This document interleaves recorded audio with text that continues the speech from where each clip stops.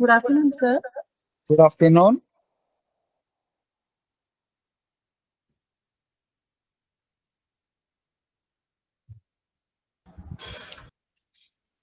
Good afternoon, Professor Srinivas Verma, sir. Namaste, sir. Namaste, sir. Sir, just 1 minute, we'll send one more message to all the students, all the faculty to join once again. We'll wait for 2-3 minutes. Huh? No problem. No problem.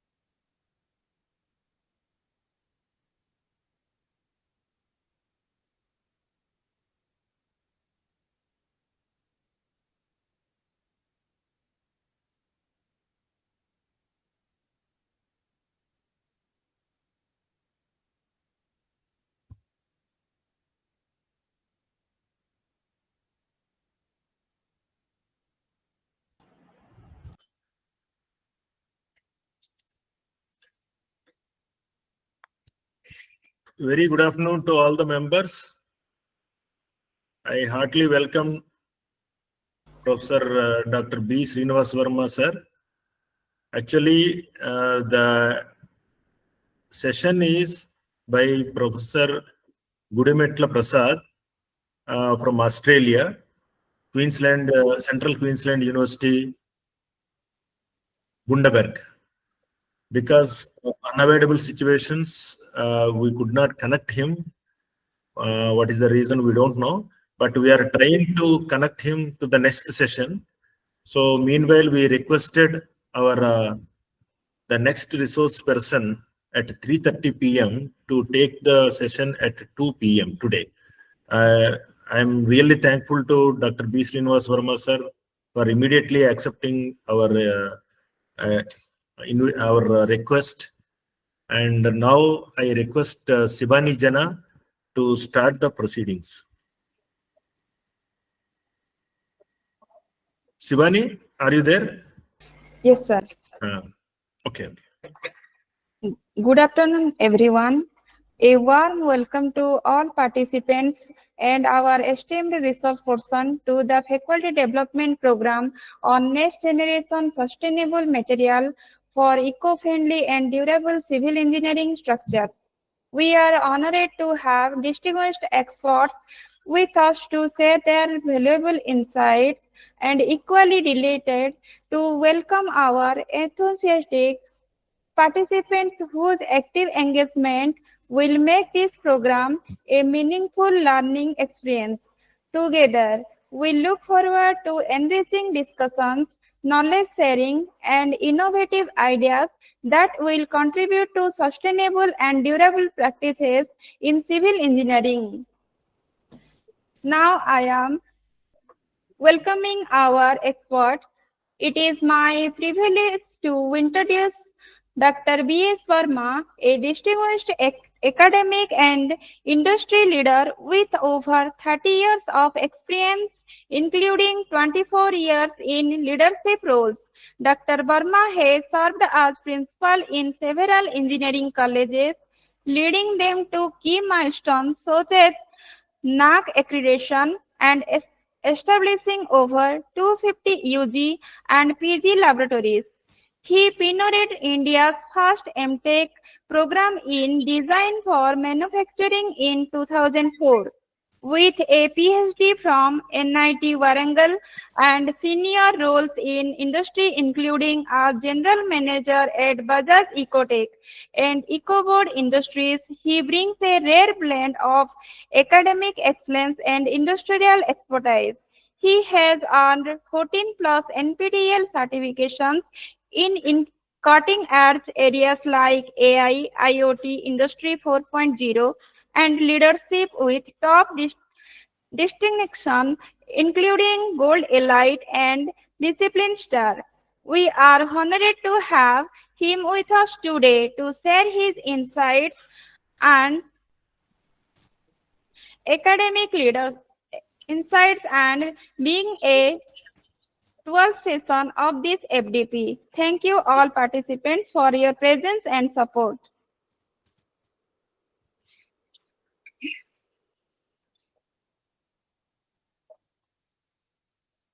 Please, sir. Good morning. Sir, Verma sir.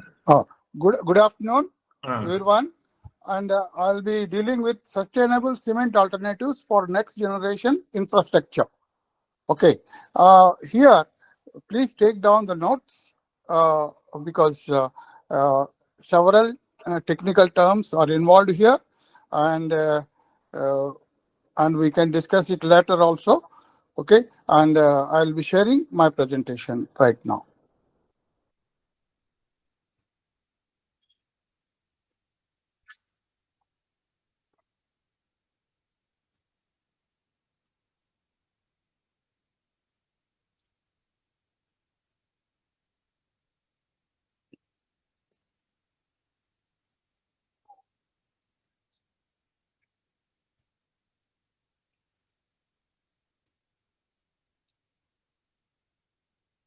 Hope my presentation is visible to you. Visible, sir. Visible, sir.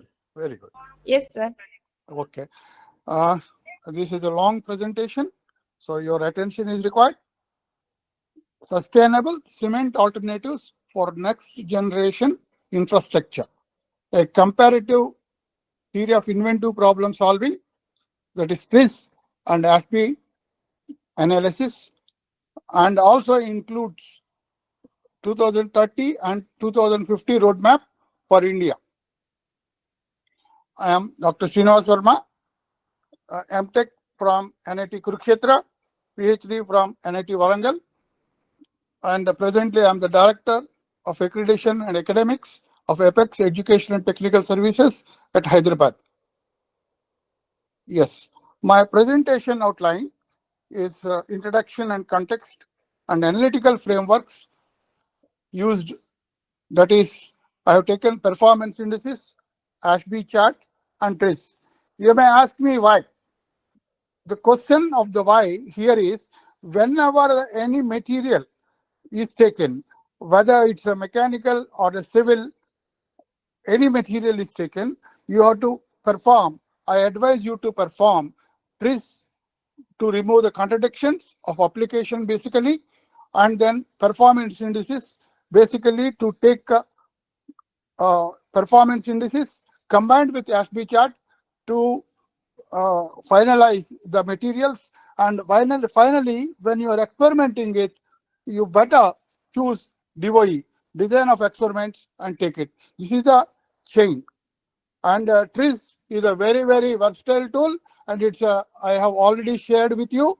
And please go through that chart and make the chart into A3, and daily you can use it and paste it in your office room and faculty room, and you can try to do use it as much often as possible. And detailed material profiles, I'm trying to compare OPC with geopolymer, LC3, AAM, and magnesium silicate. Means alkali. Okay, we will do it. And magnesium silicate. Quantitative comparisons and Ashby insights, applications, drawbacks, and handling challenges, and market potential and policy landscape in India, SWOT and TRIZ-driven innovation strategies, recommendations, and roadmap. Yes. Why change cement? Cement is available throughout India, any part of India, and resources are available. But why we have to change the cement? One, cement production, as you know, if you go to any cement plant, it's a dusty environment. Not only dusty, actually, it's a major source of carbon dioxide. Global estimates say that because of this cement production, it contributes to 5 to 8% of carbon dioxide. So, need to decarbonize construction to meet climate targets. And the opportunity, we have the opportunity to make alternate binders that reduce this carbon content. Here, the one big question comes, what is alkali activated materials? Alkali activated materials. Whether geopolymer is an alkali activated material? Yes. And basically alkali activated materials you can derive into two parts. One is geopolymers and slag-based AAMs, alkali activated materials. And final output of the geopolymers would be NASH gel, NaSH NASH gel, which we discussed in the last class. And this slag-based AAMs will produce CaSH gel. Means one is calcium, and calcium, Ca means basically calcium. Simple analogy, I can tell you, AAMs in general, we say fruits. When we say fruits, it may contain apples, pineapples, bananas, grapes, etc., etc. Geopolymer says it's a one kind of fruit. It's a specifically say it's an apple. It's a part of geopolymers, is a part of alkali activated materials. All geopolymers are AAMs. All geopolymers, whatever you call, refer, they are all AAMs. But not all AAMs are not geopolymers. Geopolymers are basically the part of AAMs. So this particular distinction you have to note down. Alkali activated materials, in another way, we can see that It's a low calcium and high calcium and blended or mixed. Low calcium is basically fly ash and metakaolin.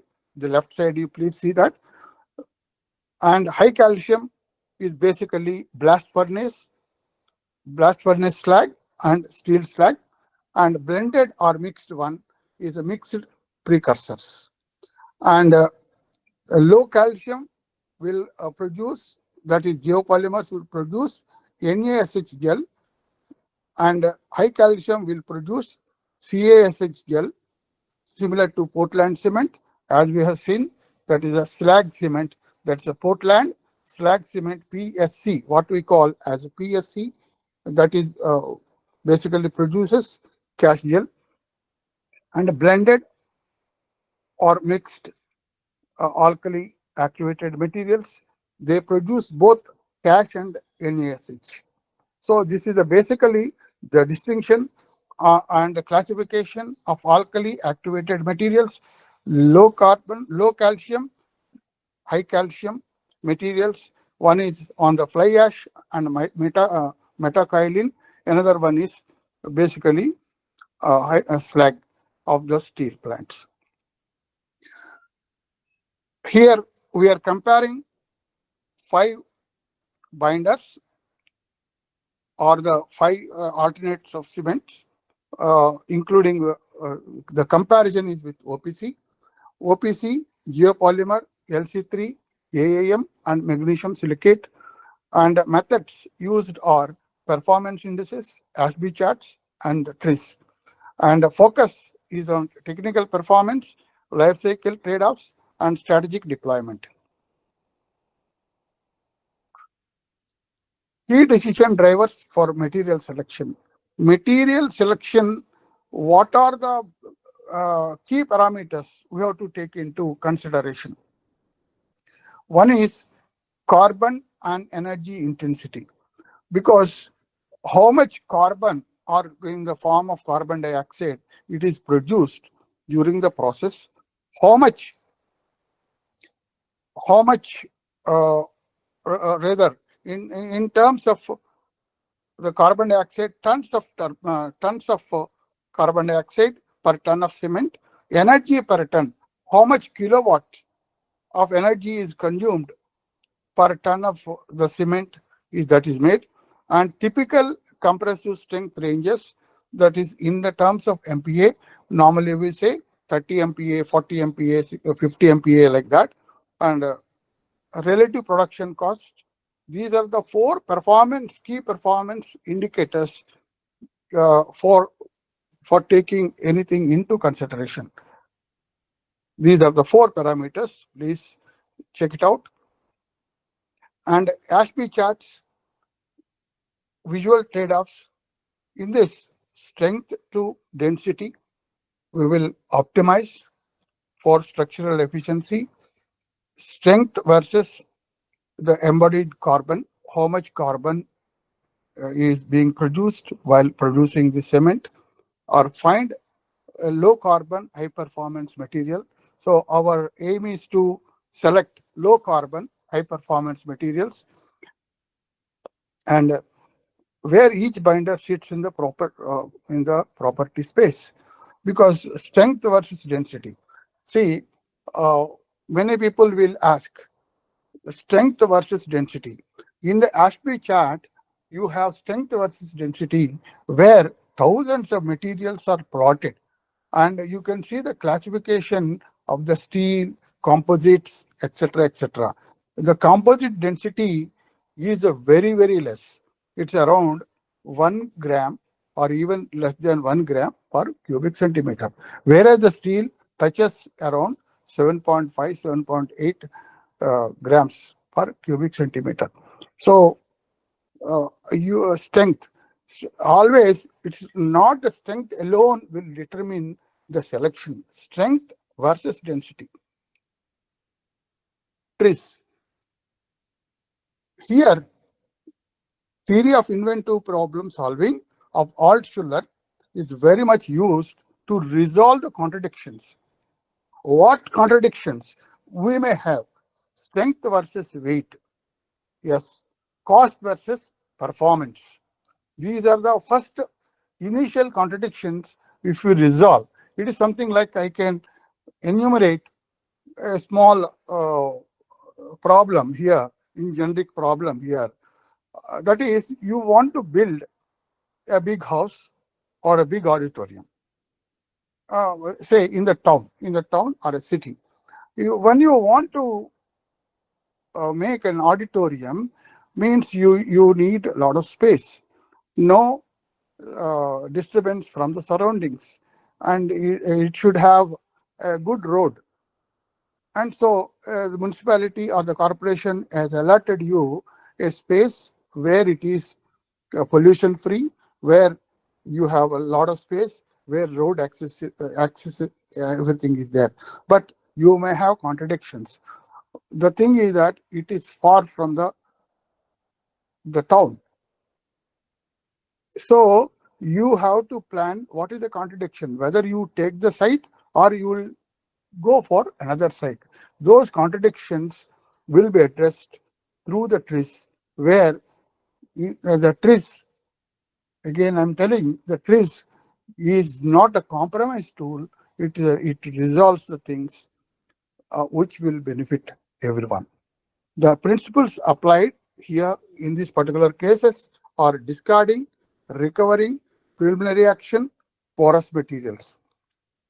Use TRIS to identify R&D directions and deployment strategies. This is very, very important. I advise all of the participants over here to try the TRIS to identify R&D directions and deployment strategies. As we already discussed, cement contributes about 8% of the global carbon dioxide emissions. OPC clinker releases 0.8 to 1 ton of per carbon dioxide per ton. So there is an urgent need for sustainable alternatives to meet climate goals. Need for eco-friendly binders. So low carbon binders reduce greenhouse gas emissions and which enhances durability and performance infrastructure and support India's NDC targets and net zero pathways. We thought of doing it by 2070 net zero, another 45 years to 50 years. We want to see net zero CO2 emissions from all production practices. Scope is that TRIS Ashby performance indices. TRIS helps resolve adoption contradictions. Ashby indices allow material performance comparisons, and roadmap approach aligns with 2030 and 2050 goals of India. Fly ash and slag in India and historical use.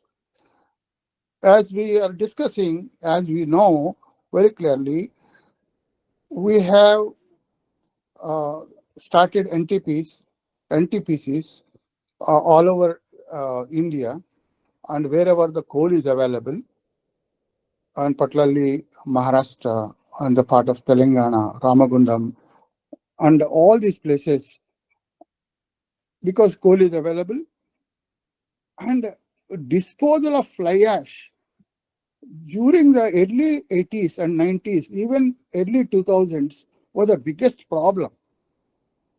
So how to dispose this fly ash?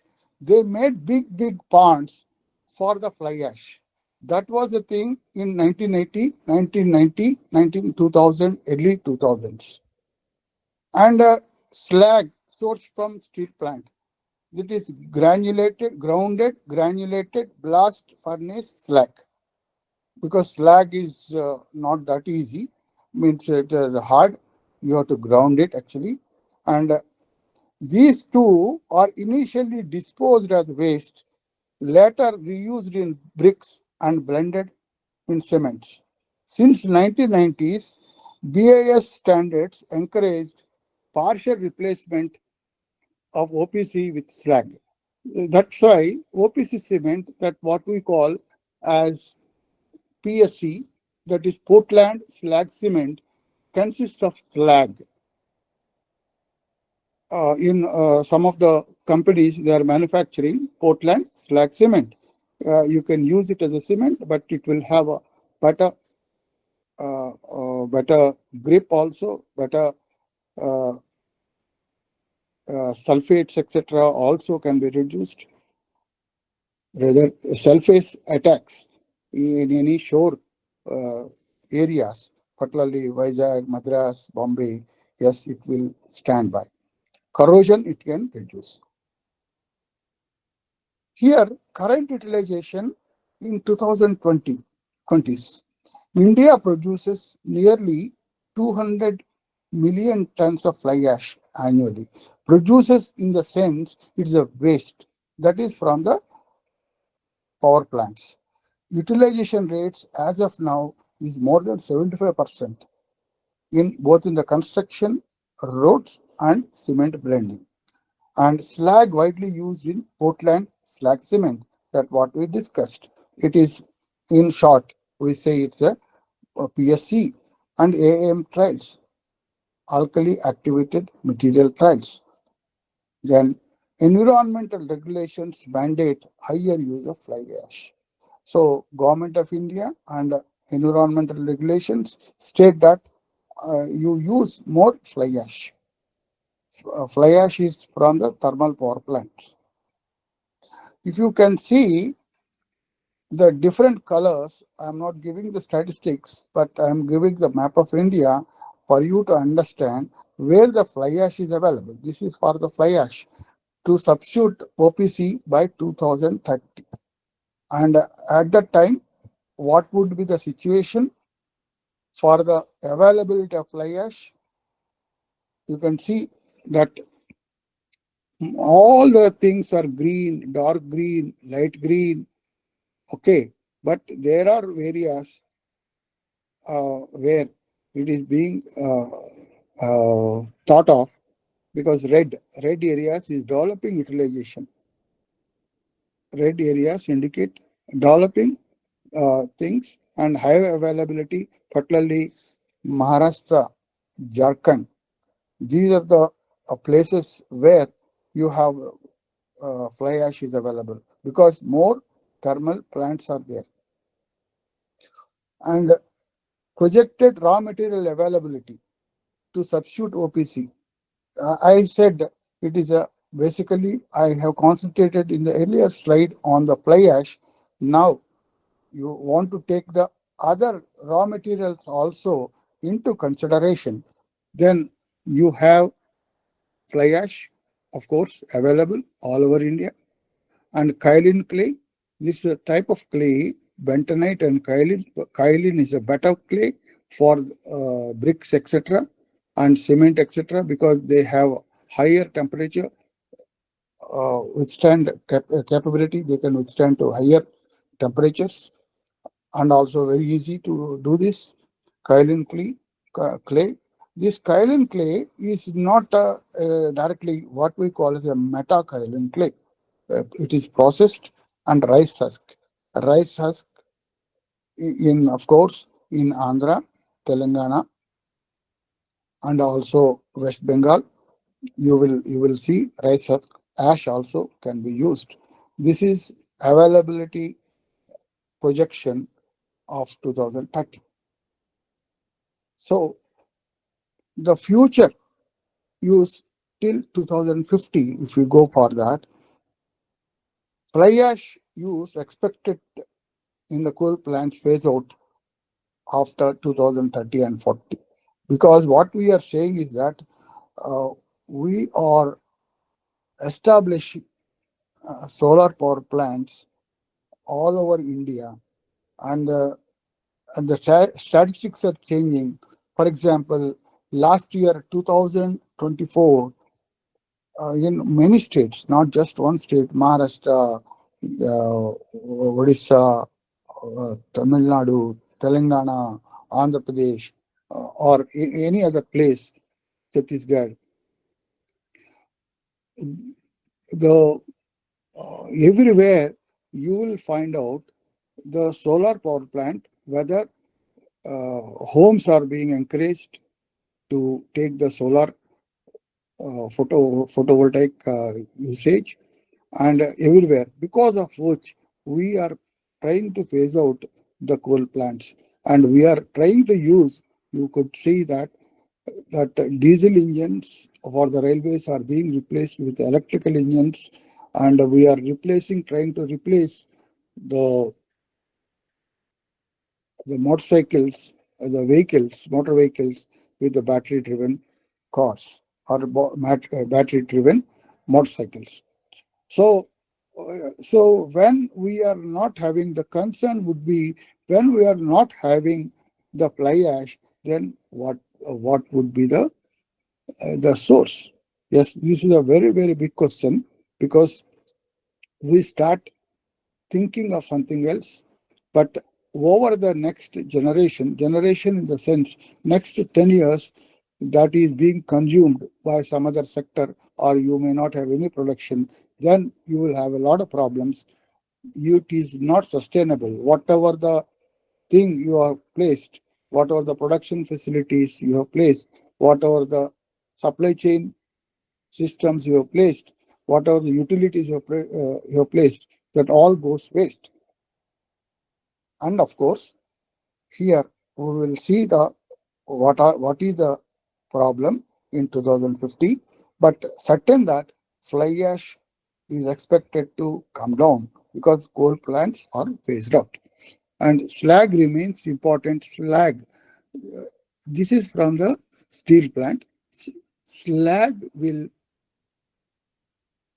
the availability of slag will increase because more and more steel plants are coming. But as on today, the availability of slag and availability of fly ash is something like 24:1. For example, 24 parts of fly ash is available and 1 part of slag is available. And it is gaining gradually. More and more steel plants are coming. And LC3 geopolymer, LC3 and geopolymer, they are two different things. And blended cement demand will increase. By 2050, what is LC3? It's a limestone calcinated clay cement. Is recently developed binder, which has a huge potential to reduce the clinker factor in cement and the environmental impact. By 2050, majority of, say, fly ash, slag and clays expected in mainstream cement mixes. By 2050, we expect slag, fly ash and clays, particularly kaolin clay, expected as a mainstream constituents in the cement. Projected raw material availability to substitute ordinary Portland cement by 2050, it is projected like this. So you don't have to worry. Still, the fly ash is available and kaolin clay is available. Slag is available. Slag, you could see that many parts of India, slag is available, particularly Chhattisgarh and then Maharashtra. A lot of slag and fly ash is available, and silica is available. Silica, for example, Odisha and Gujarat, it is available. Rice husk is available in Tamil Nadu, Andhra and Karnataka, and West Bengal. Rice husk is available. So in 2050 also, we don't have the problem, but it is not just alone the fly ash, but other things are also there. So you may ask me, what are the applications? Yes, 1 or 2 of my slides will come repeatedly, basically to have a revision and of the content not to miss. And highways and bridges, you can see this LC3 and geopolymer AM, which is precast, because alkali material, these things are basically to be pre-cured. That's why curing is required for any geopolymer. Is actually pre-curing is required. There are some geopolymers which may not require, but most of them requires curing. And Portland slag cement, these are the for the highways and bridges. These are used. Why what is the rationale? Why we have to go for this? Because carbon dioxide is low for LC3. For rapid strength and durability, you go for either geopolymer or the AM. And then ports and coastal areas, ports and coastal works, you require, you have a problem with the corrosion problem. Xylate chloride and sulfate resistance is there for geopolymers and Portland slag cements. That's why they are recommended over there. Proven marine durability. Not only ports and coastal works, but the buildings in the coastal areas better go for Portland slag cement or the geopolymer. Affordable housing. Affordable housing means cost-effective housing and comparable strength. You go for LC3, because LC3, which we will see that the properties of LC3, they are not, the strength wise, they are not as effective as OPC, but definitely equally they are comparable. You can use it. Industrial floors, you can go for slag cement or geopolymer, because they will give you very high early strength and abrasion resistance and chemical resistance where required. Mass concrete basically in the dams where lower heat of hydration and improved long-term durability, you go for either slag cement or PPC, and then LC3 also you can use it. These are the, and we will review each one of these cements, alternatives, and also OPC. Conventional binder, basically OPC, ordinary Portland cement, consists of clinker and gypsum grades. These have strengths of 33 MPa or 43 MPa and 53 MPa. And most of you, when you are early 30s, you will not be knowing what is 33. 33 was used much before 1980. And it was a phenomenal thing that they have seen 43, means OPC 43, means very, very high. That was a remarkable thing at that time. And during that time, setting times for any slab is about 28 days. But some of the companies have come up, the slab times, curing times have come down to 28 days to 14 days. So remarkable achievements were made in the mid of 80s through some of the ingredients and the qualities of the and the manufacturing techniques, and the quality of the limestone and other areas are also concerned. These are advantages: proven low cost, standardized supply chains. Already supply chains are there. Previously, in the 1970s, 80s and all that, quota system used to be there. For example, you want to build a house, you have to apply through Tahsildar, and that you need so much of that, and a quota system, they will be serving the cement. Now, after 90s, there is no such thing, quota system. Whatever the material you require, you are getting it. And GST transformation, And many of you in Maharashtra and Gujarat may be knowing about toll tax. Others may not be knowing about the toll tax. Toll tax is a very heavily charged for every city and town. They are using octroi, what they call as a octroi. Octroi is very heavily charged for movement of goods from, for example, from Bombay to Hyderabad. It is not one day; it's a 2 to 3 days because of the tolls. For example, somebody has to go from Gujarat to Bombay. It's a overnight thing, but it is not happening when the octroi was present over there. So this is basically, these are the some of the supply chain problems were also there at that time.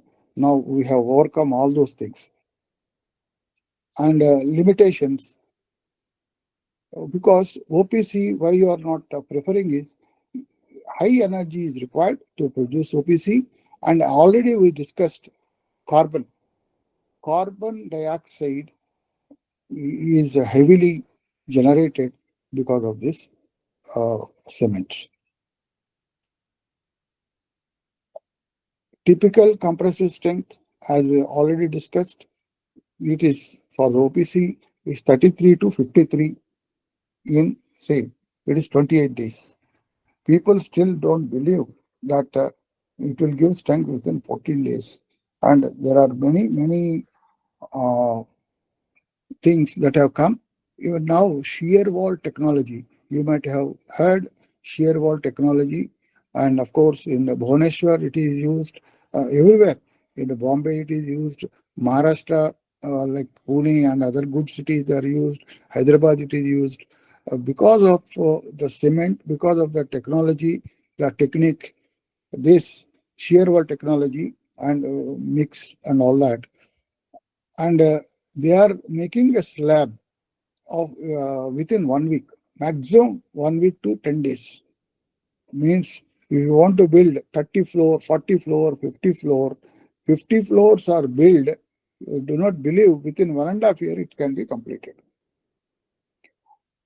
And OPC is widely used in foundations, high-rise, highways, precast, everywhere. And it is compatible with steel reinforcement. The pH is actually 13. pH is 13, but it is compatible with steel reinforcement.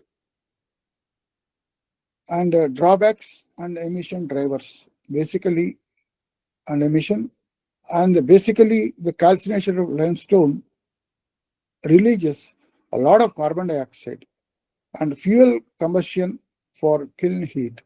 Kiln heat, you require a lot of energy, and when you are burning it, a lot of gases are evolved, that what we are calling as carbon dioxide and other gases, and susceptible to chloride ingress and chemical attack in aggressive environments.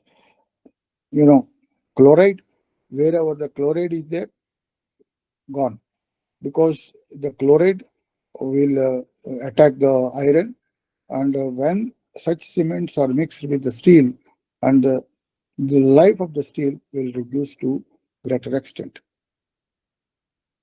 And blending with supplementary cements like materials. SCMs are supplementary cement materials like fly ash, GGBS, calcinated clays. As I said, GGBS means blast furnace slag, grounded granulated blast furnace slag. Sometimes it is referred as GG BS, blast BFS, GGBFS, calcinated clays. You can reduce the clinker factor. And when the clinker factor is reduced, definitely you will be saving a lot, not only from the power and production of CO2 also. You can improve kiln efficiency, switch to alternative fuels, performance-based specifications to accept low carbon blends. Low carbon blends, if you accept it for the applications, yes, it's well and good. And here, next thing is geopolymer. Aluminosilicate precursors activated with alkaline solution. As we discussed, calcium hydroxide, etc., or the alkaline solutions. And chemistry is geopolymerization, distinct from hydration. In water, cement mixed with water, immediately you can use it. Whereas geopolymer, you use it alkaline solution. And this is called as the chemistry, the reaction is called as geopolymerization. It is distinct from hydration. And here, geopolymer, we use fly ash and slag. And here, because of this use, the wastage is reduced. That's what the circular economy benefits. In red color, the things are given. It's a subset of AAMs that specifically produce a three-dimensional aluminosilicate network. The geopolymer is a subset of AAMs, alkali activated materials. Geopolymers definition, and then CO2 reduction and properties. Geopolymers are made from fly ash, clays, and slag also, and activated with alkalis. Reduction in CO2 is about 50 to 70% compared with OPC. Strengths can go up depending on the mixer, up to 100 megapascals also. Excellent durability, can withstand to acid attack, sulfate, and thermal resistance also it has got. And gel ultimately that is formed, what we call is NASH. N represents sodium, A represents aluminum, and then S represents silicate, and H represents hydrate. NASH means sodium aluminosilicate hydrate. And the chemistry is like this. Geopolymerization gives to dissolution of silicon and alumina. Polycondensation occurs. Polycondensation gives rise to amorphous network of sodium or potassium and aluminum and silicon gel. You can see here from the left to right and then come down to the right. So a garnet, a beautiful garnet is there. This is how the strength of the geopolymer is so good, because there is no loose ends anywhere. It's tightly packed. Polymerization occurs because of the alkali activated materials. Geopolymers, raw materials, and cost challenges. Geopolymers, you need not worry about the resources. Fly ash is available, rice husk ash is available, natural clays are available. Only the challenge here is sodium hydroxide and then sodium silicate. These are expensive.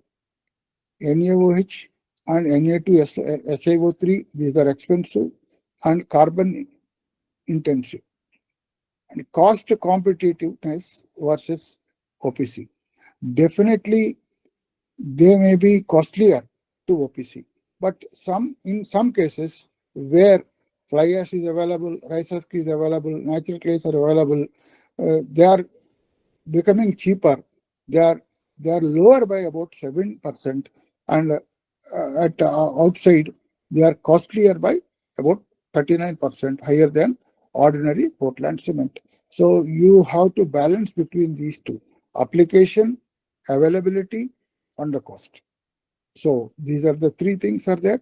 which you have to correlate and you have to do it. And you may be doing extremely good job, but your customer is not going to take at that particular cost. You will have a lot of problems. Opportunity, and again, sodium hydroxide and some of the cases you can use calcium hydroxide also, alkali activators. And calcium hydroxide, you know very well that the seashells, you can do this with a simple technique. You can use that as a binder also, as you can say alkali activator also. So you have the opportunity through localization.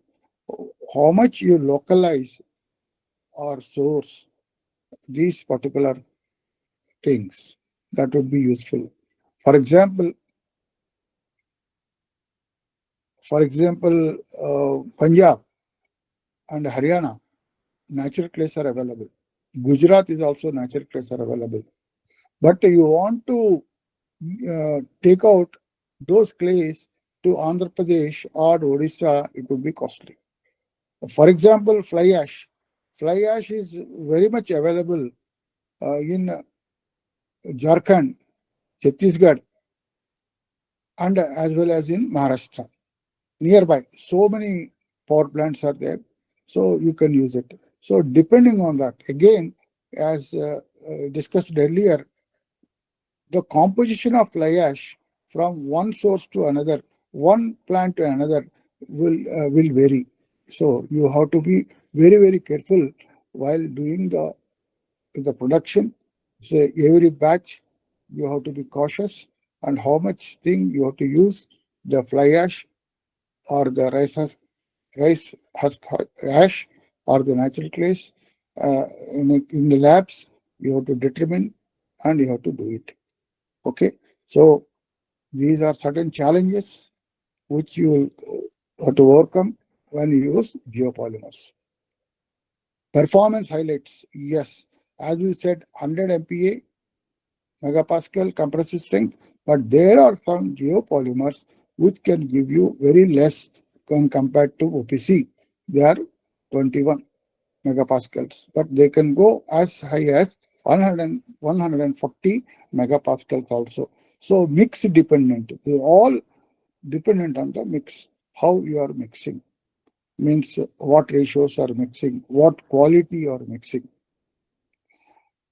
But as we know, excellent chemical, sulfate and fire resistant they are having. And one good thing is that geopolymer, we can use it in airports, for runways, and for roadways whenever there are potholes. For example, those who are from Karnataka, they are saying, yes, potholes are there, road Bangalore, yes, geopolymer. The answer is geopolymer. It will set very fast, quickly it will set.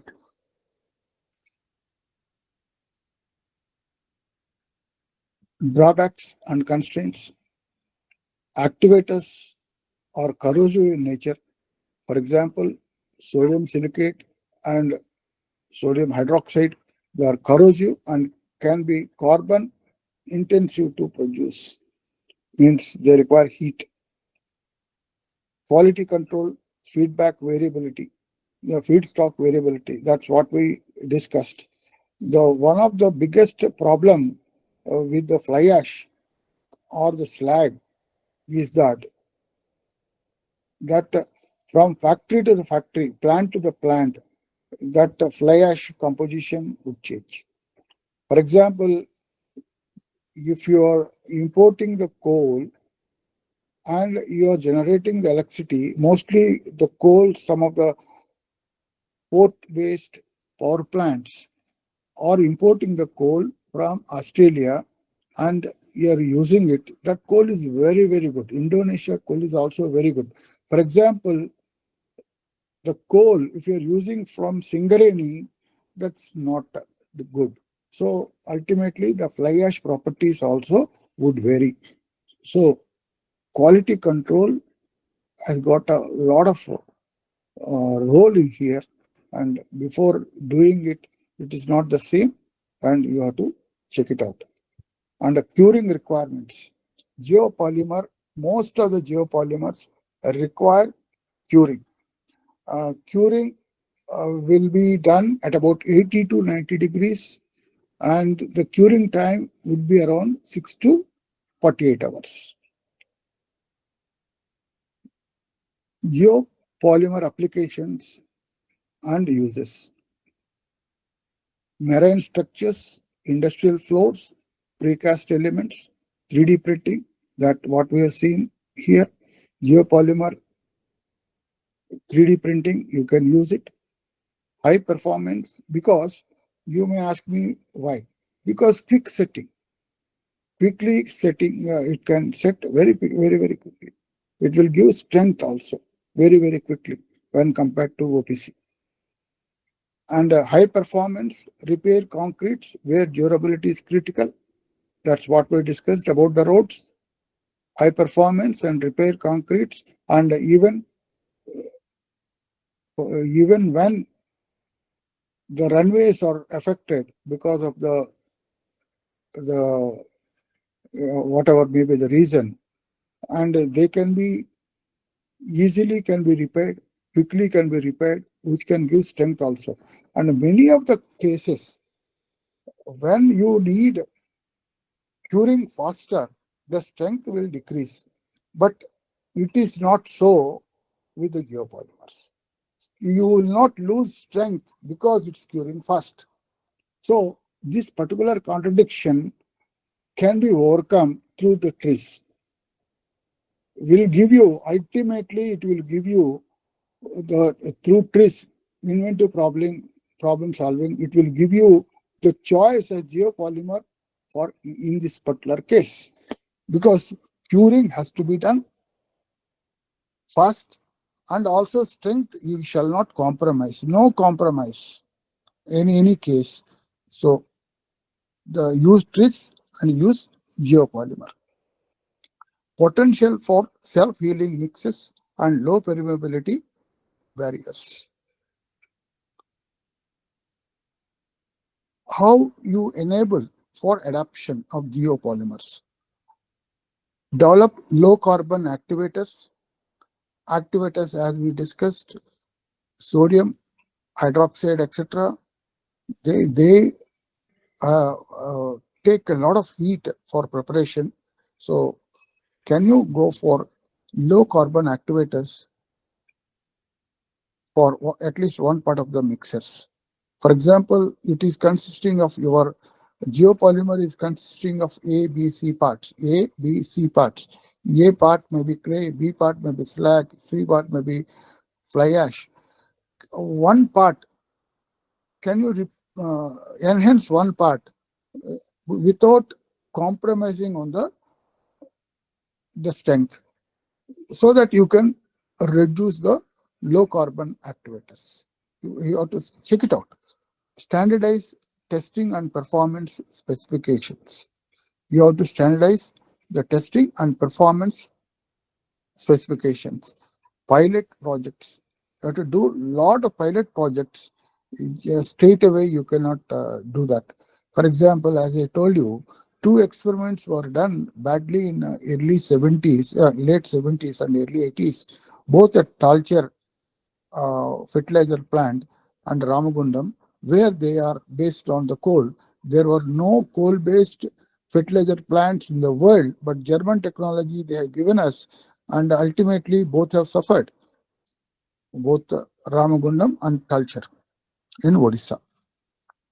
Okay, so you have to do a lot of pilot studies before concluding the applications and making. And what is this LC3? The third one is LC3. What is this LC3?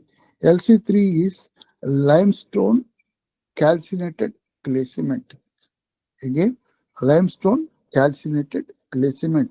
It's a blend of clinker, calcinated clay, limestone, and gypsum. The typical composition of this LC3 is a 50% clinker, as in the cement, and 30% calcinated clay. You just see here.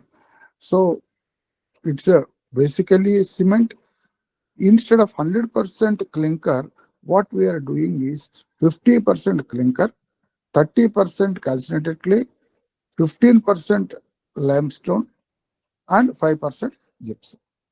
So we are reducing the composition of the clinker, and we are reducing CO2 by about 40% compared to OPC,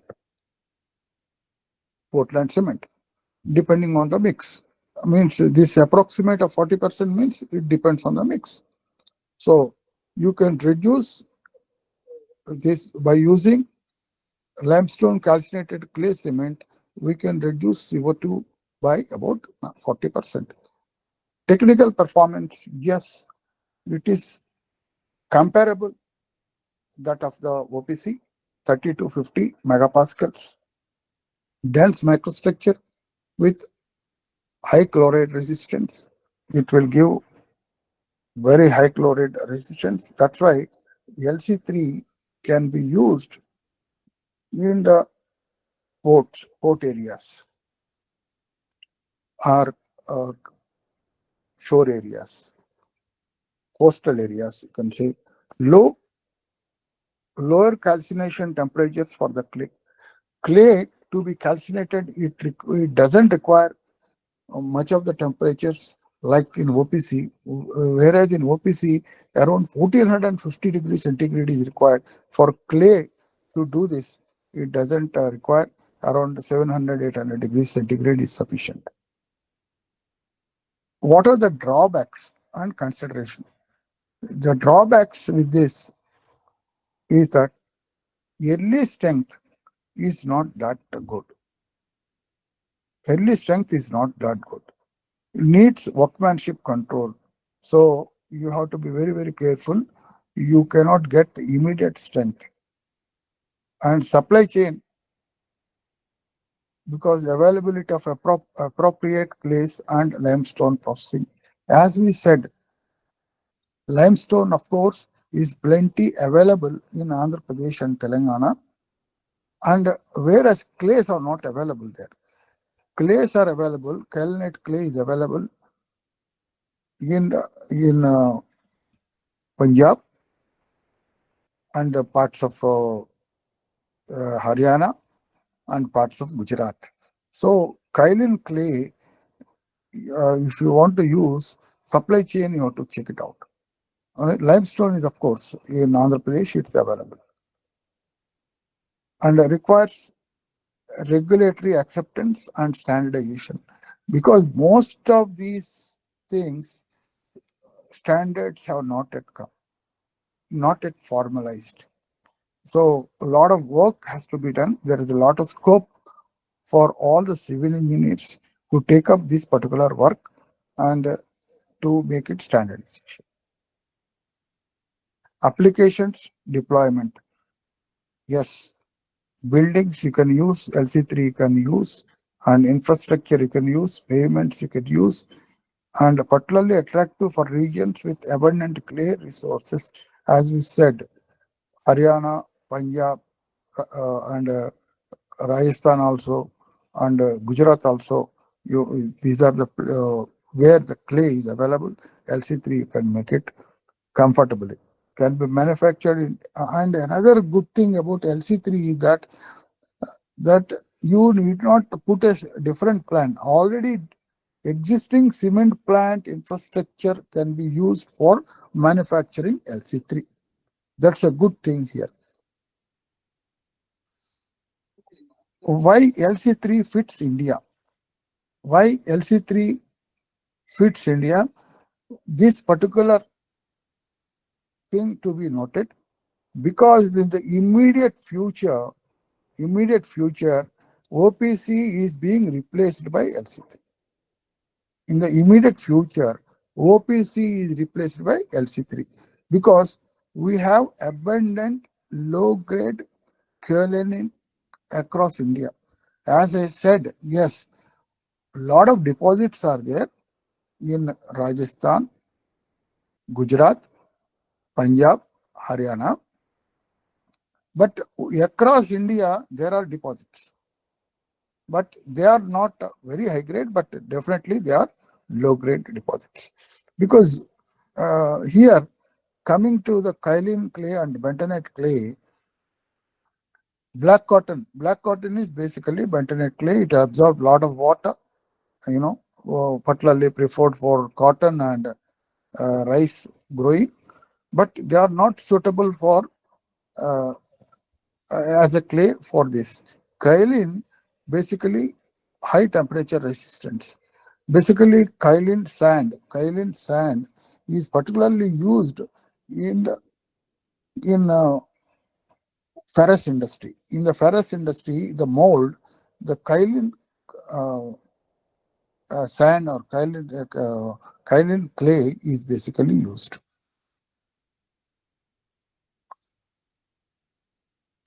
Can utilize existing cement plants that already we discussed, and we can reduce, as we said, 50% clinker only we are using. We can reduce CO2. This AAM, it's an overview, because as we discussed, geopolymer is a one part of the AAM. All geopolymers are a part of the AAM, but not all AAMs are not geopolymers. AMs are basically broad class. This is aluminosilicate precursors plus alkaline activator.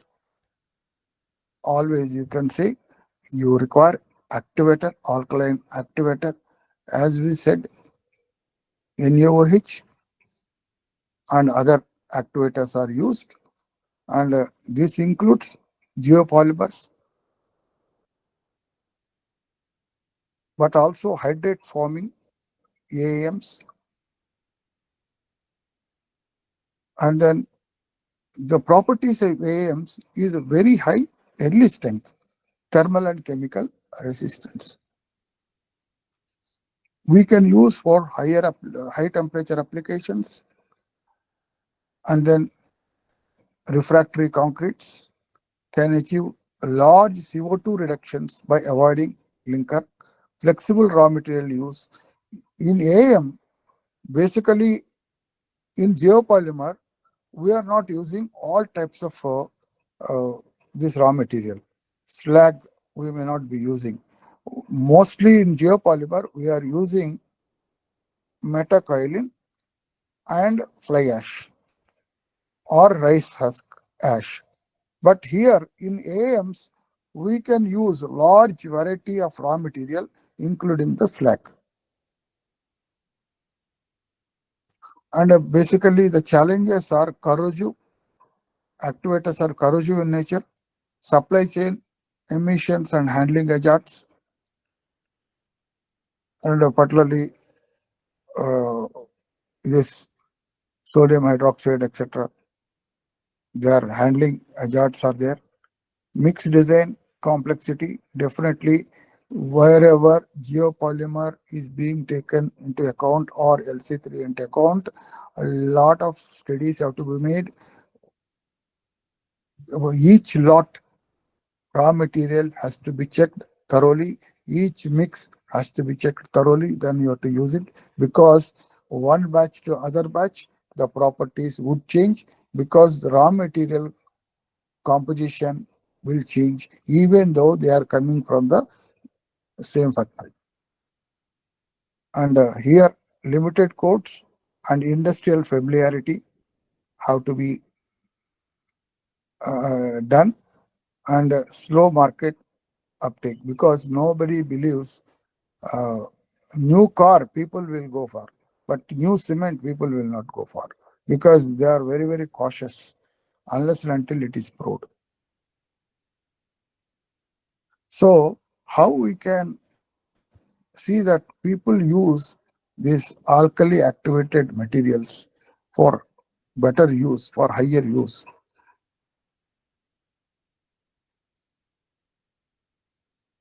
Because and local sourcing is one of the keywords. Eco-friendly activators is another one. and a lot of research is going on these things. Performance-based certification to encourage adoption, because model houses or model things can be done, and then people have to be encouraged and wide publicity to be given for adoption. Then another one is magnesium silicate. This is another one which is promising. Magnesia means magnesium oxide, silicon dioxide will give MSH phases, magnesia silica phases. Low calcination temperature. Calcination temperature here are very, very less, 700 to 900 degrees centigrade, and a lower pH. As you see, the clinker,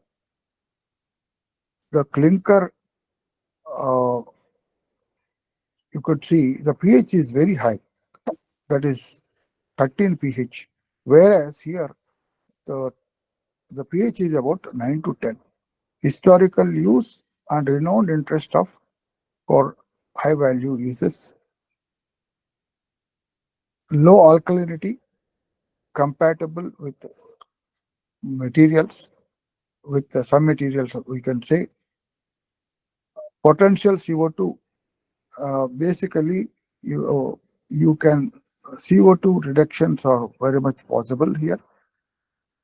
Only the another problem is you don't have magnesite or magnesium magnesite. Magnesite is not available in plenty, and the raw material is very, very costly.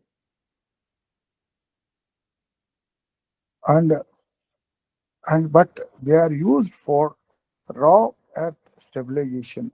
In the foundation, basically, they can be used very, very effectively. And magnesium silicate, yes, they are used. Specific uses are nuclear and hazardous waste immobilization. Wherever waste immobilization is there, hazardous waste is there, soil stabilization is there, unreinforced masonry is there, you can use magnesium silicate. Specialty precast items where rebar is not required, research needed for long-term durability under varied climates. Magnesium silicate is very, very costly. Research is being done. A lot of research is being done. Out of all the things which we discussed, definitely this usage of magnesium silicate is very, very less. But specifically, there are advantages wherever nuclear and hazardous waste immobilization, where after the usage of in the radio reactors and all that, waste has to be buried. That waste will be buried through some kind of precautions. A lot of precautions you have to take. In that case, magnesium silicate, the cements and these bricks can be used, or cements can be used, concrete can be used.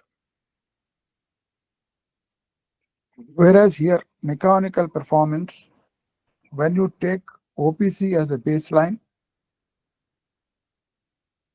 ordinary Portland cement as a baseline, compressive strength of ordinary thing is around, ordinary Portland cement is 30 to 50 megapascals, and geopolymer is definitely high, 40 to 80, and AAM, that is alkali activated materials, they are 50 to 70. As we discussed, geopolymer comes under AAM, and AAMs have wide variety, like clays are there, then ashes are there, fly ash will be there, and slag will be there. Whereas in geopolymer, you don't have that many varieties. As we see that LC3 when you compare, it is compatible or slightly less compressive strength when compared to OPC. Whereas geopolymer is, you can say, high durability is there. AAM, marine usage is there. Here, magnesium silicate, as I am giving you, this compressive strength is higher. If you say yield strength, GPA, is less than that of the OPC, that is slightly more than 14, but it's a variable. And a lot of tests have to be done, particularly on the magnesium silicate, the sources on the material processing, and these things will affect a lot, because after going through a lot of papers, what I could find out, there are a lot of variation in the compressive strength. Some formulations are achieving 70 megapascals, but not everyone. So we have to be very, very cautious. But safely, you can say as that of the OPC, then it will be okay. Power consumption. Ultimately, it will tell you about the power consumption. OPC, you can say electrical power and thermal power, because clinker and all that requires a lot of heating. The entire power required per ton of material to be produced, cement, it requires around 1125 units. 1125 units. Whereas geopolymers, AAM, significantly about, you can say, 40 to 60% of the OPC. So geopolymers and AAMs require around 40 to 60% of the energy consumed in OPC. LC3 is also same thing, because LC3 we are using only 50% of the clinker, not 100% of the clinker. Magnesium silicate is also very, very less. So because they are all processed, geopolymer, LC3, magnesium silicate are all processed at a lower temperatures, hence their energy consumption is significantly less. You can approximately, you can say 40 to 60% of OPC production. So you may ask me, sir, only these 4 or 5 are there, whether other things are not there? Yes, we have other cements also, like what we call a CSA, calcium sulfo-aluminate cements. It's abbreviated as CSA. Biocements, using biological process, we can produce the cement. And Portland limestone cement. Here I will tell you a trick where alkaline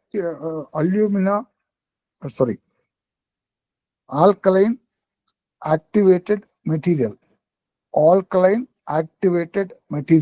AAM, including geopolymer.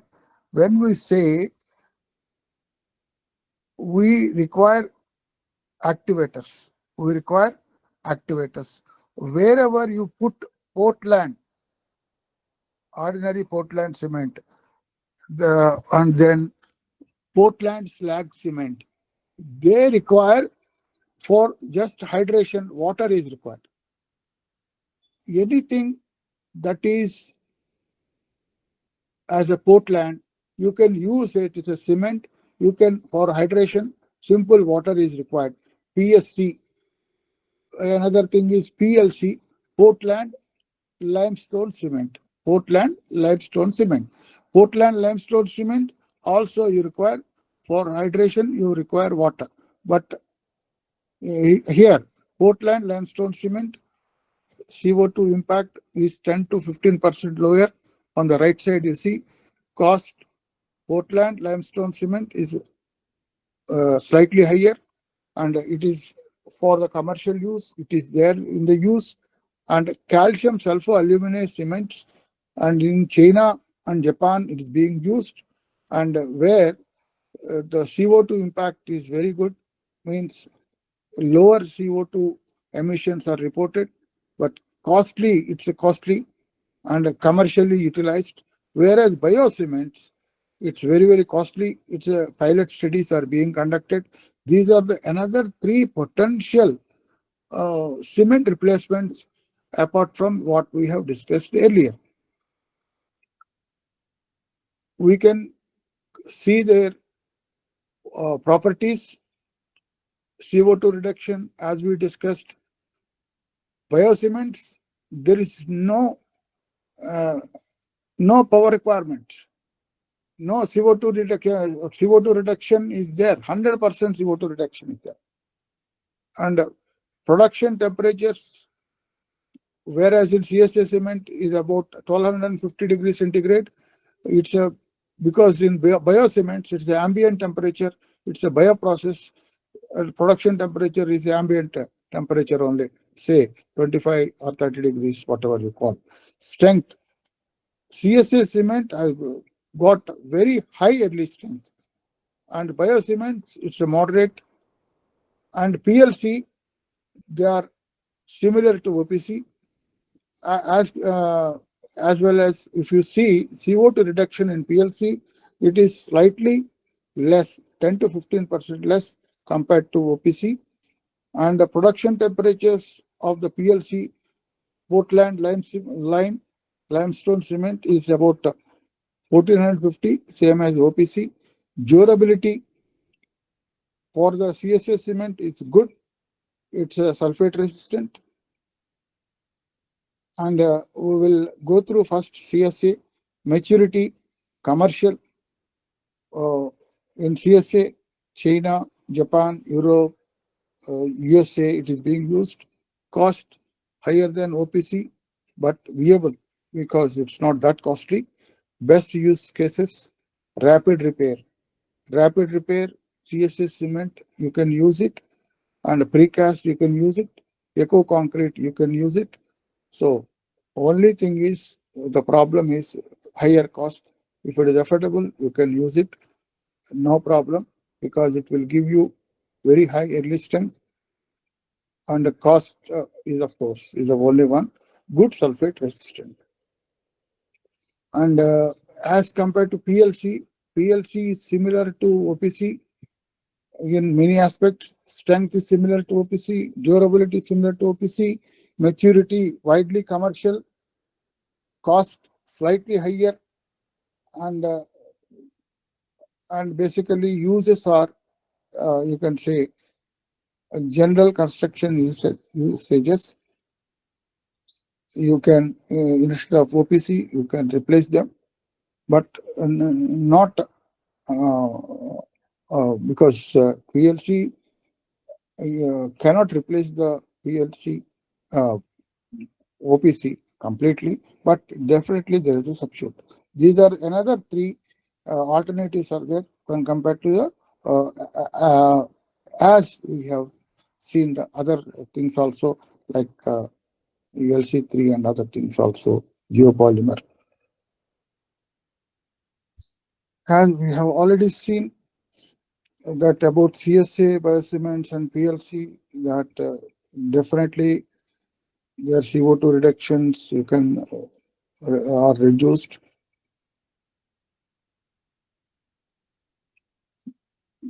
Again, this is a summary of the carbon comparison. OPC is around 1 ton of carbon dioxide per ton of cement.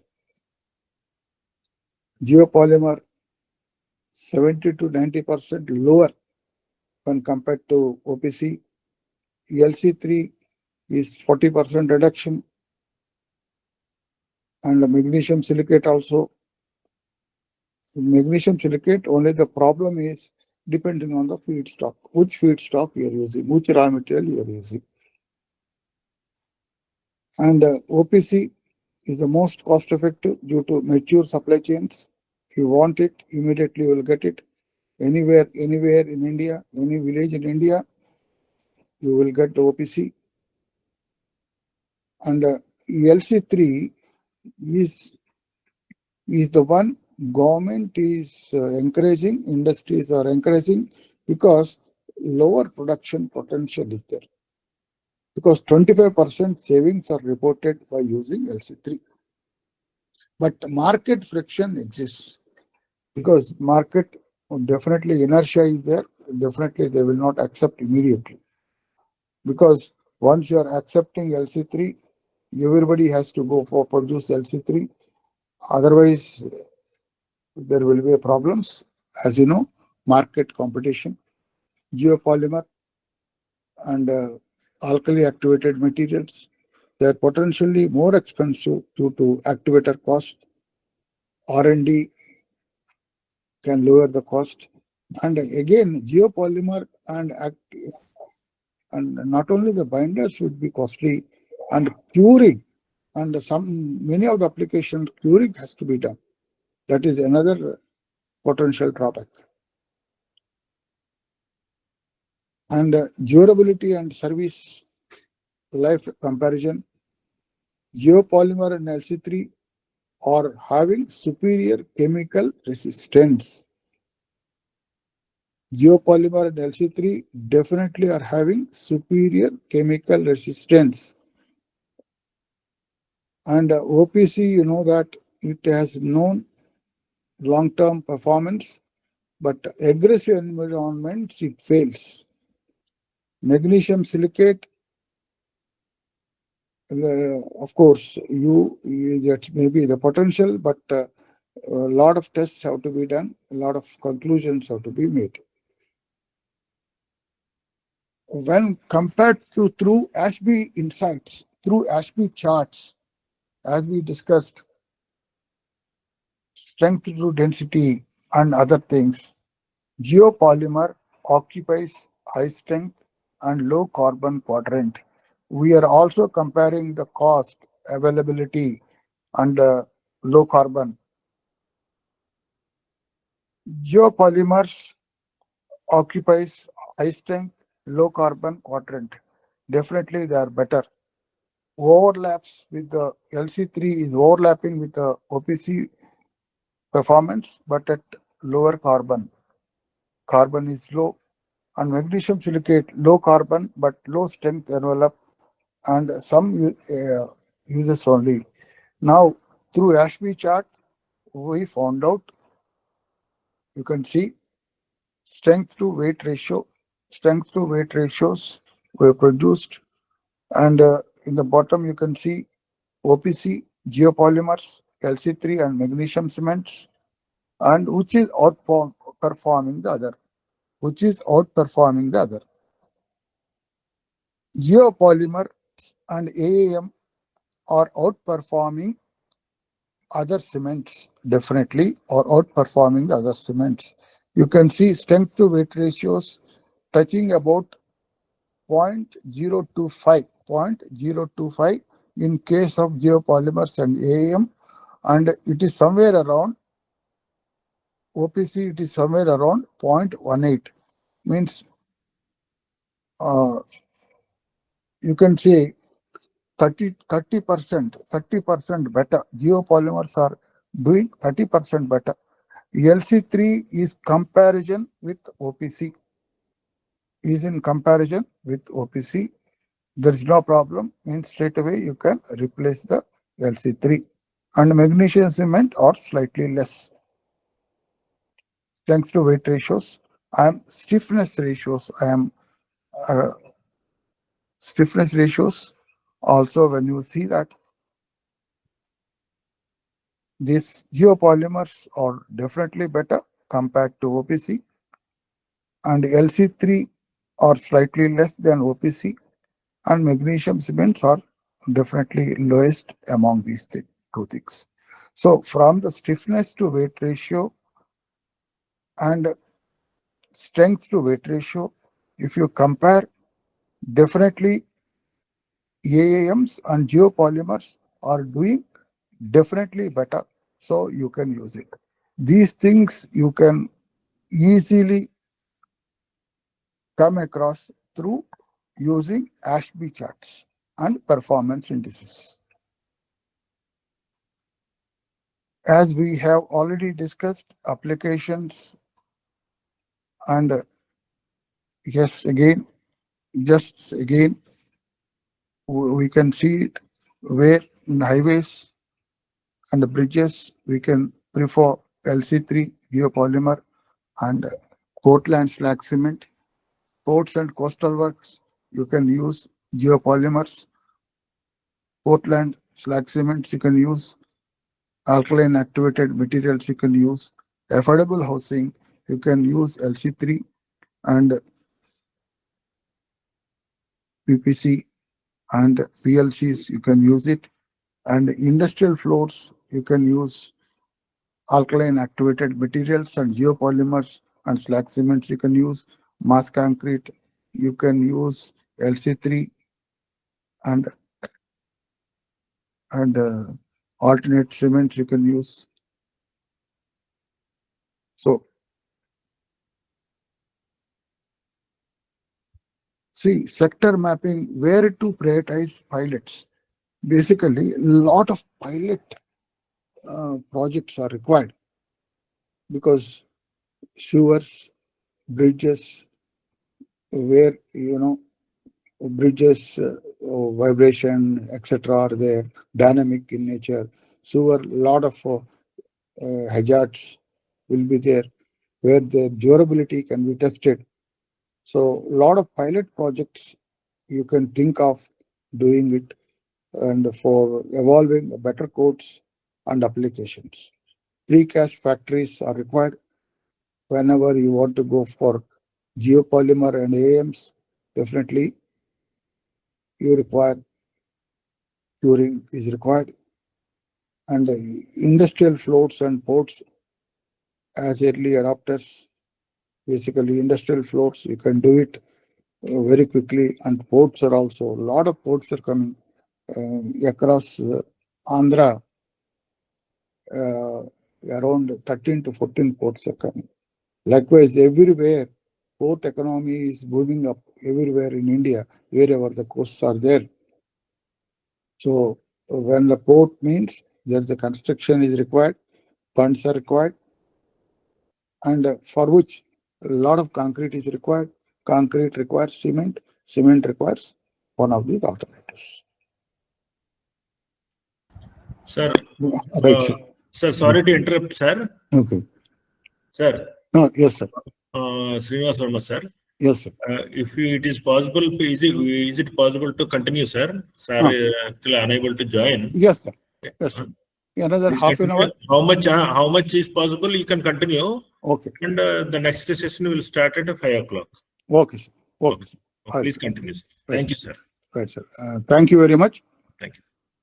And all the participants, I request you is that you may have many questions, and almost it is a concluding part of this wonderful FDP. You may have a lot of questions. You please write down those things, and you can ask me.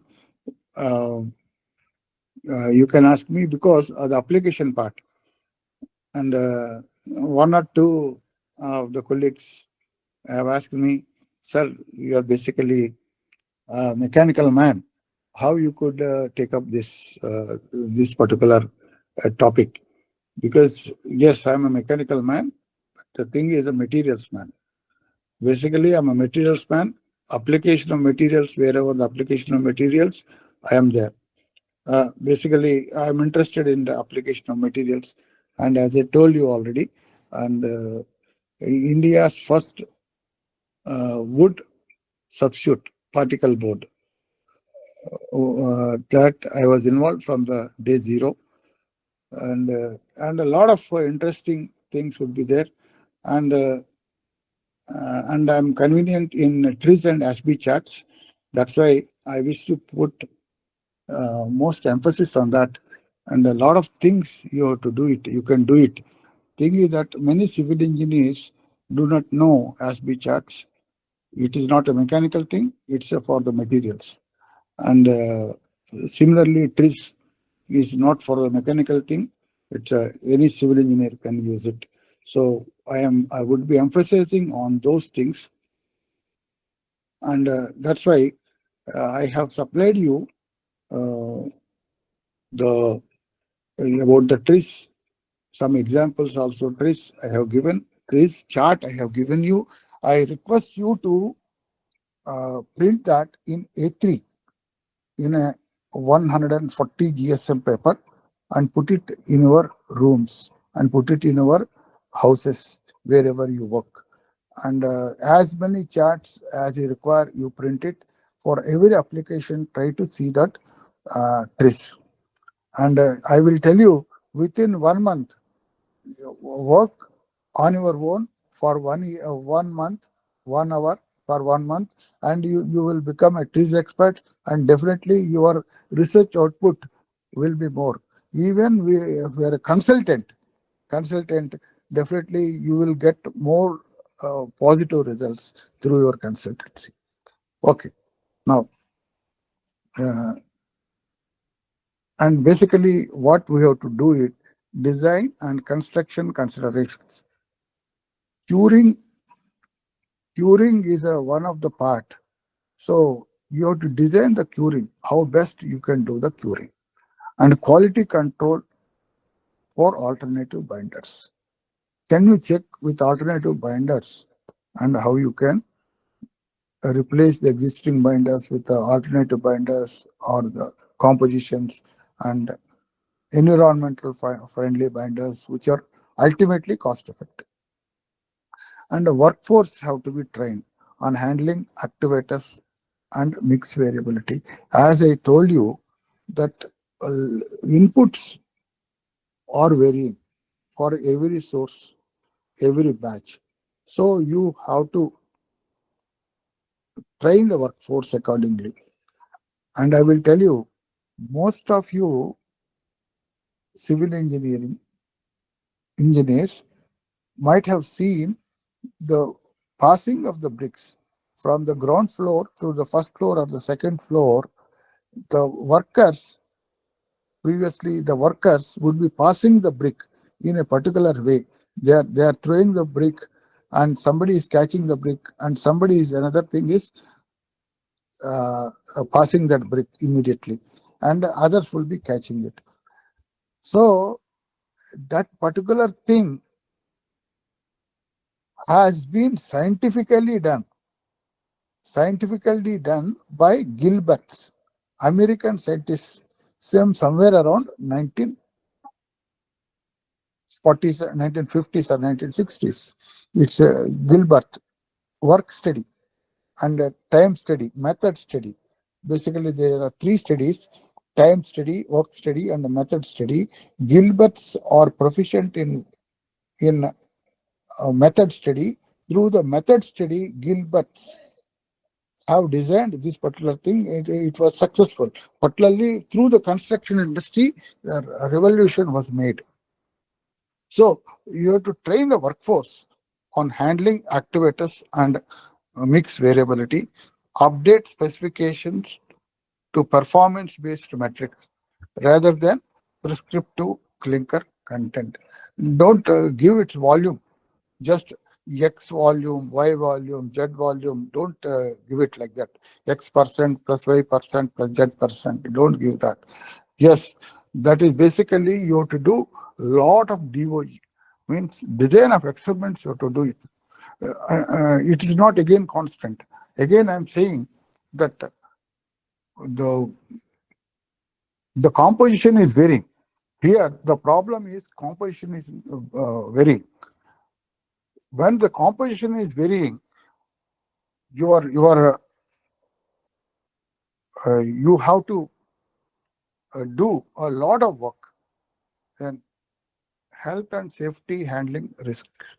Yes, alkaline activators, sodium hydroxide and sodium silicate, are caustic in nature, and they require storage protocols, and people, when they are using protected gloves, etc., they have to use it. Sorry. Okay. For clothing, they have to use it. And while dealing with the dust and silica, ensure controls for repairable crystalline silica. Silica is very, very dangerous. You should not breathe in. And yes, as we discussed, inconsistent feedstock may require reprocessing. This is a very, very important, because in Australia, the other day we have seen that is about from 6 power plants, the fly ash from the 6 power plants are having different compositions. So, and it may vary with the different coals also, different layers of coal also. Maybe from one mine to another mine in the same vicinity, another mine, the composition may be different. So we don't know that. So we have to be thoroughly we do it, and in inconsistent feedstock, you have to mix it thoroughly before doing it. Okay, supply chain material risks. As I told you, here again, I'll tell you the story. That is, once upon a time in early, rather late, middle of the 1990s, in Maharashtra, it was thought of that sugarcane bagasse can be converted into particle board, wood-free particle board. And initially it started with 30, less than 200 rupees a ton sugarcane bagasse, but within 7 to 8 years, the cost of the bagasse has gone to 3,000 rupees a ton, where the cane sugar at the time is available at 900 rupees a ton. So waste is costing 3,000, whereas the fresh cane is costing 1/3 of that particular price. And because of the government policy of changing into cogeneration. So definitely it will be disrupted. Here, the entire cement plants will shut down if you don't have the raw material. So you have to be very, very careful. So the government policies, norms should be effective in this. And again, when we are going for alternate sources of power, that is, when once upon a time it was power generation. You can see from the statistics of the government of India, sometime back it was 85% from the power produced from the thermal power plants, 15% from the hydropower, and 1% from the other sources. Means 84, something like that, 84 plus 15 plus 1. And gradually, what happened now? Almost 10% or more than 10% from the unconventional sources. Within the last year and this year, 2024 data and 2023 data, 2025 data would be varying. So definitely somewhere you are reducing the power generation at some sector. So if that sector is thermal power plant, then you don't get the fly ash. Then there will be a problem. So, but not only that, we have other sources also. Sources like rice husk ash, and kaolin clay, and then slag, steel slag. We have other things also are there to be taken into consideration, because decline of coal-fired power reduces fly ash availability, which impacts geopolymer and AAM feedstocks. and magnesite and specialty inputs are concentrated at certain places only. They are very, very expensive. Logistics of transport of carbon can erode because basically, uh, if you are getting a kaolin clay from Punjab, I require it in Tamil Nadu. You want to transport that kaolin clay, you are wasting a lot of petrol, the petrol itself, or whatever it is, and which is a loss, which is not affordable. The purpose is very much lost. Regulatory and standardization barriers. Because as we are discussing all along, the codes are not harmonized. Harmonized codes are not there. IS codes are not there for these things. Long-term field data are not there. One of the things which I request to all of the civil engineers is that one example I can take it here, data science and machine learning. During COVID days of 2019-20, vaccines have been produced. Vaccines have come into existence almost immediately. The similar vaccines are being produced even in 1980s, 1990s, and 2000 also. But they could not come into market immediately because any medicine or a drug or a vaccine will not come into the market unless and until trials are taken. The trial period of production to the commercial application will be there for any medicine. That's called as a cycle, around 7 to 8 years. But still it has come within months. That was possible. That was made possible because of the data science.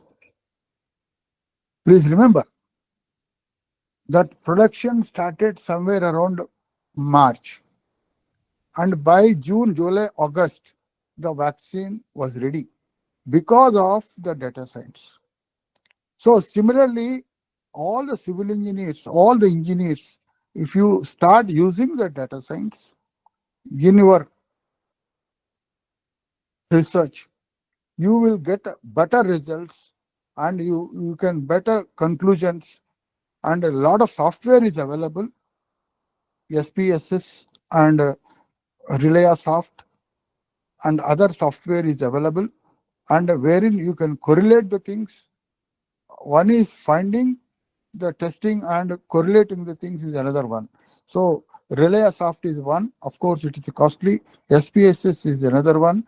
And then Minitab is another software.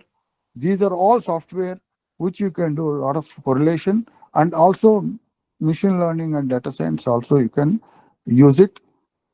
So this way you can generate a lot of data, and it will be useful not only for the country but for the humanity.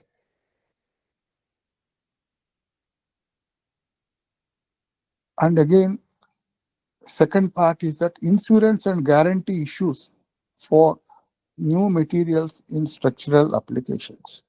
I cannot blame, but the thing is that one of the motorcycles that has come into existence in the early 2000 in competition to Honda, scooter Honda, in competition to scooter Honda, one motorcycle has come, Pune based one, but within no time they have to close down the factory because a lot of issues are there. But their earlier version, the same Honda earlier version from Pune factory was a hit, whereas their simultaneous version was a flop. Similarly, in the case of Bajaj motorcycle was a hit, Bajaj scooters were hit, Bajaj motorcycle was not doing that well. Because of and whenever the new material that comes, you should issue the guarantee and backup. And of course, motorcycles and cars will have guarantees and insurances, whereas the material, your buildings and dams, you cannot rely unless and until your reliability is very, very high. Nobody will construct it. So you should take care of that.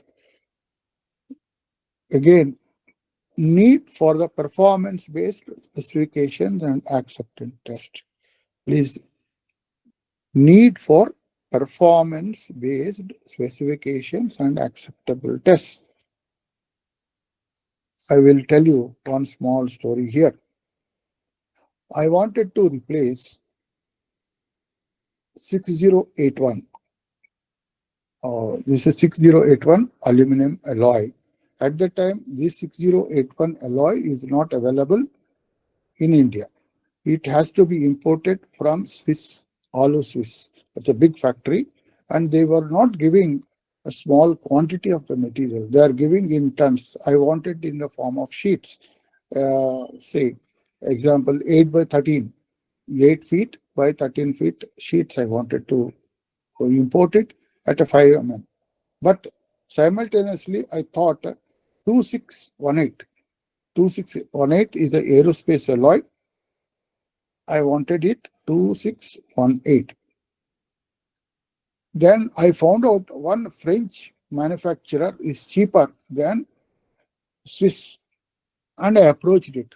Almost, believe me, he is giving me 13%, 37% cheaper, even when compared to 6000 series. 2000 series is much costly when compared to 6000 series. But this man is giving me a very low cost, even 2000, which is a better one. And but he's told me application he cannot guarantee. Properties he can guarantee. Application he cannot guarantee. But being a mechanical engineer, having some kind of a knowledge, I said no problem. What he said was, they are manufacturing the same material, 2618 aluminum, for Concord applications. For Concord applications, but they are not sure about this application. But I have risked myself and I have taken it. So, not the property is not just important, application wise also you have to see whether it is suitable or not. Property just is not sufficient. Again, I am reminding you. So application wise, you have to check it out whether it is suitable or not. Indian market size and strategic importance. Because US or UK or Germany or France or somebody else in the world are very happy with India because not Indians are good or something else, nice. Because Indian population is 140 crores. And even when you buy 10 people, means 10 household buy 2 scooters, 10 households buy 2 scooters, it will be huge. Similarly, when 10 households will buy 8 refrigerators, it will be huge. Similarly, TVs, it will be huge. Market is there. So market size of India is so good, so big when compared to the entire world, next to only maybe China. So because of the Indian market is very high and strategic and importance. Also, besides that, we were blessed with the largest cement production plants. Largest. Throughout India you have.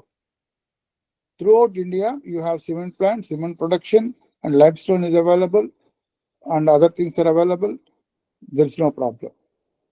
So cement sector is a major contributor. Yes, but at the same time, cement sector is a major contributor of CO2 emissions in India. As we discussed, about 8% of the global CO2. Decarbonizing cement would significantly impact national emission targets. So when you go for replacing these cements with alternate cements where reductions are possible with CO2, reductions are possible, yes, you can go do this, and we can meet the targets of Government of India. And as we are discussing LC3 opportunity, India has got it. Abundant low-grade clays are available. Limestone reserves are available across all regions of the country. And LC3 is implementable in existing plants with modest changes. So you don't require a lot of changes in the existing cement plants. Wherever the existing cement plants are there, their marketing structure is there, you can implement it.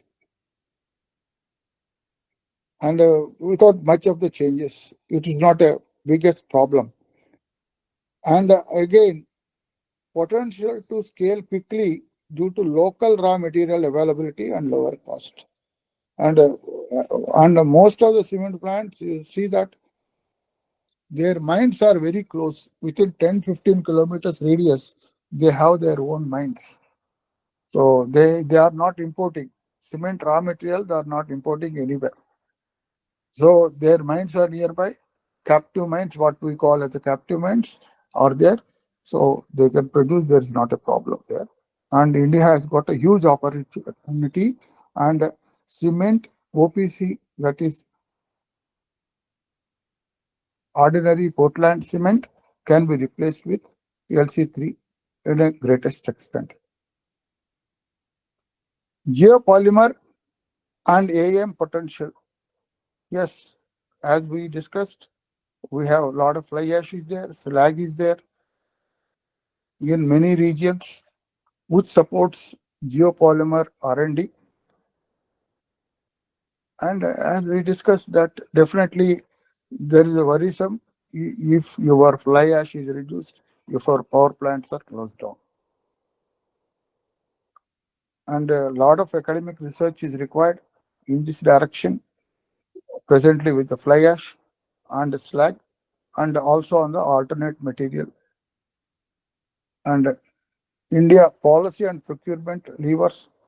Green public procurement can create demand for low carbon cement products.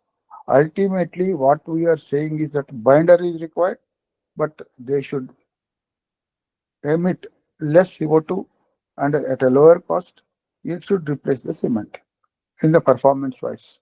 And fortunately, all the cements what we discussed, alternatives what we discussed, including geopolymers and AAMs, LC3, they are definitely they are on par or more better perform can be with the OPC.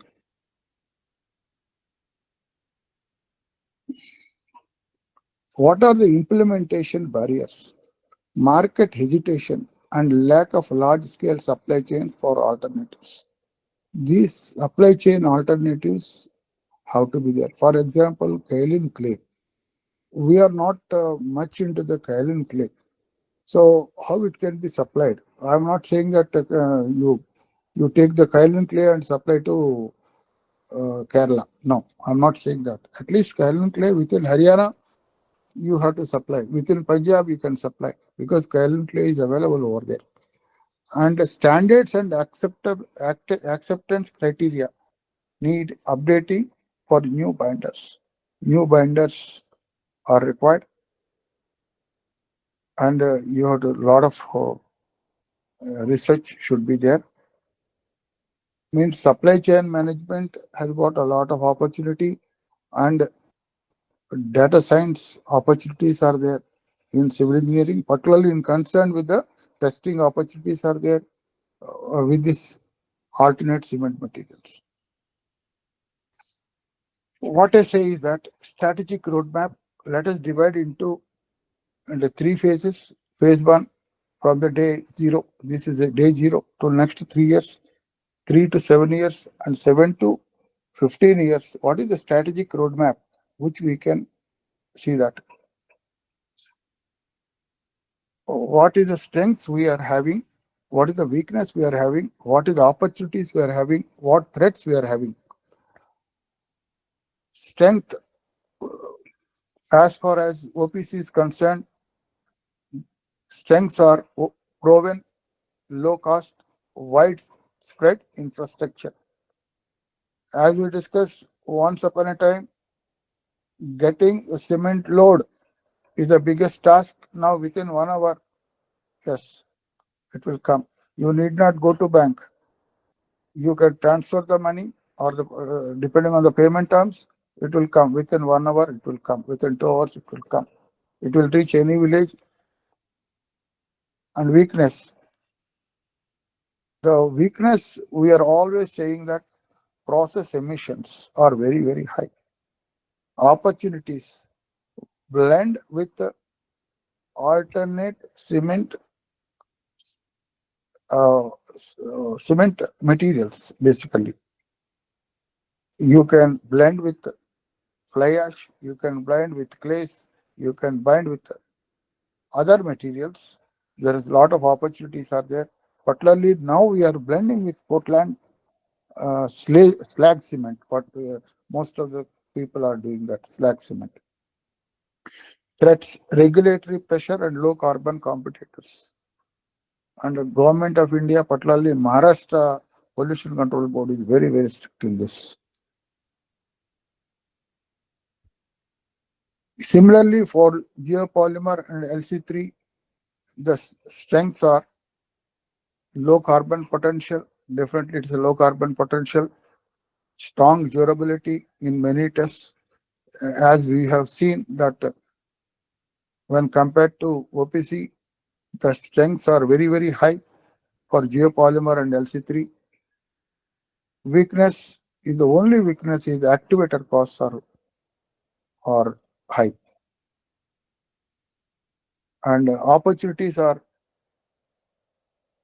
a lot of opportunities are there. There is not a problem at all. And only threat here we are weakness or the threat is that fly ash decline. You may face a problem in the next few years. Magnesium silicate, SWOT of magnesium silicate, as we said, specialty performance, low temperature production, because it doesn't require much of the temperatures, around 50-60% of the what for the cements are required. Around 600 to 800 degrees centigrade is sufficient. And magnesite is not available. It is available in few pockets. It is available in Tamil Nadu. And waste immobilization, particularly opportunities, particularly you have a lot of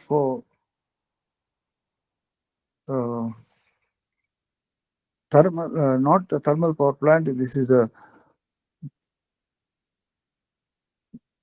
atomic power plants are there. Atomic power plants, they are producing a lot of radiation, and of course, those things which were burned, those have to be dispensed. That can be dispensed in this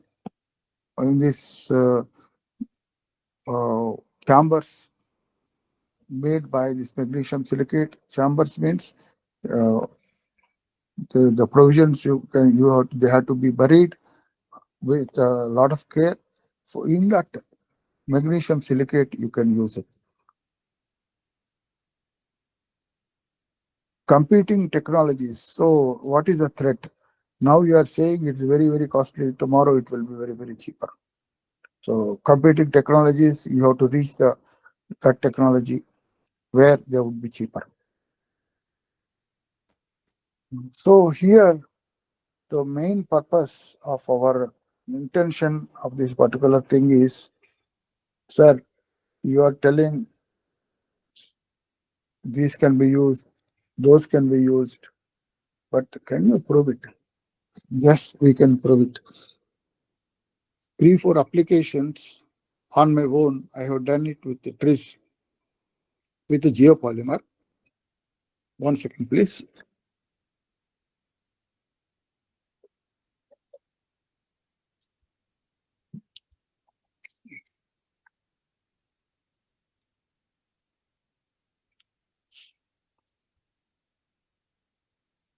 This theory of inventive problem solving, this is a simple thing where you have 39 by 39 matrix is there.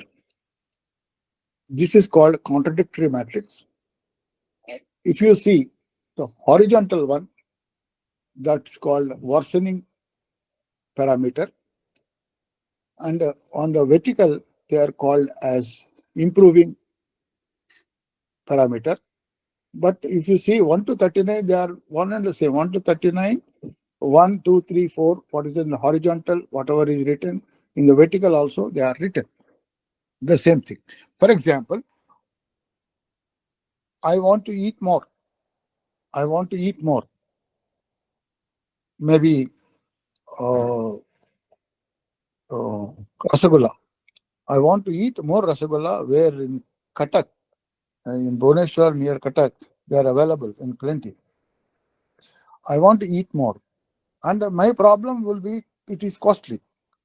It is costly. Somebody gives you the same quality, everything for this Dasara at 50% cost, 60% cost, definitely will prefer. So trees is something like that. You don't compromise anything. You don't compromise anything. Where you will get without any compromising, or another way, if you eat more with sugar and all that, you will have a problem of diabetes. For example, there is substitute for diabetes where in the Rasagula you can use that instead of the sugar. Yes, means your contradiction. Whatever the contradiction. What is the contradiction earlier? You eat more, you have to sell more price. That's the contradiction. You want to eat more, the problem is with the diabetes. These are the contradictions. One that can be solved. If that is solved, very good. That can be solved through trees. That can be solved through trees. And in a technical way, I can tell you, car mileage has to be improved. Car mileage has to be improved. The problem is you can reduce the weight. Straight away, you can reduce the weight. But stability will be disturbed. You want to improve the mileage, that can be possible by reducing the weight. Yes, improving factor is yes, worsening factor is stability. But both are satisfied. If both these things are satisfied, there is no contradictory. That is called TRIS. That is inventive problem solving. So similarly here, I tested this particular TRIS, whether it is suitable here, whether it is giving positive results. Yes, it is giving very good positive results. Here, what it is there? For example, resolving key contradictions. Contradiction, discarding and recovering. Discarding and recovering. Convert waste into feedstocks. This is the inventive principle. He has given 39 parameters which are contradict to one another. By to solve this problem, he has given 40 inventive principles. 40 inventive principles. One inventive principle is discarding and recovering. What is discarding and recovering? Converts waste into feedstocks. Convert waste into feedstocks. So you can say fly ash and clay you convert into useful things. And preliminary action. This is another inventive principle. Use preliminary action. You do some preliminary action. This is a use precast heat curing to meet early strength needs. What is meant by preliminary action? Something like preliminary action. For example, I will tell you a small thing here. Sugarcane juice. Many of you prefer sugarcane juice. So roadside guy, vendor, what he does, he will not put the sugarcane as it is. He will chamfer it. The edges he will chamfer it at the beginning of the rollers, at the beginning of the crushing. He will chamfer. That is called preliminary action, so that sugar cane goes easily into the rollers. Otherwise, by any hook or crook, it cannot go. It will go only by chamfering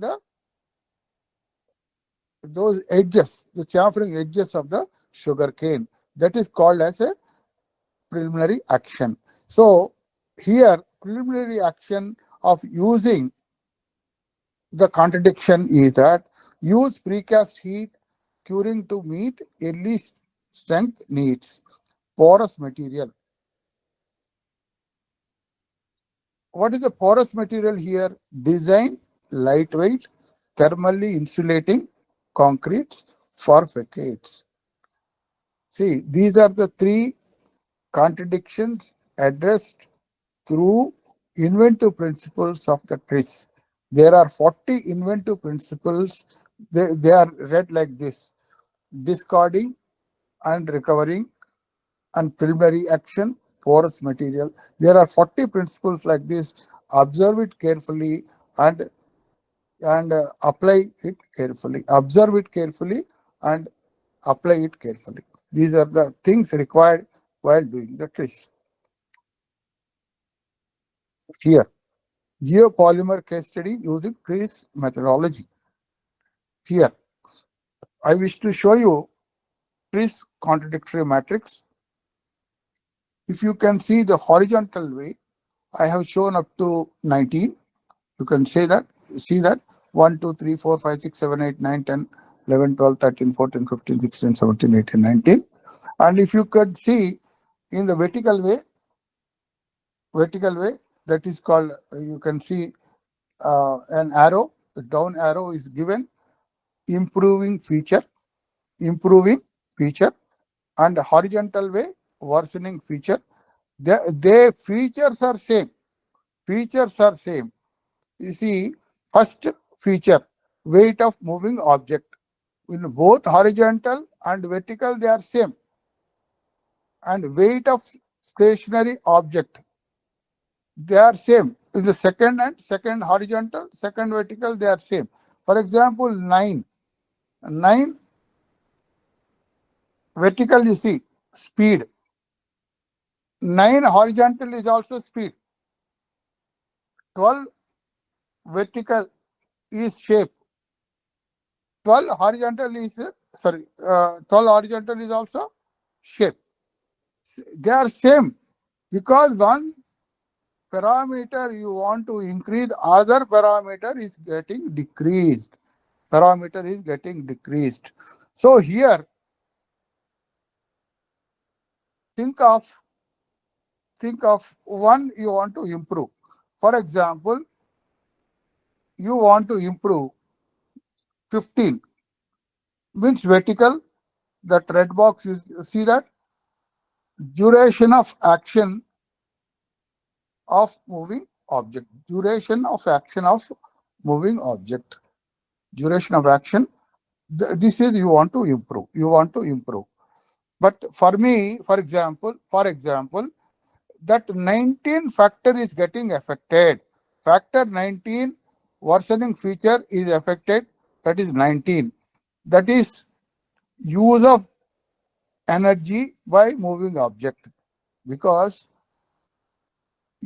duration of action of a moving object. For example, I want to move faster.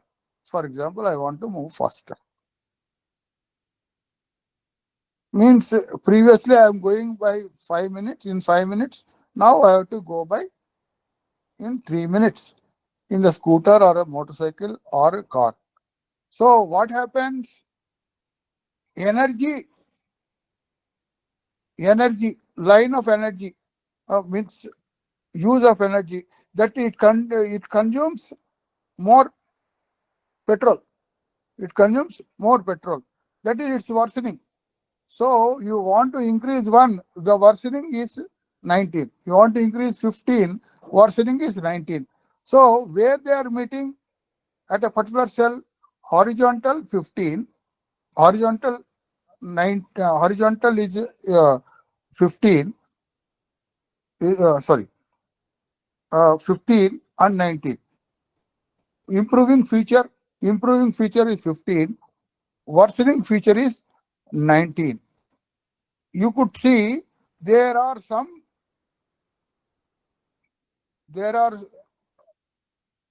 numbers, 28, 30, 10, something like that is there. You could you see that? 20, 29, something like 0, 30, 10 is there. So what it is there, you think of here, you think of improving feature and you think of worsening feature. And that cell where they are meeting cell, you put horizontal line and a vertical line, and where they are meeting, there is a cell. They in that particular cell, you have some principles, some numbers are written. They are nothing but the principles. Out of 40, 1 to 40 principles are there. Altshuler has given. You try to solve that. Already has given the solution to this. He has given the solution to your problem. This is as simple as that. Because this is a very, very small figure I have given. It is not clear. But if you see it in A3, that's why I have given you the entire drawing of that 39 by 39 matrix. You print it in A3 and you can stick it up and you can see that. So once you solve this particular problem, your problem is solved. Introduction to geopolymers and TRIS. No, you know very much. Geopolymers are inorganic polymers from fly ash, metakaolin, and slag. Properties: high yield strength, chemical resistance, and fire resistance. And what is TRIS here? Theory of inventive problem solving, structured methodology. See why it is TRIS? What is TRIS? Structured methodology for resolving contradictions in design. Please underline it, please write it.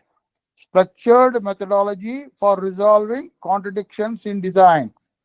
Structured methodology for resolving contradictions in design. Whatever you're designing in civil engineering, I'm telling you, please go through TRIS. Try to use the TRIS, and definitely the results would be level 3 and level 4. What are these are the at a very high class, not level 1 and level 2. They are not routine. The results obtained through TRIS, they are high class. They are very high class. They are really, very, very good. And fortunate enough, both mechanical and civil engineers are blessed with inventive problem solving called TRIS.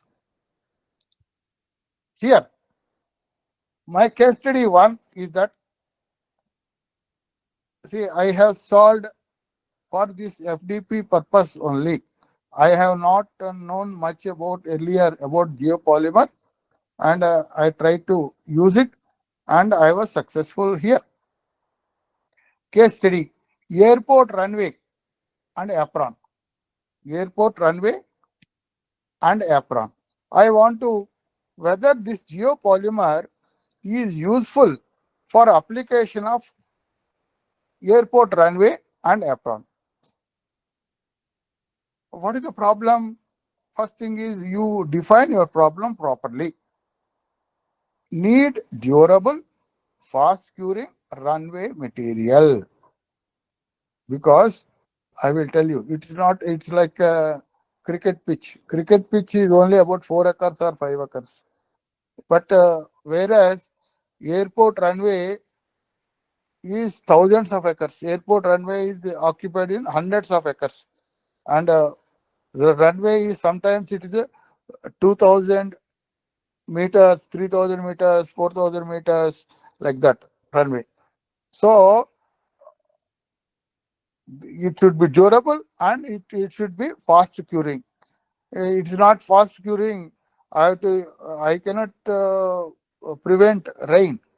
I cannot prevent other calamities, occurring. So my problem is need curable and fast curing runway material. What is the problem? Everybody believes, mechanical and civil engineer believes that reducing curing time. 1 second, sir.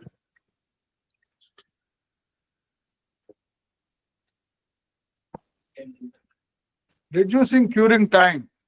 1 second. Sorry.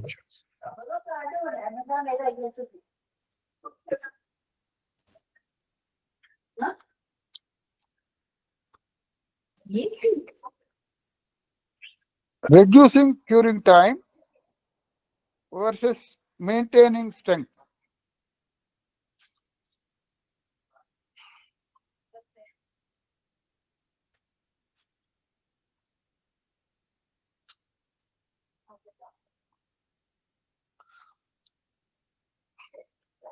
You please see here. Reducing curing time will definitely affect the strength. But I don't want to affect the strength. And curing time should be as high as possible, and I have to maintain the strength. So the improvement component on the vertical, if you see that 34, component 34, you see that. Horizontal means worsening feature is 14, improving is 34. That is row wise and column wise. If you 34 and 14 matrix, if you take it, 34 and 15 matrix, you take it, you will have 3 principles. You have 3 inventive principles. In the cell, you will have 3. It is numbered as 1, 10, and 2. 1, 10, and 2. These 3 principles, as per the trees, is segmentation, preliminary action, and taking out. What is that? When I am improving the component, that is 34, that is the improving feature, if you take it, and worsening component is 14.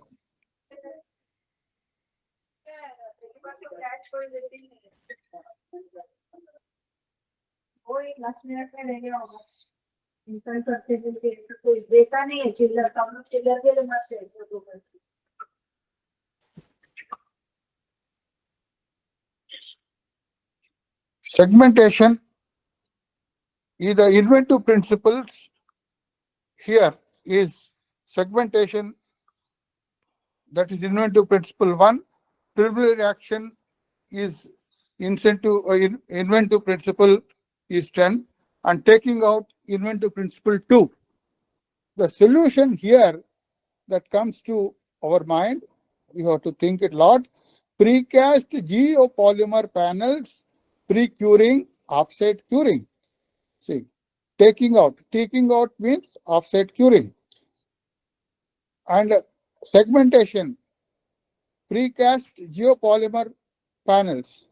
Preliminary action is pre-curing.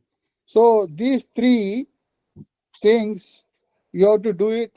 This is what the solution you obtained from the trees. So this is very, very useful. Only thing is here the principles are given 1 to 40. but you have to study it carefully, and you have to evolve these things by discussions among yourself. So after doing this contradictions, solving these contradictions, go through performance index and Ashby charts. Performance index is the strength to density ratio. Strength to density ratio. Compare, through using the Ashby chart, compare geopolymers versus OPC. Compare geopolymers versus OPC. Best candidates, you can see that best candidates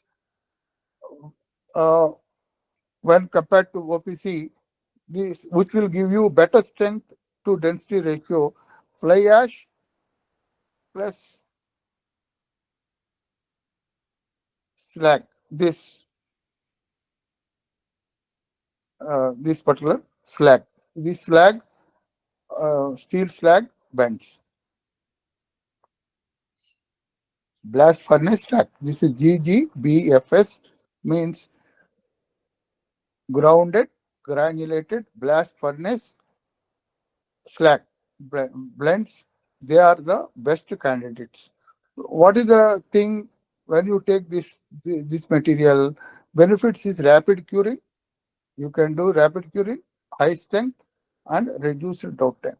So these will give you, so step by step. First thing is we have done the TRIS to eliminate the contradictions. Second thing is you have used the performance index, and using the Ashby charts, we found out the candidate materials, and ultimately we found out the candidate materials as fly ash and this blast furnace slag, and this ultimately which benefit that rapid curing, high strength, and reduced downtime, you will get it. The second case study which we have is fire resistant panels and insulation. Fire resistant panel and insulation. What I want is panels must be fire resistant and lightweight. And if you see mineral wool basically is used as a very, very good material for fire resistance and insulation. Insulation or fire resistance, the mineral wool is used.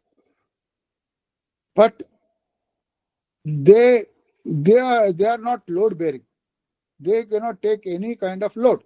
As insulation, yes, they can do it, but for load they cannot do it.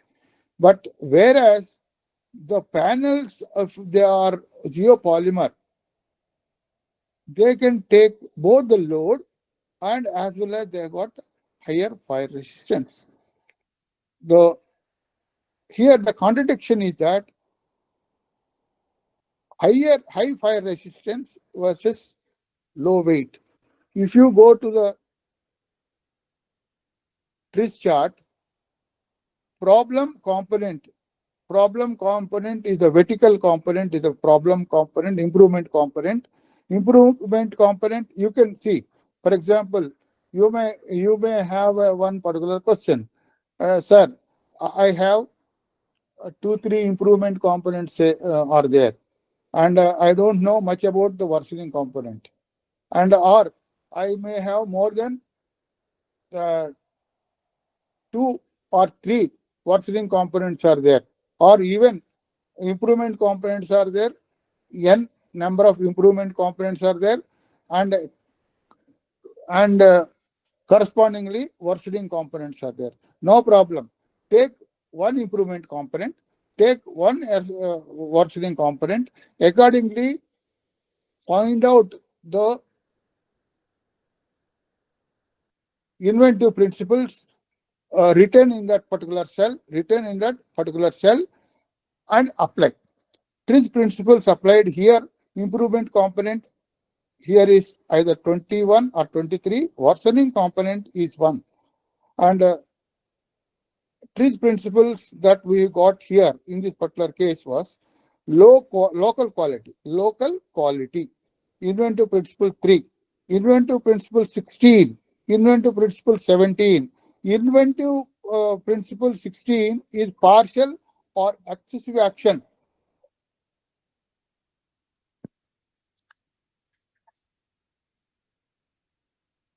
Another dimension is not a single dimension, multiple dimensions.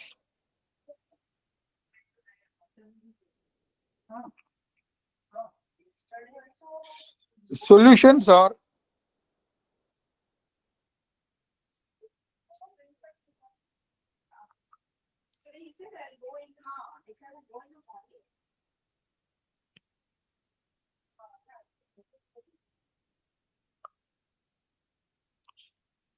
these principles applied are first one, that is inventive principle 3 is a local quality, 16 is partial or excessive action, inventive principle 17 is another dimension. The solution is layered panels, porous, coarse, and formed geopolymers.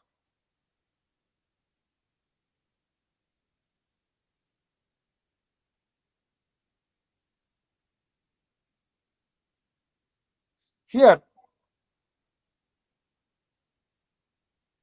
performance index. If you do the performance index, take the Ashby chart.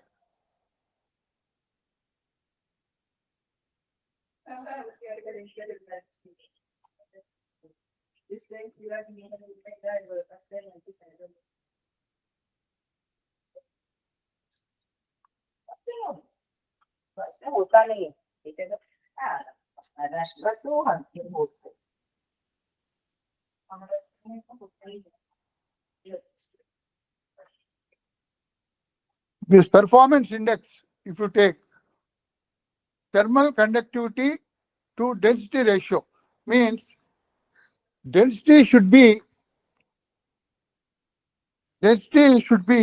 less. Thermal conductivity should be more. Ashby chart, if you take Ashby chart, what is the low thermal conductivity and low,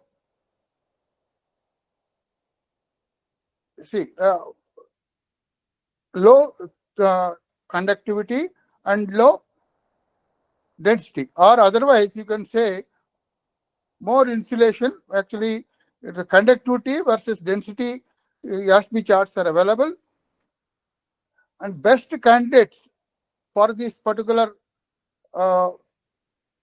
condition is metakaolin based and foam based geopolymers. Metakaolin based and foam based geopolymers, you can take it out. What are the benefits? What are the benefits?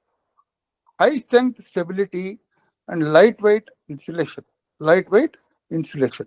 So what I have done is, I have performed first through TRIZ. I tried to remove the contradictions. Then through inventive principles, I found out the principles, what best I can do it from in the materials concept. And I have selected the materials accordingly using the performance indices or indices, not index. Index is only one. Indices is several parameters. It can be E by rho ratio. It can be anything. Thermal conductivity versus density, or it can be anything. And I can take it, and I selected the material accordingly. And ultimately, the benefit I got is high thermal stability and lightweight insulation. I got it. This is what I would like to say here again, is that improving feature, you say they are in the horizontal way, you can say in the vertical way, you can go it, and in the worsening feature is you can say in the column manner, and you select accordingly, you will get in the cell, various numbers, those numbers are the principles. This particular matrix is called as contradictory matrix.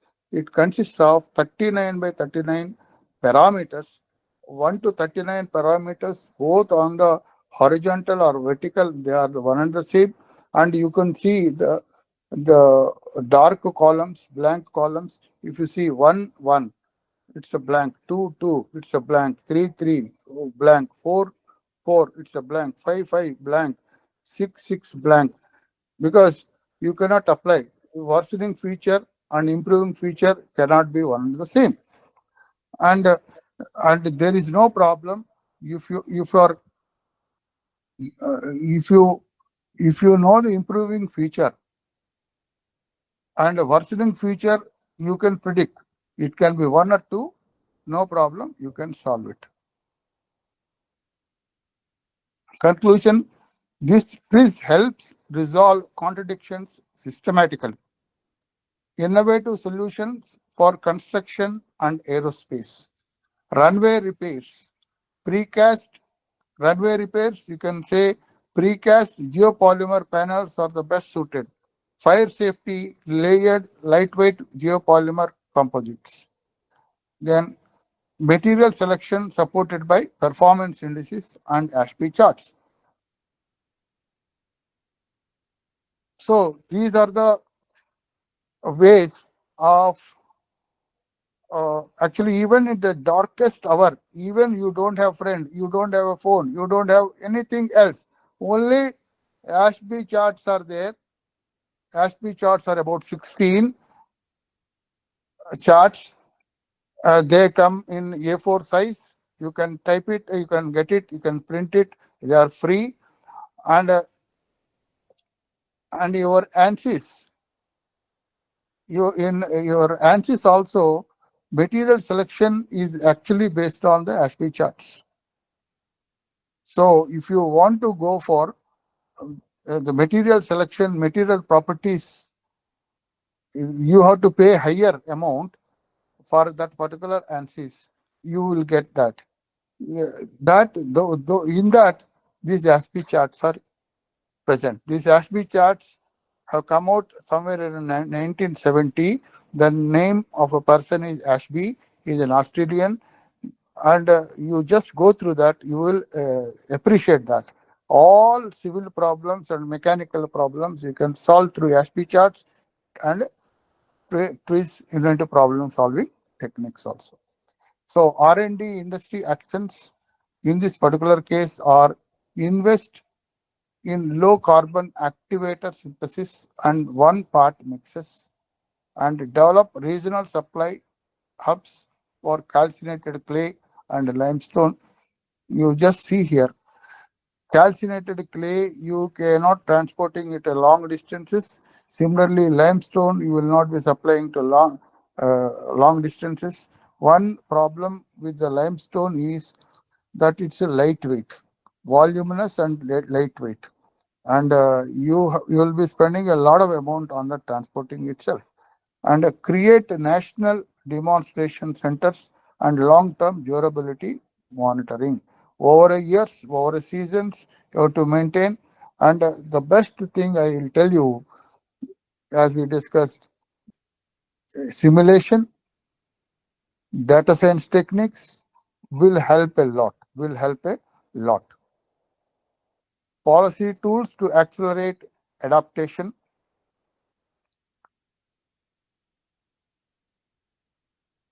And green public procurement and buy clean style policies.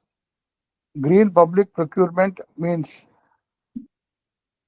procurement means the green materials, means those which emit less carbon. Procurement and buy clean style policies means for which, for example, on particle board made of wood free, government at that time has exempted excise tax. Even sales tax was not there. So those days, there were no exemption for this, but we fought we represented, and the government of India has taken a policy that not levying the excise, and government of Maharashtra has also exempted from the sales tax at that time. So that kind of incentives should be there, and certifications, low carbon product certifications uh, should be available. There should be incentives for that, as we discussed, and any product EcoBoard was exempted from the tax. So that kind of incentive should be there. And support for plant retrofits and produce LC3 and blended cements. As I said, LC3 is a now better option and a better viable option. Plant definitely requires some kind of retrofits, maybe 5%, 10%, 15%. That support should be there from the government of India in any form, so that those cement plants will take up these initiatives very quickly. So standards and certification is needed. Performance-based specifications for mechanical and durability metrics. As we said, not percentage-wise, it's a performance-based. National test method for geopolymer and AIM mixes should be available, and long-term field trials and third-party verification frameworks. Roadmap for the next 3 years can be pilot projects in precast and industrial floors, and update tenders to allow performance-based bids, and R&D grants for activator alternatives and one-part AAMs. May I request all the participants to apply for DST funds by designing these things of geopolymer and alternatives of geopolymer using these principles. And you can check it out. How many papers are there in the civil materials with the trees and ASPE charts? You will find surprisingly very less. But you start using it, within 2-3 years, you will have hundreds of papers. And unfortunately, even IITians are not doing it. IITians are not doing it. Because you have to, 130 people are present here, 130 into one paper each in 1 year. Definitely you will have 130 papers, and they will be published in, I am definitely saying that you can publish in Q1 paper, not routine tests, and you apply DOE, you apply design of experiments, you apply ultimate results, you apply SPSS, Reliasoft for analysis, you apply trees analysis, you apply trees. Again, I'm telling you, trees, you don't bother. Trees software is free. Trees software is available. You can browse, you can use it very freely, you can do it. And then roadmap, next 3 to 7 years is scale LC3 production at regional cement plants. If a nearby cement plant is there, you have a project over there, please try to do this in a small batches of LC3 production at regional cement plants. They have mini cement plants are there. In the big cement plants, they have model plants are there, small plants are there for trial purpose. They are there. It is not a big deal, because you are not calcinating the things. Whatever the calcinated things are there, 50% only you are doing it. So you are not heating anything else. So you can make use of that. So those people who are in Karnataka, Andhra, Tamil Nadu, and Odisha in some areas, and Rajasthan, these areas, Maharashtra also, you can go through nearby cement plants. You try to see that these LC3 batches are implemented. You do good work. a collaborative work, industry institute interaction under this. You can train your students. Those who are doing PhD, you can do PhD. Those you can encourage the PhDs in these areas. And create supply chain hubs for calcinated clay. Calcinated clay is where we discussed. Punjab is okay. It's a very, very good clay is there. And Haryana is there. Rajasthan is there. And then you have the calcinated clay in pockets of Gujarat. You have there also. You can start taking the trials there. I hope one person, I think, is there from Punjab. What I have seen in the picture, I think he can do a lot of work on this. Begin targeted public procurement mandates for the critical infrastructure. This is the government has to do this particular thing. What is the roadmap for the long 7 to 15 years? Mainstream low carbon binders for general construction. Means for general construction, low carbon binders, whatever we discussed about the materials, they can use it for in the mainstream for like road construction, airport construction, and port construction. Deploy these things where residual emissions are remain, and integrate circular economy practices and full LCA informed decisions.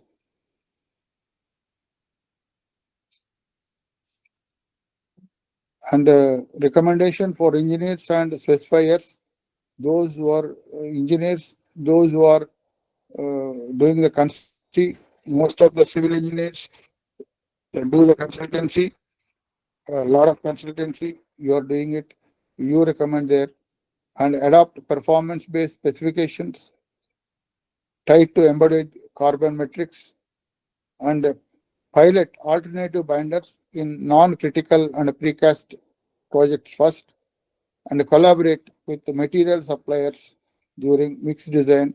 This is a very, very, very, very important. I'm telling you, material suppliers during mixed design. Mixed design is a very, very, very important and quality assurance.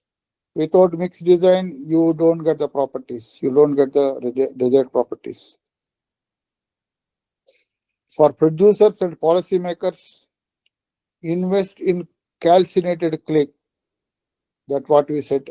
Calcinated clay, LC3, capacity and activator and R&D. Activator R&D, the prices should come down. LC3, this also capacities have to build up, and policymakers enable green procurement, update standards, provide incentives, and all stakeholders fund long-term durability monitoring and knowledge sharing. Final thoughts. Transition to low carbon binders is strategic and multidimensional. And I cannot give, this is the most important. No, there is no silver bullet or the golden bullet here. There is no silver bullet or a golden bullet here. Everything we have to follow, not one, not two. There are many things as a adopt a portfolio approach, 1, 2, 3, 4 steps. LC3, you have to do it. LC3, not just LC3, every material that is coming up, you have to check up. Mix, you have to check it up. Quality assurance, you have to ensure. And then activator means NaOH and other things, whatever the things you want to do it, mixing it, it's not like water. So that care has to be taken. Curing has to be done, means curing has to be done, and try to adopt TRIS and ASPE charts wherever possible, whenever possible. You want to write a letter and discuss on Google Meet or whatever it is, or through these channels, whatever the open channel that MITS Rayagada has given us a good channel through this FDP, we can discuss and we can do a lot of work. Whatever is possible, I can help you in this particular manner. Immediate actions, the pilots, standard updates, and supply chain planning. So a lot of things you can do it. You are not a civil engineer, you are a builder of the nation. This is various references what we have gone through.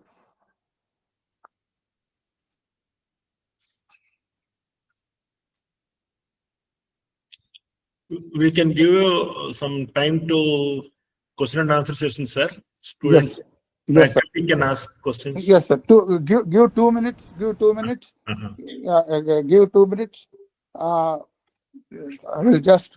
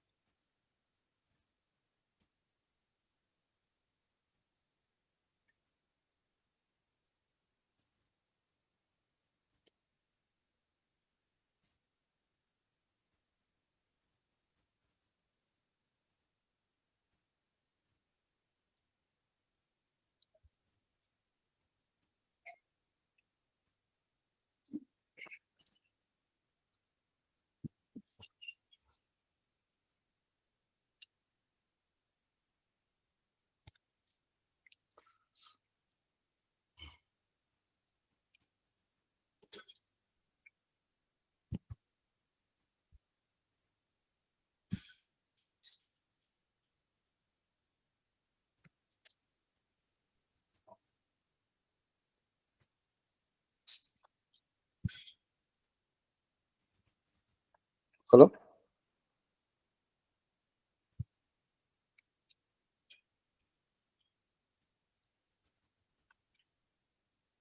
Yes, sir.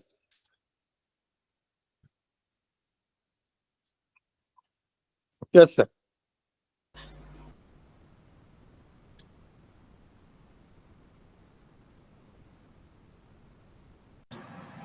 Gopinath, sir. Sir. I am there to take the questions. Yeah. You can ask the participants, faculty participants to interact with you. Yes, sir. Dear Hello. participants, Sir, if you have any questions, you can it was ask. a wonderful session, sir, what we have today. I have a question for this. Sir, can the complete substitution of Portland cement with alternative binders be practically possible, sir? May I know your name, please?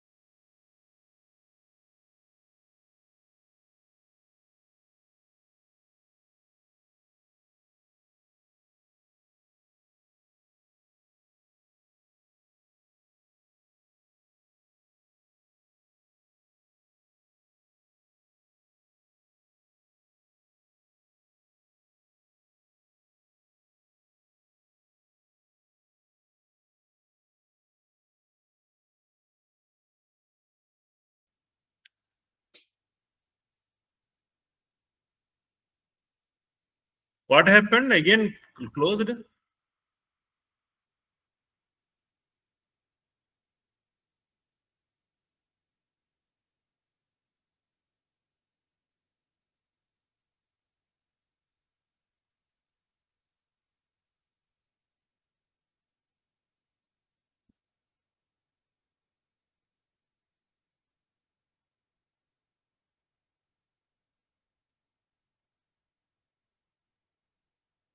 Hello, Ramesh.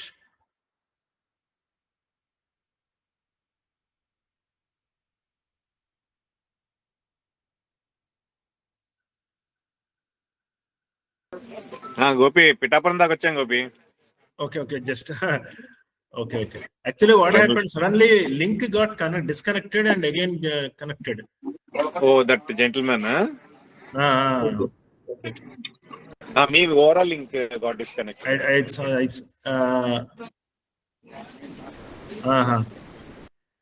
any problem? Our coordinators. Yes, automatically the What happened? Issues. Okay. Can you put one message in the group so that people will understand and join? Okay, sir. Okay.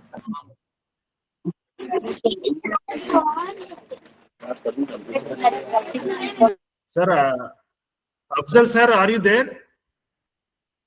Yes, sir. Okay. Sorry, sir. Yes. Some technical problem.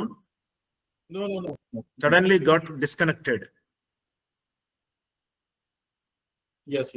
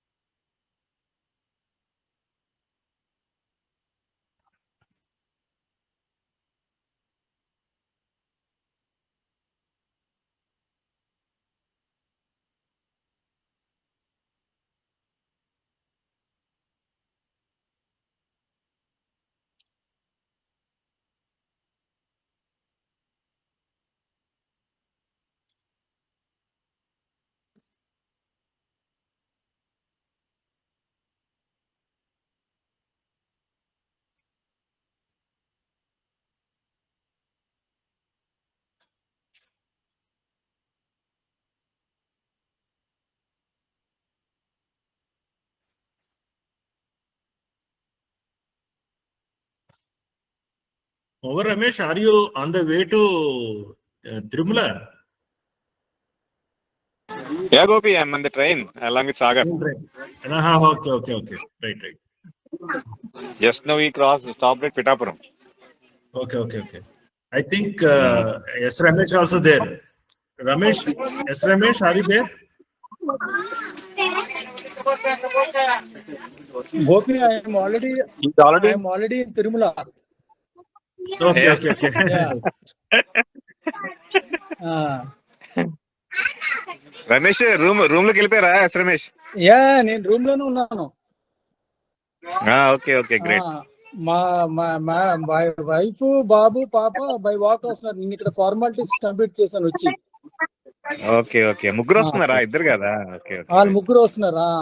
ముందు వాళ్ళు ఇద్దరు అనుకున్నారు, తను కూడా వస్తుంది. సరే.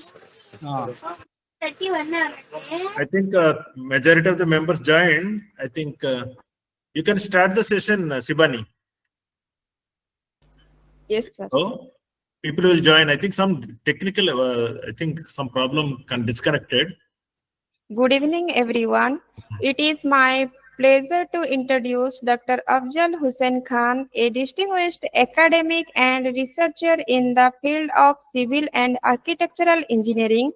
Dr. Khan is currently applied the Civil and Architectural Engineering Department at the College of Engineering and Computer Sciences, Jazan University in the Kingdom of Saudi Arabia. He is a alumni of University Science Malaysia, and his research and academic contributions span multiple areas within civil engineering, with a focus on sustainable materials, water treatment technologies, and waste to energy innovations. Dr. Khan holds several editorial positions in internationally recognized journals. He serves as an academic editor for Pulse One USA and Advances in Civil Engineering USA, and in also an associate editor for TEIEE Poland.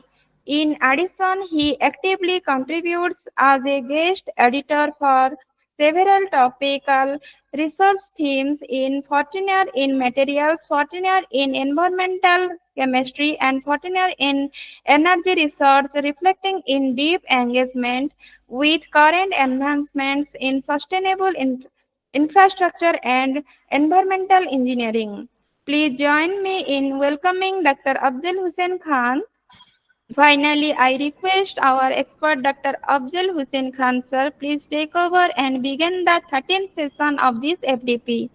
Thank you all participants for your presence and support. Please, sir, take over the session. Thank you, Shivani, for my brief introduction. First of all, a warm welcome to everyone and a good evening to all the members here and dignitaries and the organizers, fellow faculty members and participants. It gives me immense pleasure to be here on this session of ATAL Development Program on next generation sustainable materials for eco-friendly and durable civil engineering structures. I would like to thank the AICTE and the Hostile Institute, especially Professor Gopinathji and Suryalin ma'am, and the other coordinators for giving me this opportunity to interact with such a distinguished audiences. I also appreciate all the participants for taking time for their busy schedules to join this important session. And some of you during traveling, there are somewhere in the stations also. So it's great to see these peoples. So move to my presentation. I will connect it.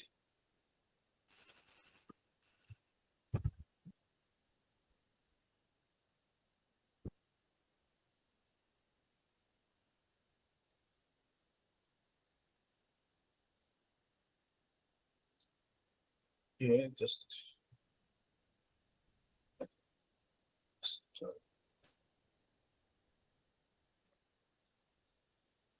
am I audible to all of you? Sir, audible and visible also. Oh, okay. Yes. So, first of all, have a look at the outline of my presentation. So, I will begin with the introduction and motivation behind the use of sustainable materials, and especially in 21st century concrete, and what are the limitations. And then we move to the different types of structures that were built in the beginning of the 21st century, and what are the recent innovations in the concrete. And I will also highlight the industrial byproducts used in concrete, agriculture waste, and other kinds of waste in concrete. And followed by some sustainability metrics that related to SDG, Sustainable Development Goals, and circular economy also discussed. And finally, I will conclude with the future direction and some key takeaways for this topic. Now, I start with the environmental concern. Before we discuss solution, here you can see that the important to understand the scale of the problem. The concrete is using in a large amount, especially in the beginning of 21st century. And you can see in the plot that if we compare these two figure the population and the cement or concrete, other structure that used in concrete like steel. So the value, the plot indicates that this value after 2000 is start at the up point. So the value is going very high, and it is around 4.1 billion tons per year. And the concrete usage is close to 30 billions, means it's a high value. And it's also concerning in the cement industry that these figures gives a high global production that produces CO2 and energy and natural resources depletion. So we are using more resources that cause more CO2 into the atmosphere and raises concern related to the global warming.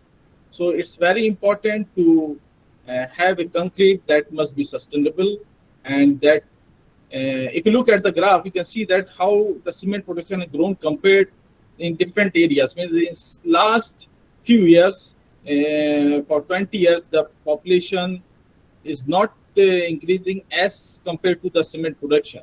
So it's increasing very high in such a manner. So the challenge is clear: how we continue to meet the world demand for the infrastructure without destroying our environment. So this is where sustainable alternatives and the innovative materials come into play. And we will discuss in the next slide that how the different concrete members. So still, if the concrete is causing these CO2 concern, so what we have other options or not? So why we are looking in concrete still? So the thing is, we have an abundance of raw materials available, and these materials that can give us a high compressive strength from 20 to 150 for high compressive strength concretes, and make it suitable for building bridges and other pavement structures. So even though concrete has a huge environmental impact, we cannot simply replace it in overnight. So let's reflect why concrete is still most widely used in construction material. So the durability is the aspect, longevity is the aspect, means the concrete is more durable. It can long for 50 to 100 years. So that's the reason we are still aligned with the concrete materials. So here you can see that the right side plot, the age with the time with the concrete means how we use. There is two different plots, and it is suggested by one author, Ahmed et al. I give you the reference there.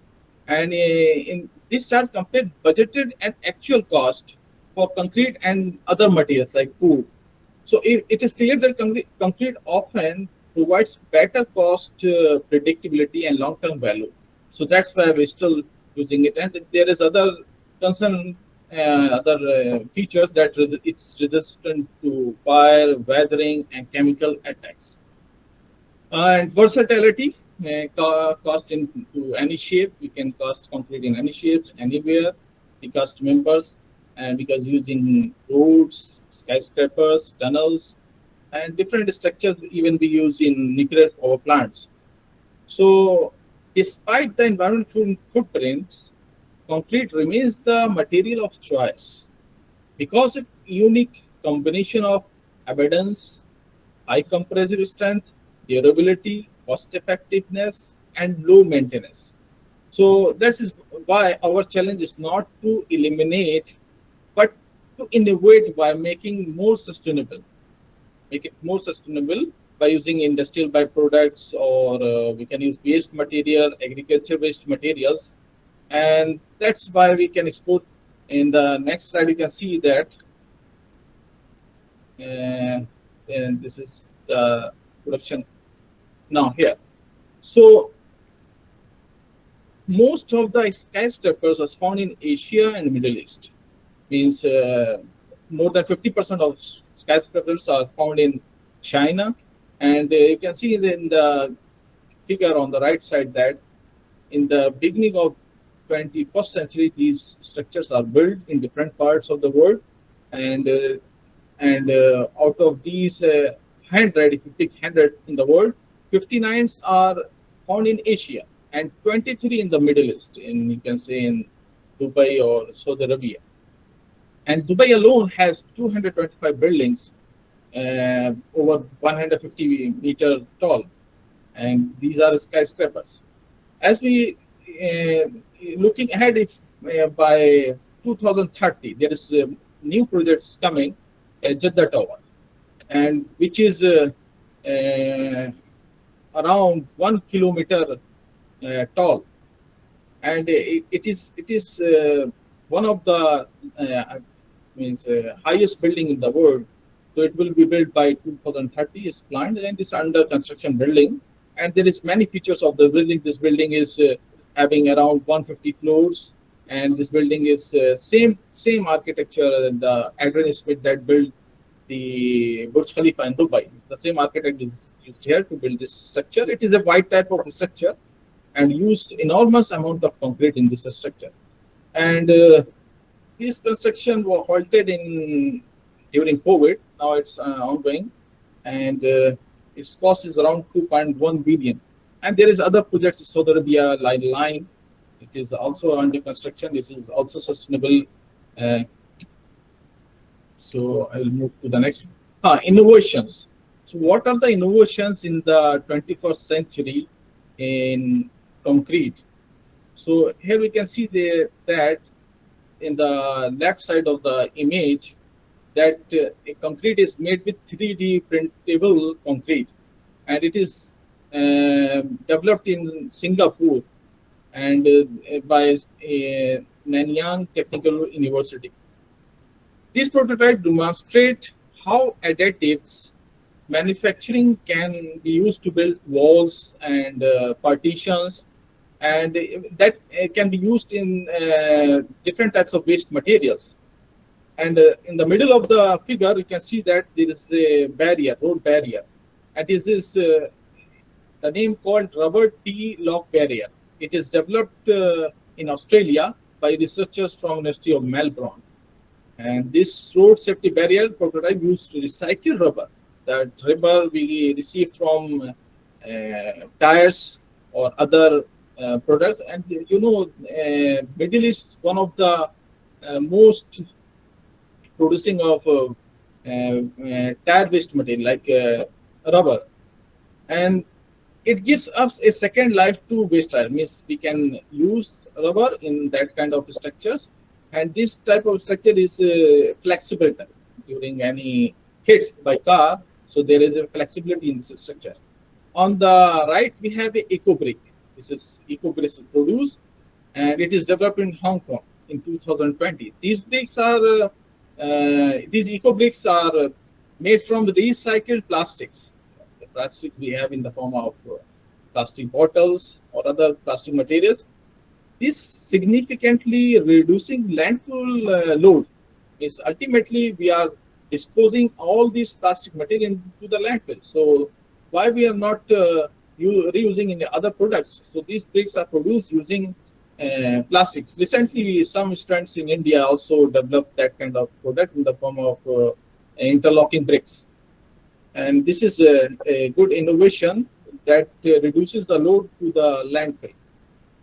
So these examples highlight how concrete and related materials are evolving from 3D printing and advanced safety structures like the barriers, and using recycling products like plastic waste material in the construction projects. And there is more examples we have in the 21st century. There are more innovations like we have self-healing concrete, transparent concrete. Recently in the UK, the transparent concrete is innovated by researchers that emit light. So it is a good innovation. And there is carbon pure concrete, ultra high performance concrete, lightweight concrete that's used in some areas where we are not able to make high density concretes, and geopolymer concrete, fiber reinforced concrete. These are the different innovations in concrete. So move to the next. Here, nanomaterials. So beside this material that we used in concrete, recent innovations said different kinds of nanomaterials can be used in structures. And these nanomaterials are having a unique properties, and that gives a structural integrity as well as sustainability aspect there. So here we can see when the concrete is exposed to different materials, like using different materials like CNT or graphene, so they produce a high tensile strength. And for example, in graphene case, it's good for thermal and electrical conductivity, and we can use in different areas where we need this kind of, like other example is nano titanium oxide. It's used in photocatalytic concrete, and this concrete is very helpful in reducing the pollutants from the structure, and this is one of the innovations. But there is a problem that still we don't have guidelines for these recent innovations. So here you can see that using titanium oxide, when this is special type of material used in concrete, you can see there is two images, and the left side image, the single image indicates two portion of concrete, one concrete without titanium oxide, and another right side image shows you concrete incorporated with the titanium oxide. So here you can see that when the concrete is exposed to sunlight, exposure to outside environment, especially ultraviolet radiation, the nanoparticle embedded in this titanium oxide concrete becomes activated, and it triggers chemical process that generates reactive oxygen species. And this ROS, it means that are reactive oxygen species as a oxidizing agent, and it is very helpful in protecting the concrete from the exposure of UV and exposure of other compounds in the atmosphere, like nitrogen compounds, volatile organic compounds, particulate matters. So the structures look bit different if you incorporate it with the titanium oxide, and also reduces the pollution in the concrete structures. So this results in two powerful outcomes. First, it gives the concrete its self-cleaning property and break down the organic dirt, the other materials, and helping building maintain their appearance. So it's very look very bright and not looks dull. And second, more importantly, it acts as a air purifying agent. This means that structure like pavements or bridges or building that no longer inert, they can actively contribute to the reducing smoke and other kind of particulate matter that exposed in towards the outside environment. So now the difference is clearly shown that using without titanium oxide material, it does nothing to mitigate the pollutant, and also the concrete appearance is not good. On the other hand, if we have titanium oxide loaded concrete, it will act as a photocatalytic concrete, and there is a visual appearance, and that protects us from the environment, from the other pollutants. So what does it mean? It means that we see remarkable comparable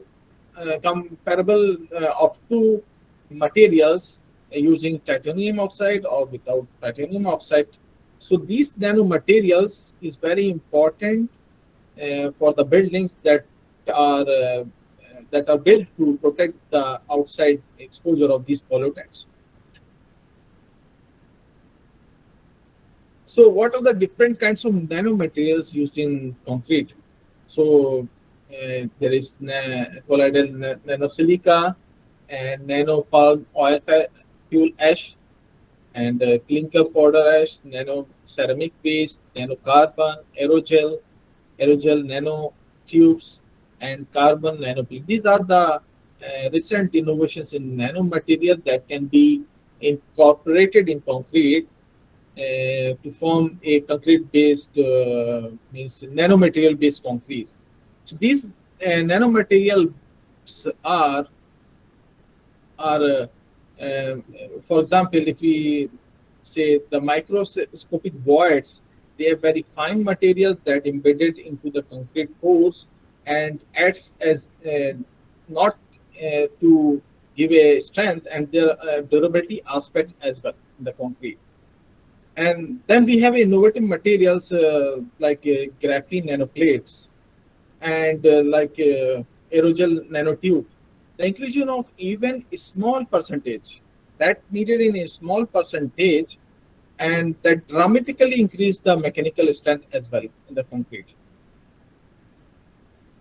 So here you can see in the picture table that shows the comparison of conventional concrete without any nanomaterials and with some nanomaterial incorporated concrete. So in terms of durability, the structure having more durable that are incorporated with the nanomaterials, and there is a 100% increase in the durability in years. So if you look at the conventional concrete, this durability is around 20 years. So nano enhanced material will give you around 40 years. So it will increase the durability by 100%. Maintenance aspects there. So there is a continuous maintenance required for the conventional concrete materials. But in case of nano enhanced material, so you give a maintenance every 5 years. So there is a reduction of around 80% in the maintenance. Overall span of a building, so there is a 60% increase.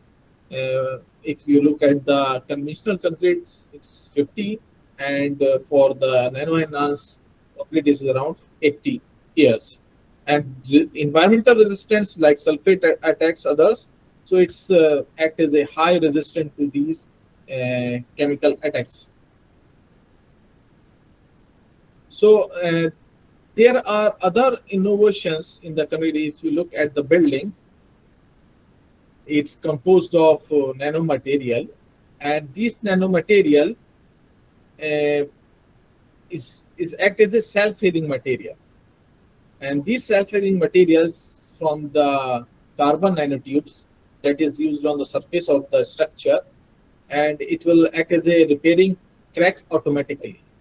And there is also antibacterial nanoparticles used in the system that prevent the microbial growth in the building.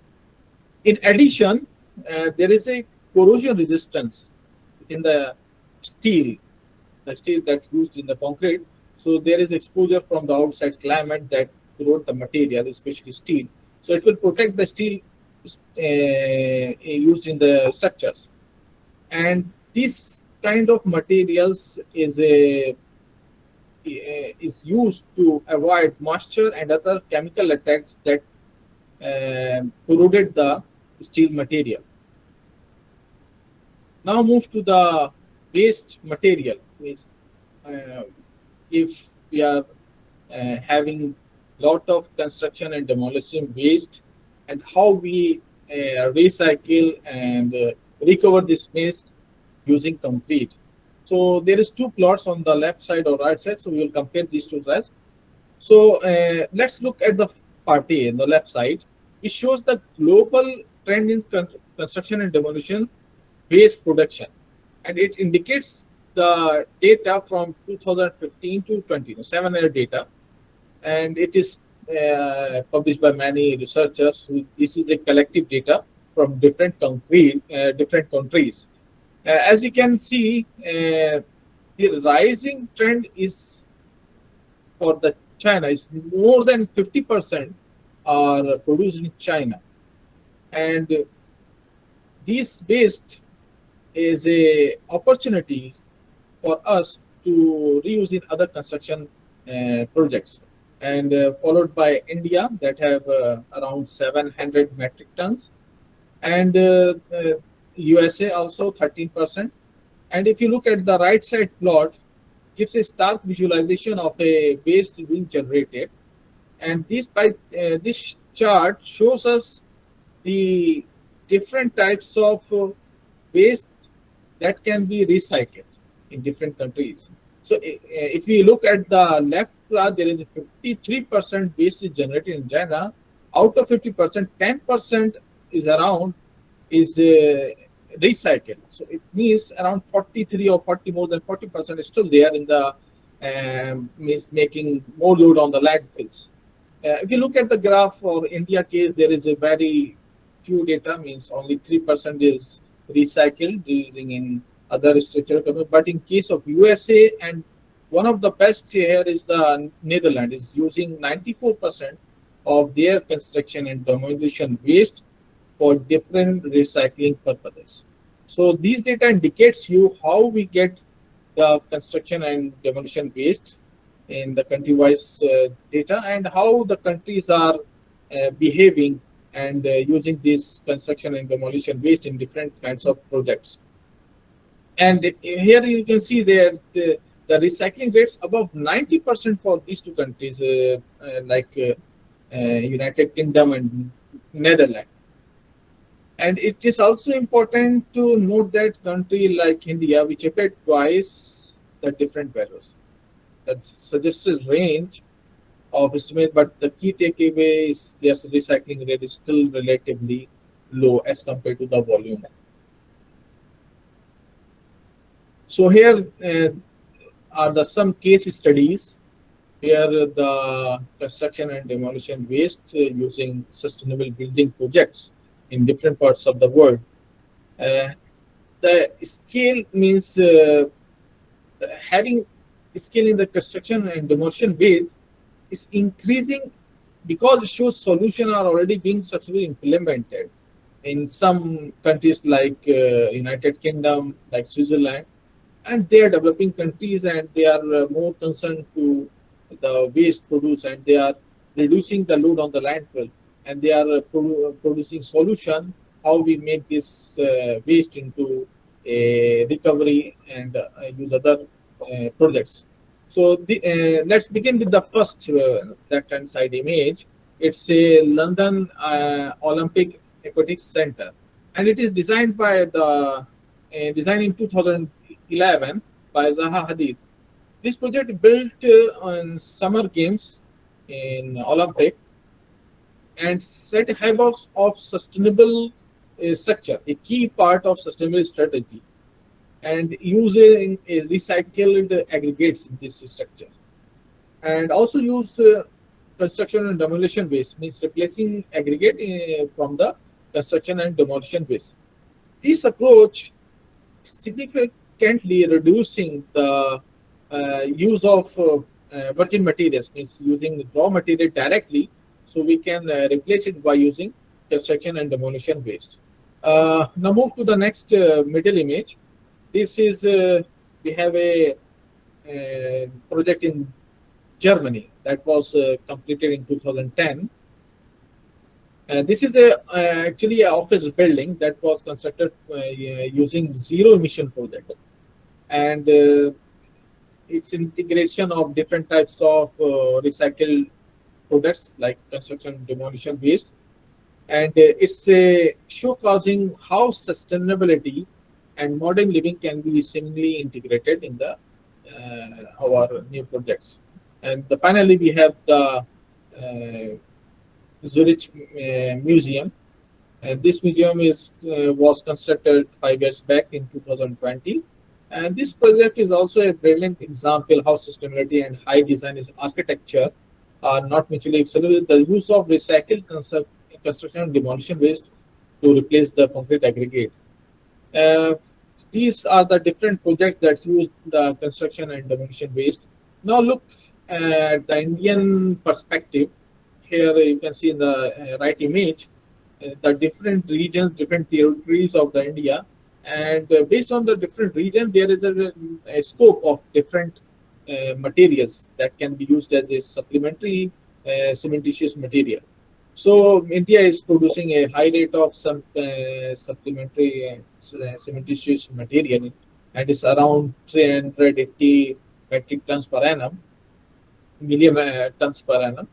And if you look at this data, and most of the produced material that have a scope is fly ash that produced from different parts of the India that have a thermal power plants, and is used extensively as a replacing material, fly ash.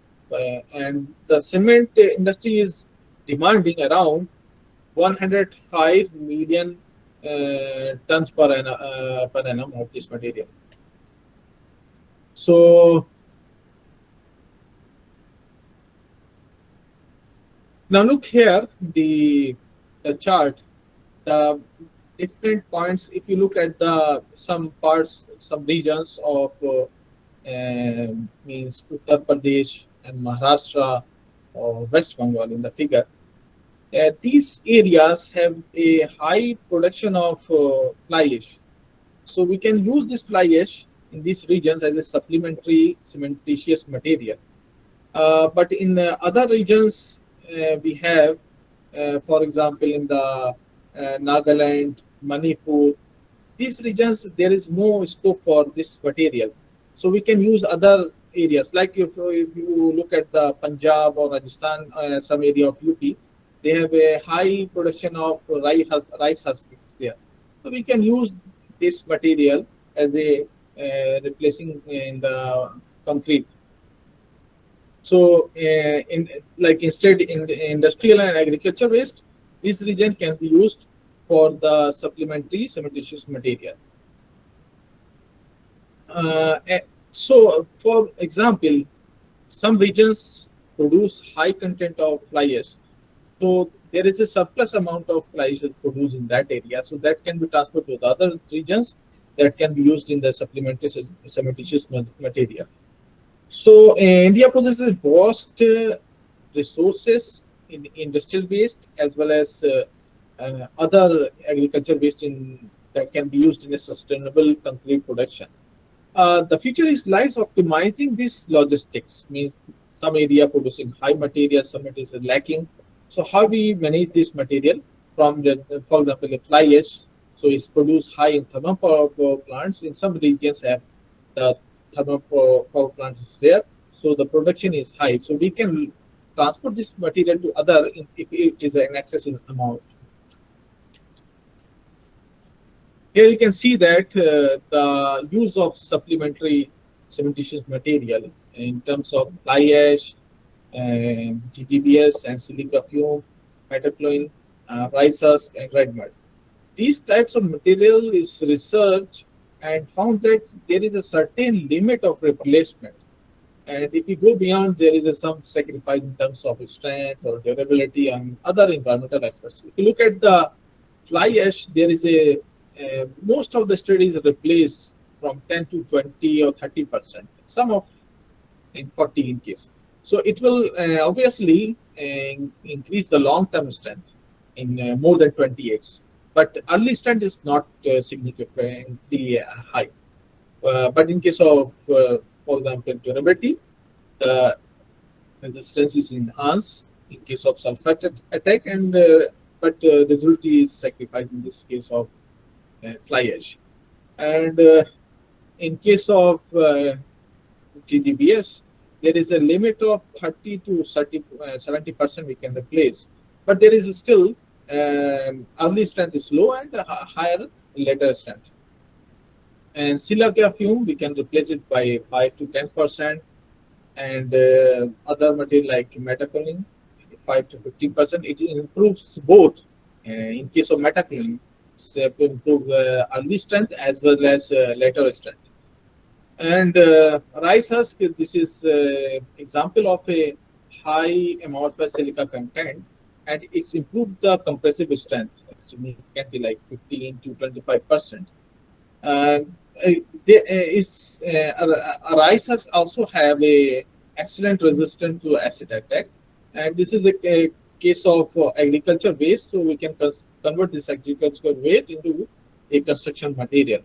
And red mud is also a waste material, we can use it, and improves the early strength. Now the sustainability goal why we are looking for this supplementary cementitious material and other recycling products based on the 2030 Agenda of Sustainable Development Goals. So out of 17 development goals, there are some we are more aligned with our concrete production.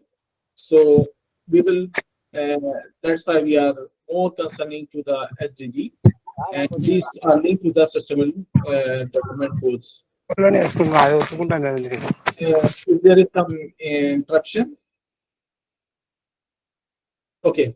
The use of supplementary cementitious material and waste, like agriculture waste or industrial waste, that aligns the sustainability principles, industrial byproduct and other natural resources we can use in the concrete productions. Now here you can see out of 17 sustainability development goals, these 5 goals are aligned to our industry, like sustainability development goals 9, 11, 12, and 13 and 15. These are more concerned to our case, like industrial innovation in infrastructure, like concrete production, and making cities more sustainable. It is under sustainability goal 11, and 12, which is concerned to the production and consumption of materials, and 13 is climate action. Obvious, if we are producing more cement or more concrete, it will cause a concern to the global warming. So we have to reduce this raw material and replacing it by some waste material. And 15 is also life on land. So how we proceed life sustainably, like in using these sustainable materials. Now here, using industrial byproducts in concrete. So these industrial products used in concretes, you can see in there is 2 charts, left-hand chart A and B. So these 2 charts indicates you how the wastes are produced and how we process this waste in different means industries. So these wastes are, let's start a part A. The larger pie chart, this pie chart shows high level of waste produced in terms of industrial waste, which is around 48%. So out of all waste products, 48% of industrial waste are produced. And these industrial waste material can be used in concrete production. And the second is 17% is around construction and demolition waste. And these materials have a great potential that can be used in concrete production. Similarly, in chart 2, the category of industrial byproducts, it breaks down into generating usable materials. Large contributor here is coal, combustion of coal and municipal solid waste, which primarily refers to fly ash. So we are getting fly ash in terms of combustion of coal. So this fly ash can be used in the concrete production. The next significant source is metal industry. In figure B, metal industry is around 30%, 33%, which produces slag, and that is an excellent supplementary cementitious material. And this chart is also highlight the important streams, including byproducts from cement industry and other products, for example, paper sludge and calcium carbide residue. So these materials can be used in concrete, and this data shows that transformation of concrete is already underway. We are making these materials and developing our concrete using this material, and the research is also going on. And we are systematically categorizing and utilizing vast waste material streams and turning into environmental liabilities into valuable construction resources without compromising the strength and other aspects of the concrete. Now look here, concrete using industrial, these are the different kinds of products that can be used in concrete. The first is copper slag. And this copper slag is produced in copper smelting in refining industries. Second one is in the terms of CRT tubes. The glass are in the form of electronic waste. We can use it in the concrete production.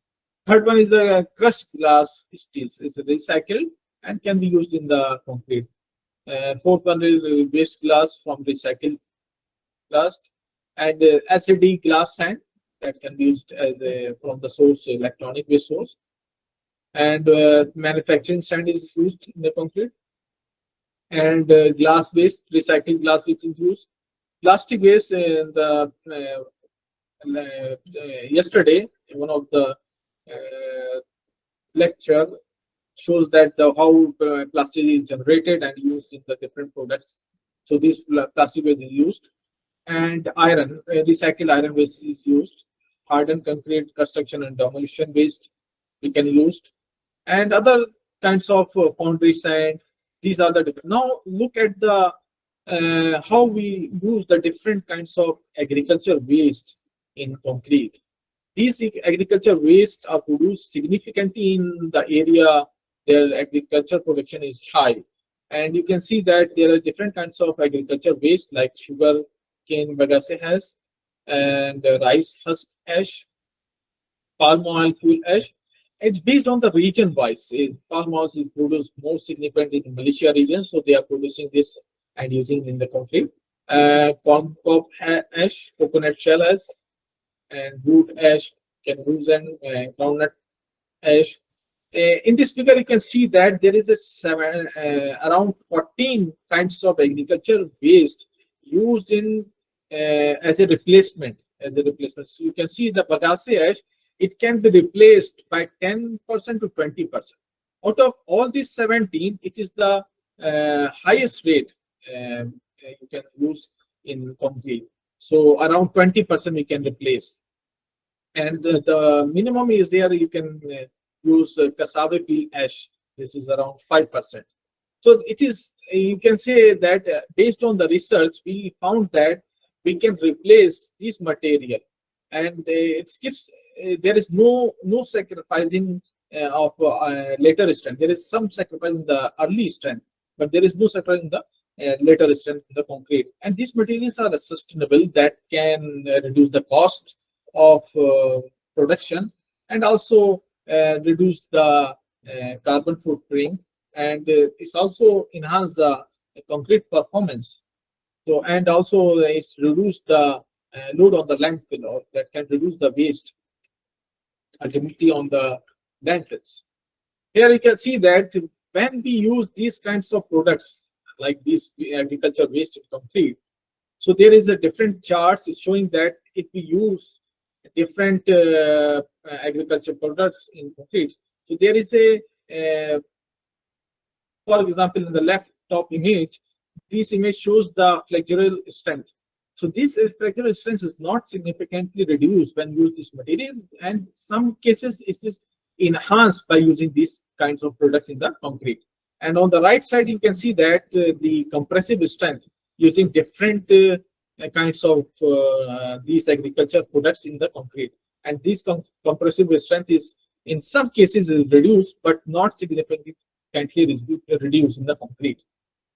And in the down image, you can see that the acid attack, how these materials behave when it in contact with some acids like HCl or H2SO4. So it has some counter to get in contact with these kinds of acids. So these, for example, in the PFO, this is around 20 or 15% in between. So percent strength loss. But in case of sugar cane, it's very low, around less than around 3 is lost when in contact with the HCl. So there is no concern with the acid attack as well. And these are the where we apply these materials in the concrete, in these kind of waste material, agriculture waste material.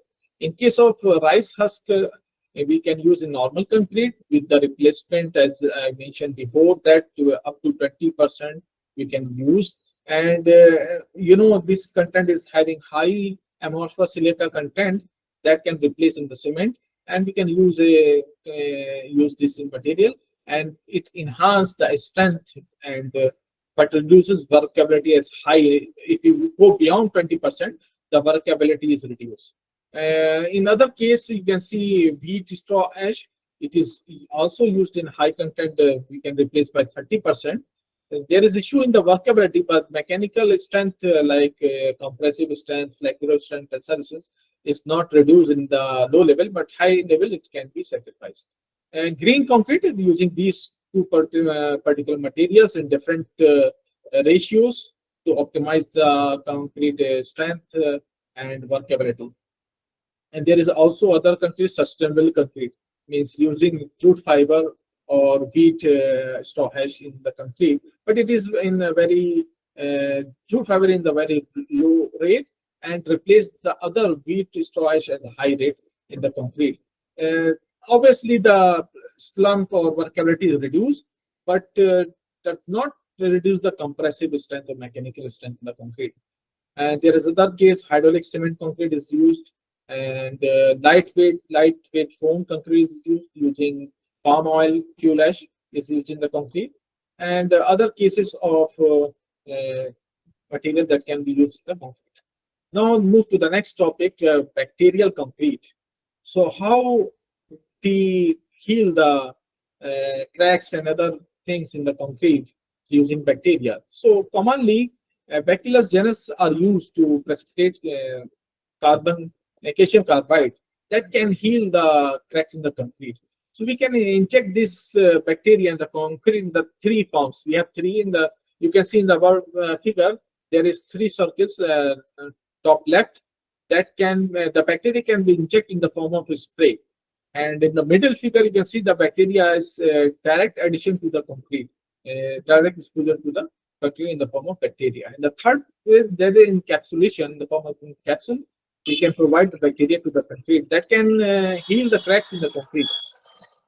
Bacterial concrete is also offers an environment-friendly alternative to the concrete. Making concrete that can cause sustainable construction practice. And beside their repairing crack is increasing lifespan and structure integrity. The cost is a challenge. How the cost and how we grow the bacteria, how we manage the bacteria. This is a challenge, and research is ongoing. And how we manage this bacteria in the bacterial community. These are different images of the bacteria that can be used in concrete for healing the cracks. Bacillus pesteri, and these are some biological terms. We are not more with here. And coli, bacilli, these are bacteria, and it's used in the concrete. This is a research article that shows this kind of bacteria in the concrete. So here you can see that a microbial induced concrete means the microbes are induced to form the calcium carbide precipitation in the concrete. These bacteria are used in the production of bricks. We can use in bricks as well, interlocking bricks or other kinds of blocks as well. We can use this. And as I told you that these the bacteria are induced to remediate the cracks in the concrete. So ultimately durability is increased in that structure. And also improve the concrete improvement and remediation of concrete. We can use this MICP in mortars, and bioremediation also. We can use this MICP concrete. So what are the different kinds of case studies that use these kind of microbial concrete? So we have the data in 2015 in Netherlands. University used the pavements and water tanks using this kind of concrete, microbial concrete. In another university, the research students used this microbial concrete, and the name is concrete projects. And they use this concrete in the underground retaining walls and canal structures. Because most of these canal structures have cracks are produced. So how we repair this crack? So using bacterial concrete that can be healed automatically.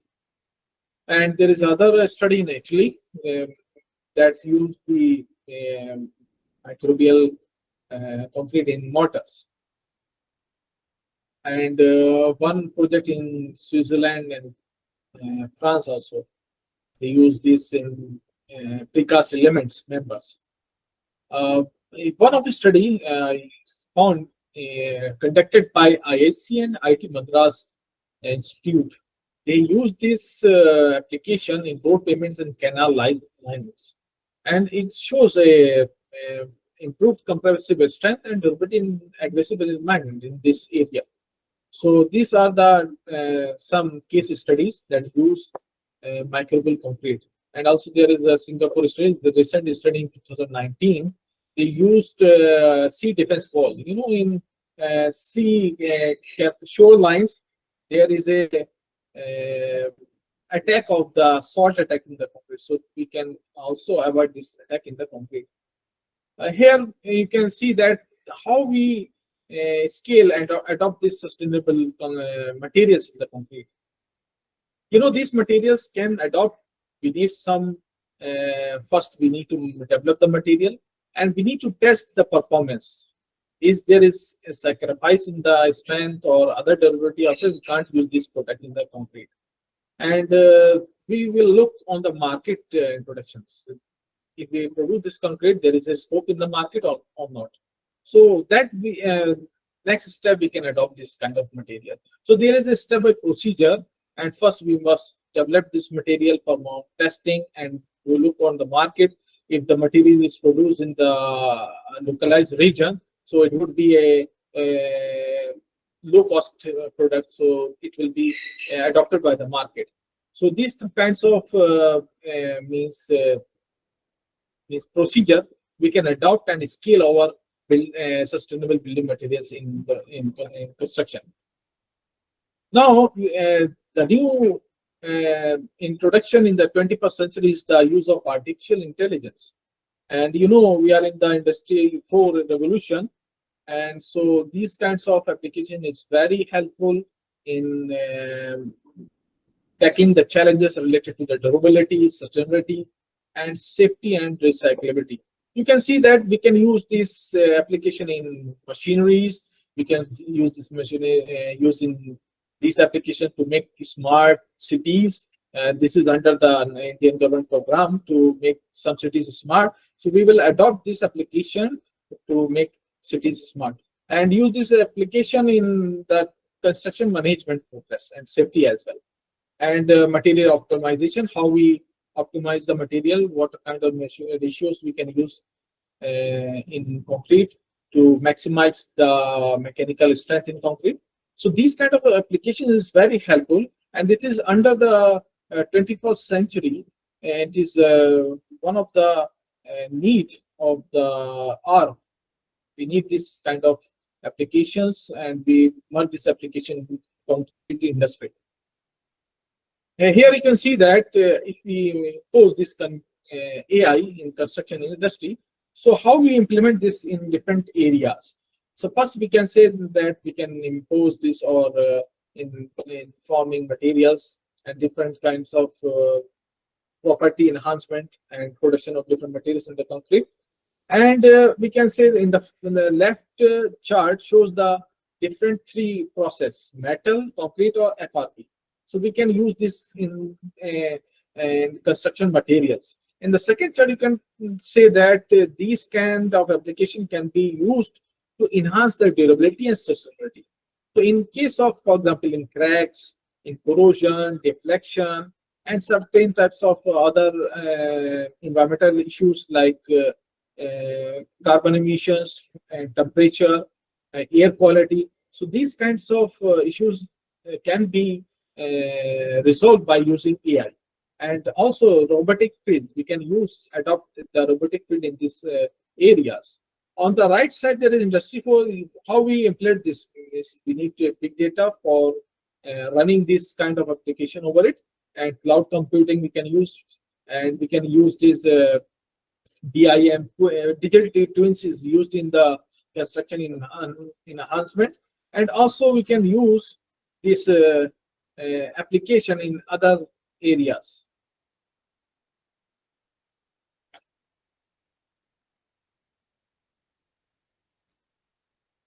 Now, what are the challenges we have by construction or by using these materials? There is a certain challenges we have. And to tackle this challenge, we are imposing these sustainability substitution materials. So there is a greenhouse gases are emissions there, energy consumption is there, water, we have a limited water resources, so this is also a challenge, and generation of waste. By using this construction project, there is a lot of waste are produced, and after use there is also a construction and demolition waste, and we have a limited sources. We use these sources in the production of concrete, so these resources are depleted, and impacts on the environment. By using these construction projects, there is some impacts on the environment, and also the cost. If we use some raw materials, the cost of the project will be high. If you use some certain materials, sustainable materials, that is produced locally, so we can reduce the cost of the project. So these are challenges, and one of the most bigger challenges here is the regulatory standards. We are using these materials in different construction projects. So how we adopt these materials in the industry? So without having regulatory standard, we can't use this because there is safety concerns. So for this, we are using these materials directly from one source to another source. So it promotes a linear circularity. So we are not in this situation that we can adopt this linear economics. For example, here you can see that the materials are there are some sources of material. The sources are extracted, and the materials are produced and distributed, and ultimately the product are disposed. So this is a case of linear economy. This linear economy is imposing burden on the landfills or on the waste generation. So we are not adopting this. Instead, we are adopting circular economy. Here, one more challenge is here. If we using this linear economy, we have limited sources of natural resources. So we are depleting our natural resources.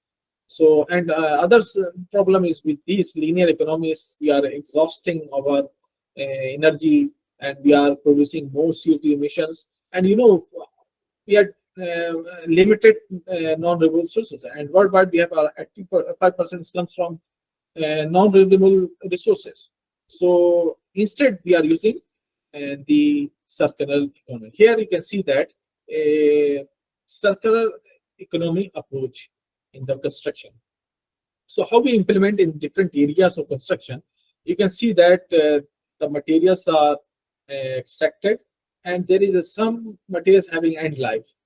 Without the end life, we can generate these materials and forming the concrete using these waste materials in the concrete.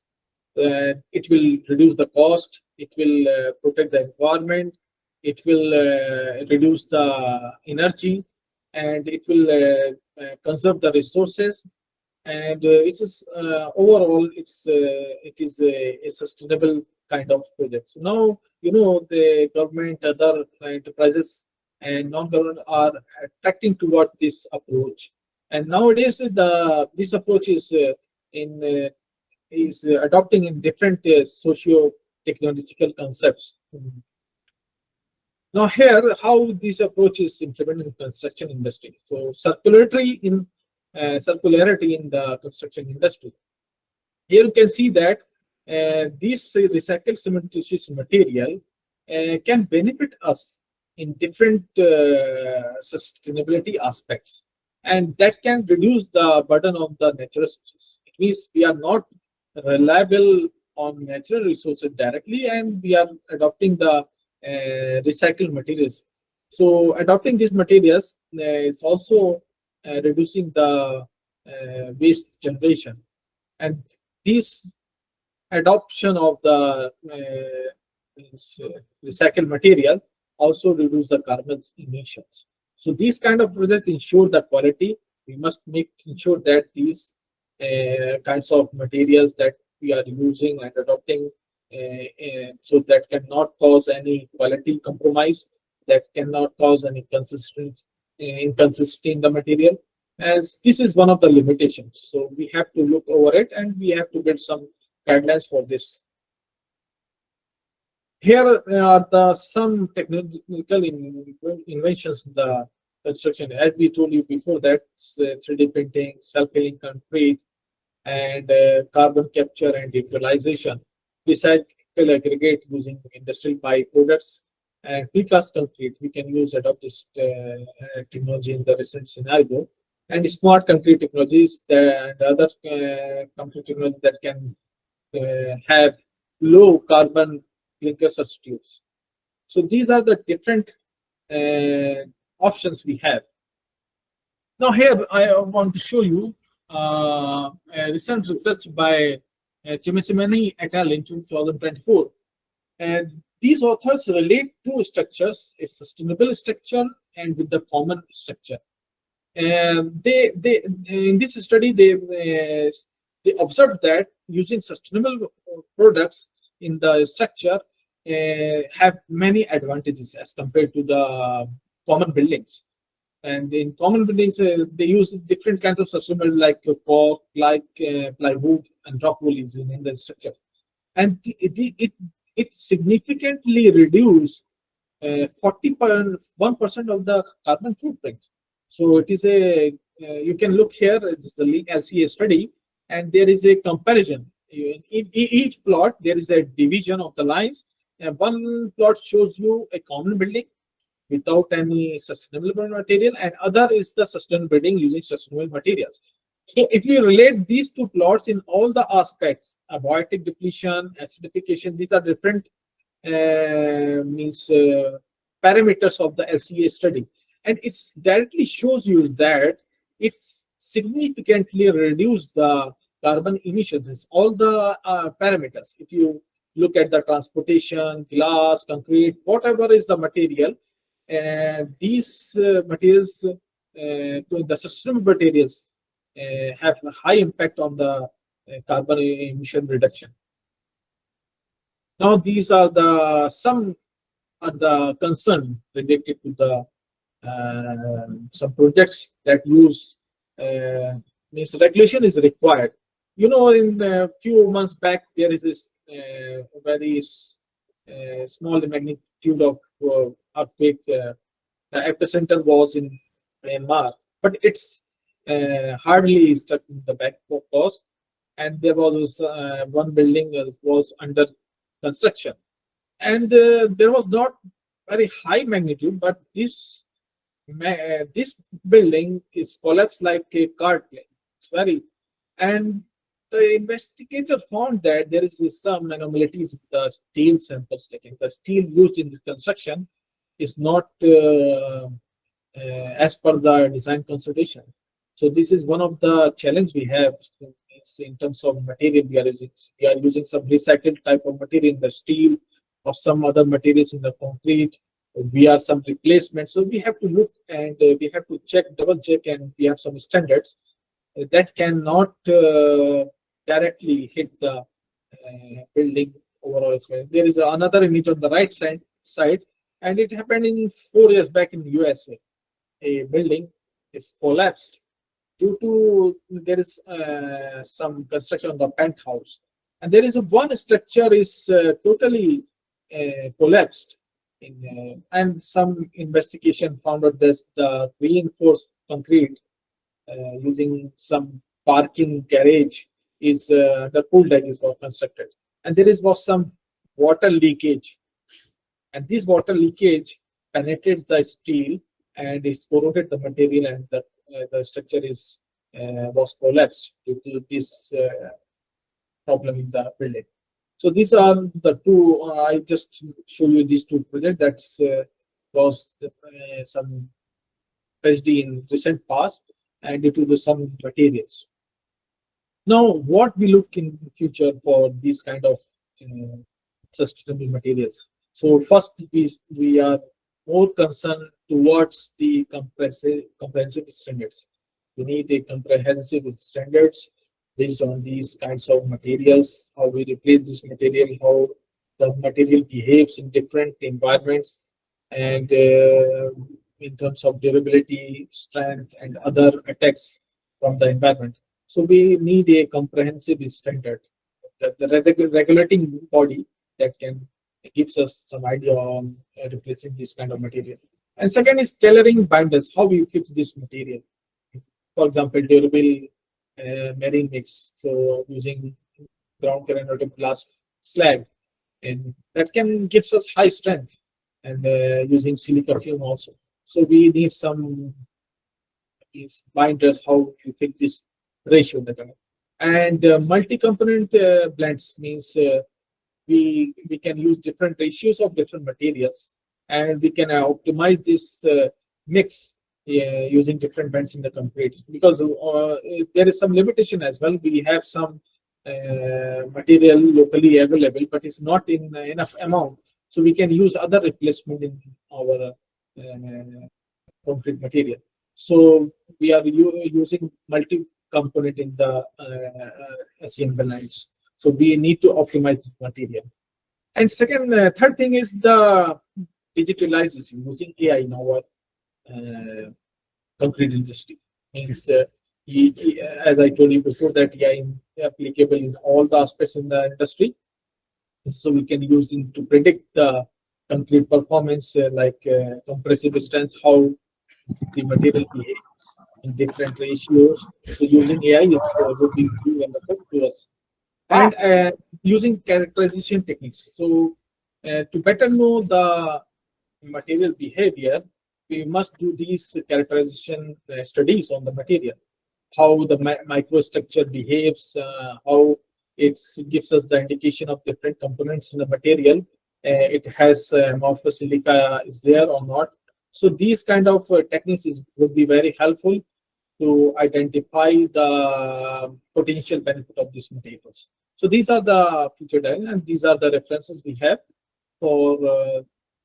So that's all done.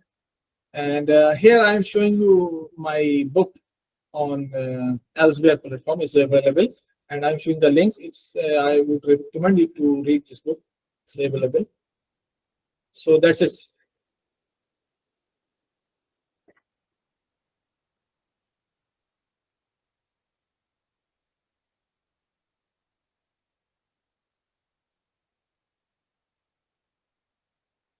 Hello. Yes, sir. Yes. Participants, if you have any questions, please feel free to ask our expert or type your question in the message box.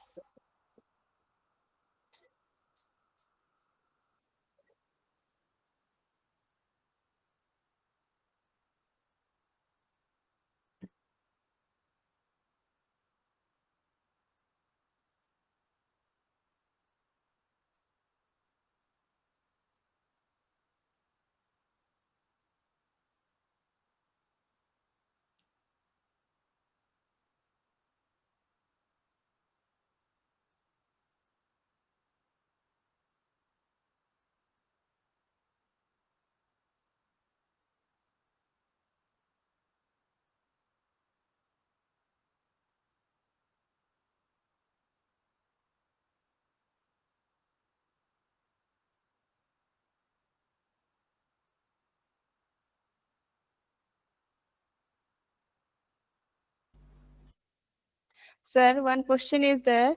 What advanced testing methods are used to assess the mechanical and durability properties of concrete containing industrial byproducts?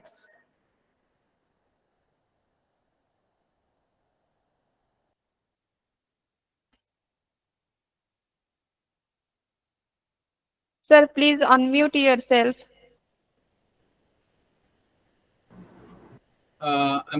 Am I audible? Yes, No? sir. Yes, sir. Could you please repeat the question? Testing Yes. methods. What advanced testing methods are used to assess the mechanical and durability properties of concrete containing industrial byproducts? Industrial byproducts, the different techniques to test this material. Yeah, nice question. We have different techniques we can use. Means we can use micro mechanical mapping. We can use, and we can use XRD, TGA, FTIR analysis. Same. It is as I showed you before that these types of microstructure analysis would be very helpful to identify the composition of this material. And these types of material testing techniques is very helpful in the beginning of the project. If you start exploring any material, so you need to do these tests in the beginning. And these techniques actually gives you the brief, or you can say the microstructure means what's the pore behaves when you incorporate with the concrete. So it would be very helpful. So I hope this is the answer of the question.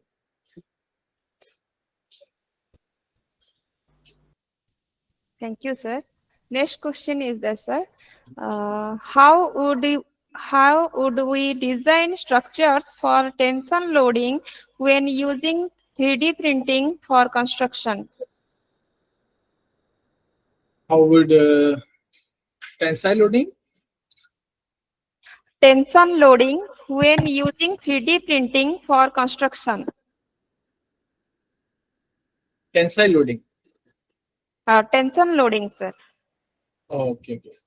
So for this tension members, like if any materials is embedded with some steel, so we can use this. But in case of 3D concrete, so we can apply this there is one thing is anisotropy, I think. Anisotropy, we can do this. And other things are we can use fiber reinforcement in 3D printing. We can adopt this using fibers, different kinds of fibers. We can embed it in the concrete, and we can use some post tensioning using this material, and we can use some anchorage in the design that can enhance the tensile loading. Thank you, sir. Next question is that public infrastructure projects often prioritize cost over innovation. How can industrial byproducts or alternatives compete in procurement process where initial cost is a deciding factor? Very long question. Could you miss what is the How point can here? industrial byproducts or alternatives compete in procurement process where initial cost is a deciding factor? We can do the LCA. We can apply LCA over the analysis, and we can use different, you can say, different parameters in the LCA study. Based on these parameters, we can identify that what is the behavior of this material in the concrete. And we can also demonstrate the risk reduction and performance reliability, and how this material byproduct is behaving in the concrete is from the thermal cracking, or it's produced from some alkaline or silica reactions there, how is behaved with the sulfate attack. So it's also a concern, and we can adopt different replacement using this material in the concrete. And also this kind of material is helpful in making some using standards of codes. You can use STM codes or ACI codes in using these kinds of material. Next question, sir. Has any study yet performed in assessing the strength of concrete considering proportionality of industrial waste in a design mix? Industrial waste in the design mix. In a design mix. Means strength of concrete. So using these industrial waste. So obviously, as I told you in the previous slide, there is a table that using these materials in the certain proportions definitely enhance the mechanical strength. But there is problem with the workability. Workability is comprised in certain limits, and also there is early strength. Early strength, you are not getting the early strength using these products, but later strength you can achieve significantly high using these industrial products. Sir, one more question is, What about bio-based admixture such as bacterial concrete and algae additives in self-healing capability? Bio-based material like agricultural based materials in bacterial concretes. So we can use this material, and the concern is how we embedded the bacteria in this material, like Bacillus bacteria. So we can end up this by encapsulation or by spray in the concrete. These kinds of application heal the cracks up to certain millimeter, you can say 0.3, 0.8 millimeter, and it is based on the moisture conditions, how the moisture is there. And there is a different studies that shows the enhancement in the durability around 10-20% is concrete durability is enhanced using these techniques. And other is the we can use algae, microalgae in the recent research in the microalgae.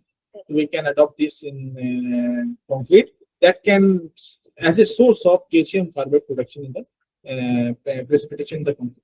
So still there is challenge, as I told you, that how we regulate the bacteria, how we manage this, and we can adopt this bacteria to apply on the surface. So it is a innovative one, but its research is going on in this area. Thank you, sir. Is there any AI-based software available for testing? We can use different ML applications for testing, or many studies. You can adopt this different applications to get the overall optimization of the compressive strength, tensile strength, or flexural strength. So these ML machine learning softwares are used like ENFIS, ANN, different types of softwares available, and you can search the different platforms like Elsewhere or Springer. You can find many studies. I also publish many papers on the concrete optimization using AI tools. Thank you, sir. Any more questions?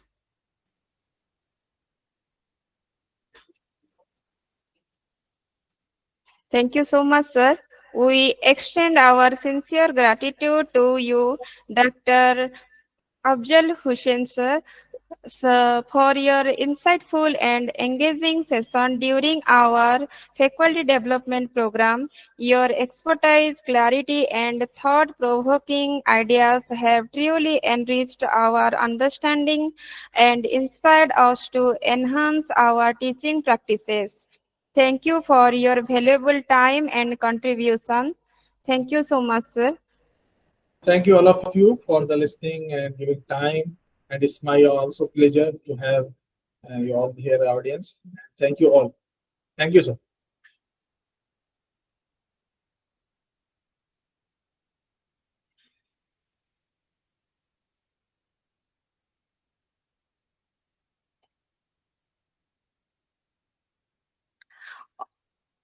Dear participants are now required to take our online test.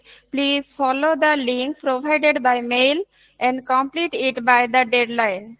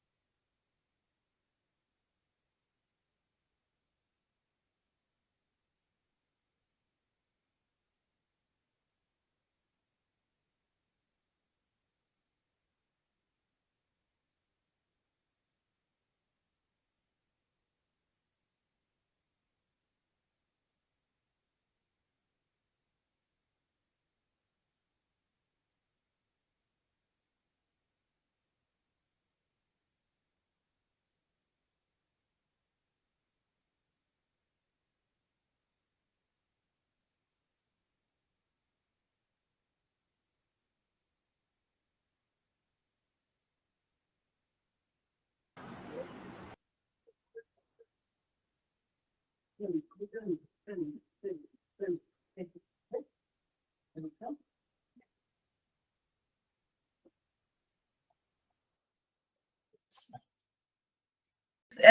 has brought us together on a common platform to share knowledge, exchange ideas, and gain new perspectives from our esteemed experts.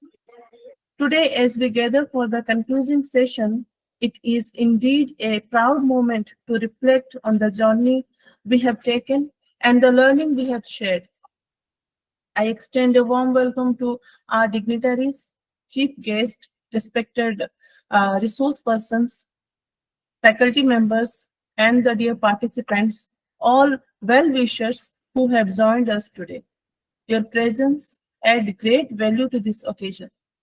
We look forward to your continued support and encouragement as we move toward the closing formalities of this FDP. Once again, a hearty welcome to each and every one of you. We are indeed honored to have with us our respected Director, Sir, Dr. C.V. Gopinath, Sir. Sir, your vision and constant support have always guided us toward excellence. It is my privilege to warmly welcome you to this valedictory session and invite you to kindly address the gathering with your inspiring words. Thank you, Archana Anand Madam, and respected dignitaries, my colleague, Principal Professor Ramanujan Naik, and my other colleagues, co-coordinator Sibani Jana and Snehasi Sahani, and all the civil engineering faculty of the department. And today's resource persons, particularly Dr. Srinivas Verma sir and Dr. Afzal Hussain Khan sir, both are present here. I am thankful to all of you and all the participants of this ATAL FDP who are from various engineering colleges across the country. I am really happy to see that the program has been successful, completed with all the programs organized in a successful manner, except for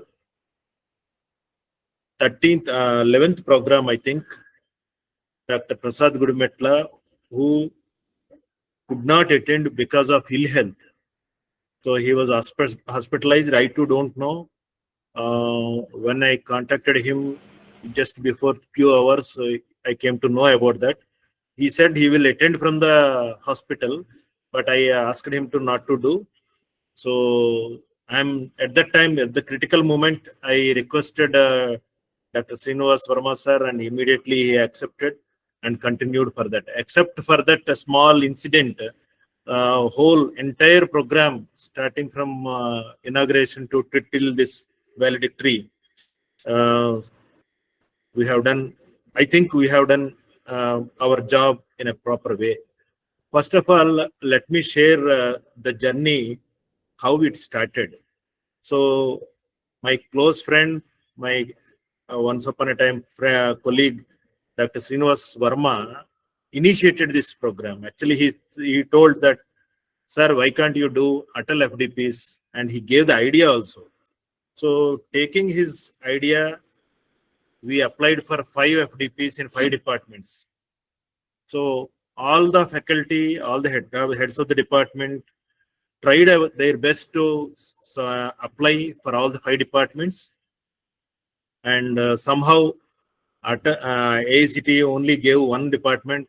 And thanks to Dr. Surilin Raut for her initiatives connecting the people from various parts of the country and other nations, particularly Dr. Afzal Khan from Saudi Arabia and Professor Gudumetla and all, and from faculty from IIT Delhi, NIT Delhi, IIT Rourkela. These people also helped us a lot, added value to this program. So, and coming to the point, coming to the topic also, very, very highly useful, burning issue of the today's generation, that is sustainable materials. Even nowadays, if you know the latest rules or not, I don't know. For future NBA and NAC, sustainable goals are part of the criteria. So SDGs, Sustainable Development Goals. If you are incorporating Sustainable Development Goals, SDGs, then only you'll get the marks. So rightly, amply chosen this sustainable materials. And one more thing is, this topic is general to all. Any department, any faculty can attend. That's why we communicated to majority of the colleges, and I'm really thankful to the managements of various colleges for allowing these faculty to attend this program. And I'm observing from the first day onwards, session 1 onwards, minimum 90 members are there, minimum. So except a few sessions due to some issues like heavy rains, network issues, some people could not join. But nevertheless, entire whole day, every session, all programs were attended. And hopefully all the resource persons, I'm really thankful to all the 10 resource persons, and out of them 5 resource persons are from industry, and out of 5 resource persons, and many of them my colleagues and friends and classmates, and they are all in very big positions, very high positions, CEOs, regional heads, chief engineers. Even though they are very busy at their work and they spared their valuable time and knowledge with us, I also learned so many points, new things. I wonder why these new things are not been implemented so far. After seeing some roads and new technologies that airports shared by Singur Ramesh and Mova Ramesh and Gunakar Rao, and all these FRP, fiber reinforced plastics, and the new types of concrete shared by Srinivas Verma sir. So everyone shared their valuable expertise in their field, and I hope all the members understood the concepts and take back the new technology, new informations with them, and share the same with the students. I'm really thankful to the team led by Dr. Surilin Raut initially, then Professor Archana Anand, coordinator, and Shibani Jana and Snayasis Sahani, and then the newly joined Dr. Aritra Bagchi. And these people as a team under the leadership of Professor Ramanujan Naik and our team members and all the heads of the department cooperated well. And really, I feel proud to be part of this MITS group, because MITS, whenever we say anything to the management never said no, because they always say, go ahead. Whatever the new concept, don't worry about the money or financial support, etc. They provided maximum support for conducting this uneven times, like 6 to 9 o'clock, even night time. They provided everything at the campus. So because if you go to home and arranging everything at home, it may be difficult. That's why I'm really thankful to the management for arranging everything. Whatever we asked, they arranged everything. And they are asking us to go ahead for doing offline also, if possible, try to get offline programs and all. Thank you, one and all. Thank you, madam, for giving this wonderful opportunity to share my views.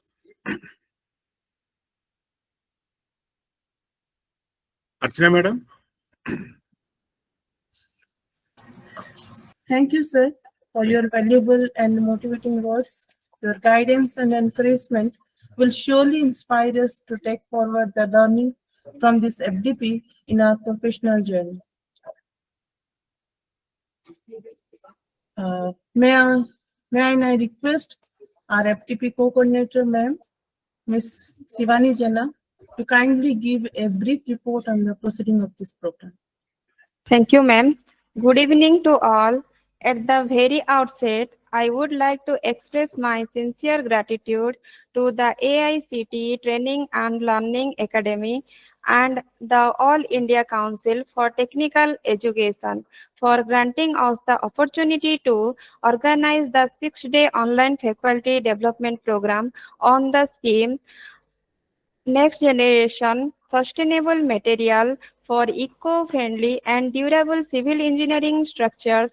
This continuous effort in uplifting academic quality and faculty enrichment have been instrumental in making this event possible and meaningful.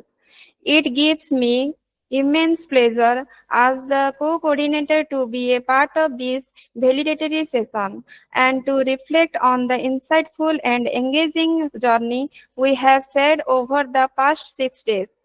This FDP brought together a wealth of knowledge through the contribution of renowned academics, practicing engineers, and subject matter experts from India and abroad.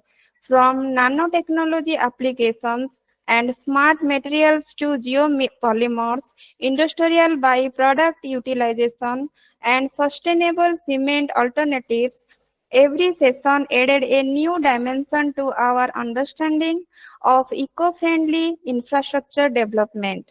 We are deeply thankful to our esteemed resource persons, Professor Sanjay Kumar Patra, VSSUT Odisha, Dr. B. Srinivas Verma, Apex Education and Technical Service Hyderabad, Professor S.P. Singh, NIT Raulkela, Professor Ajay Kumar, NIT Delhi, Mr. Gunakar Rao J, Executive Engineer, Water Research Department AP, Mr. Singru Ramesh, Regional Head, Navyog Engineering Co. Limited, Mr. M. Ramesh, Chief Engineer MN Dastur and Co. Private Limited, Captain Dr. Nitin P. Sonaje, Principal Government Polytechnic, Miraj, Dr. Afzal Hussain Khan, Jazan University, Saudi Arabia.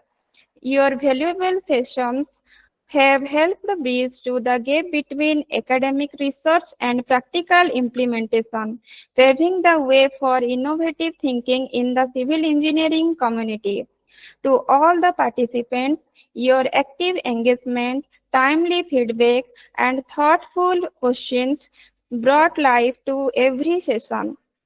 A special word of appreciation goes to our management, VC sir, and our respected director sir, and our respected principal sir, and Dr. Suryalin ma'am, and our Archana ma'am, and our organizing team, and the technical support staff, and all those who worked behind the scene to ensure smooth coordination and execution of this program.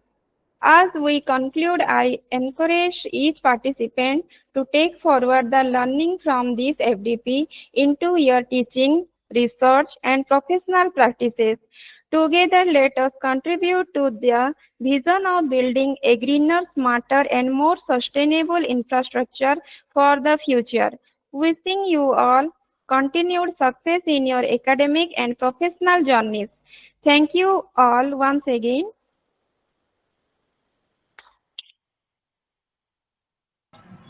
Thank you, ma'am. Now, I most respectfully request our beloved Principal Sir, Professor Ramanuj Naik Sir, to kindly deliver the vote of thanks for this valedictory session. Sir, 1 minute, madam.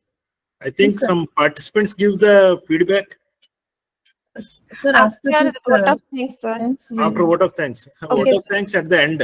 Okay. Okay, sir. Now I request. Sir, principal sir, please wait. Let us listen from the feedback.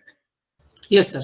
And also, I would like to request Srinivas Verma sir and Afzal Khan sir to give some 1 or 2 lines. Your feedback. Sure, sir. Sure. Let us listen from the participants. Any participants want to share? Please unmute yourself and share your ideas, your feedback at least. Some suggestions. For example, we want to do next time. Some suggestions also you can give.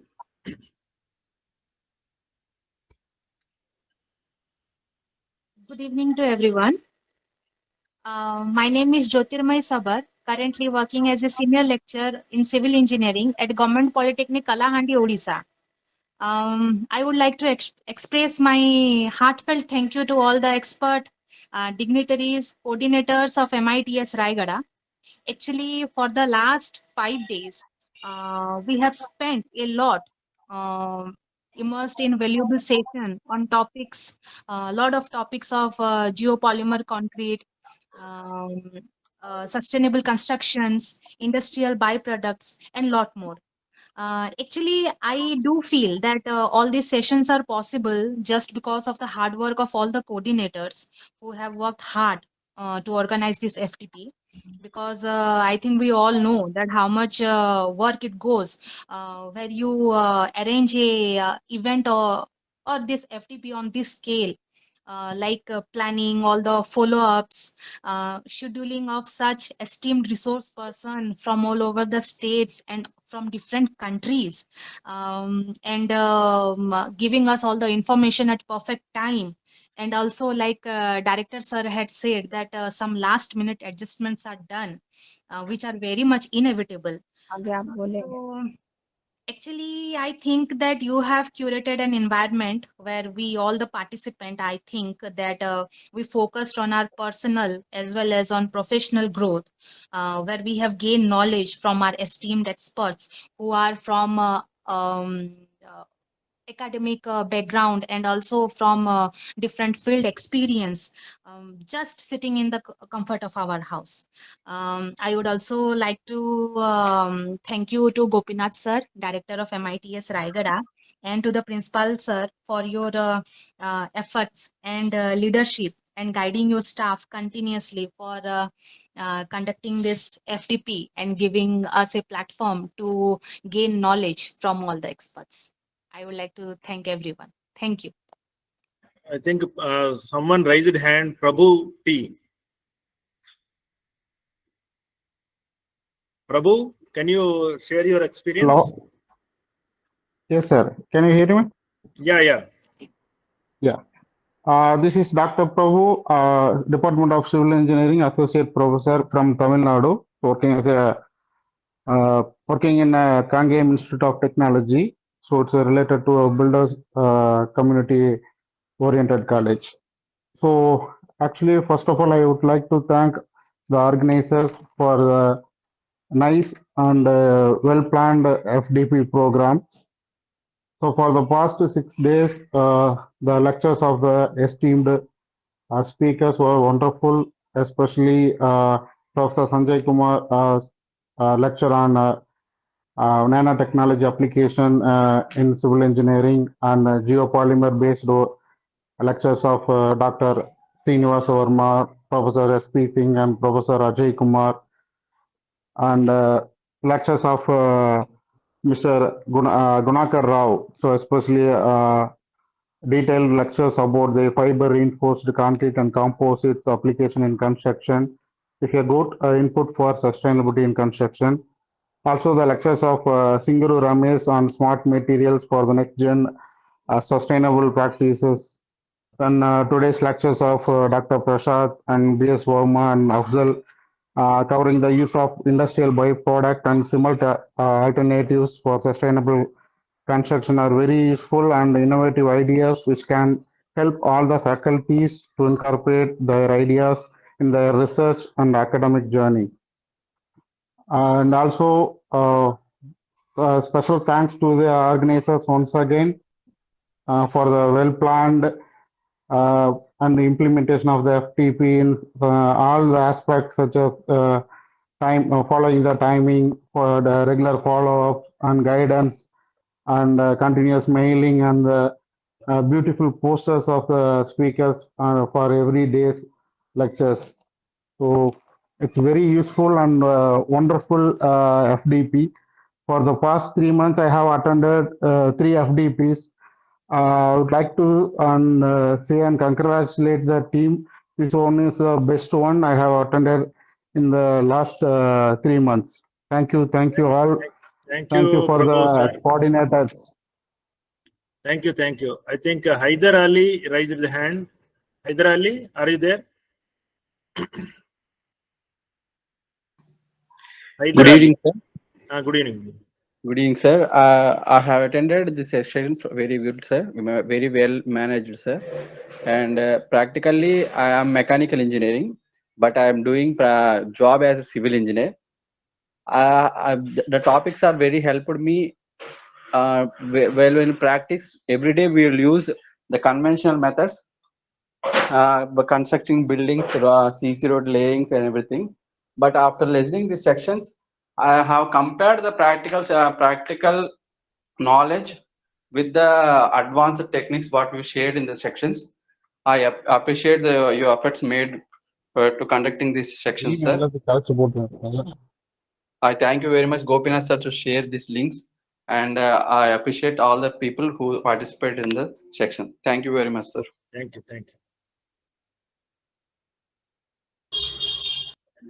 Still anyone is there?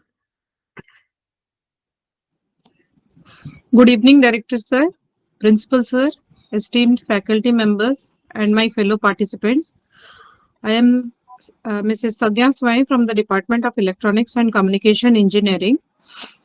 So being a member from the Department of Electronics and Communication, it was always a dilemma for me whether to attend this FDP or not, because it is based on civil engineering.